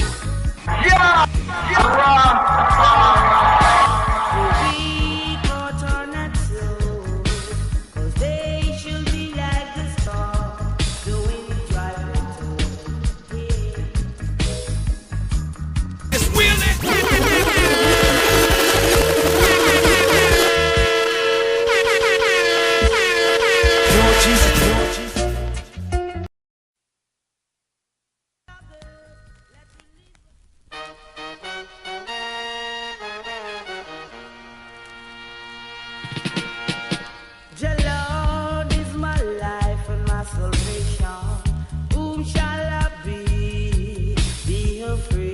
Lion of Judah. מזמור כ"ז לדוד. אדוני אורי וישעי ממי אירא, אדוני מעוז חיי ממי אפחד. יקרוב עלי מרעים לאכול את בשרי, צרי ואויבי לי המה חשלו ונפלו. אם תחנה עלי מחנה לא יירא ליבי, אם תקום עלי מלחמה בזאת אני בוטח. אחת שאלתי מאת אדוני אותה אבקש, שבתי בבית אדוני כל ימי חיי, לחזות בנועם אדוני ולבקר בהיכלו. כי יצפנני בסוכו, ביום רעה יסתירני בסתר אהלו. בצור ירוממני, ועתה ירום ראשי על אויבי סביבותי, ואזבחה באהלו זבחי תרועה, אשירה ואזמרה לאדוני. שמע אדוני קולי אקרא, וחונני וענני. לך אמר ליבי בקשו פני, את פניך אדוני אבקש.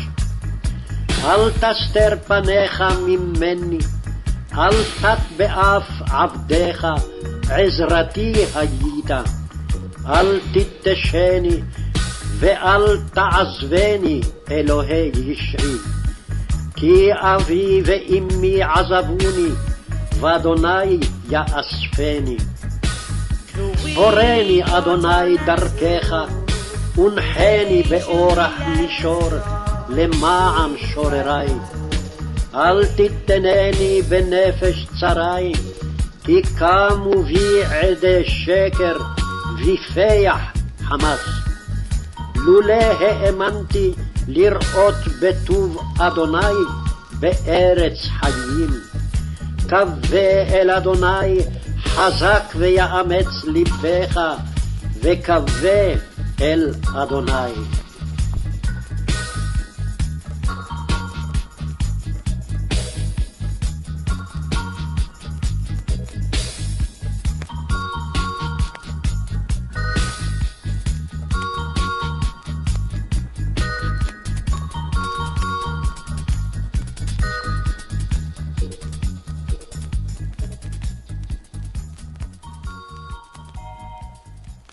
Lion of Judah Society.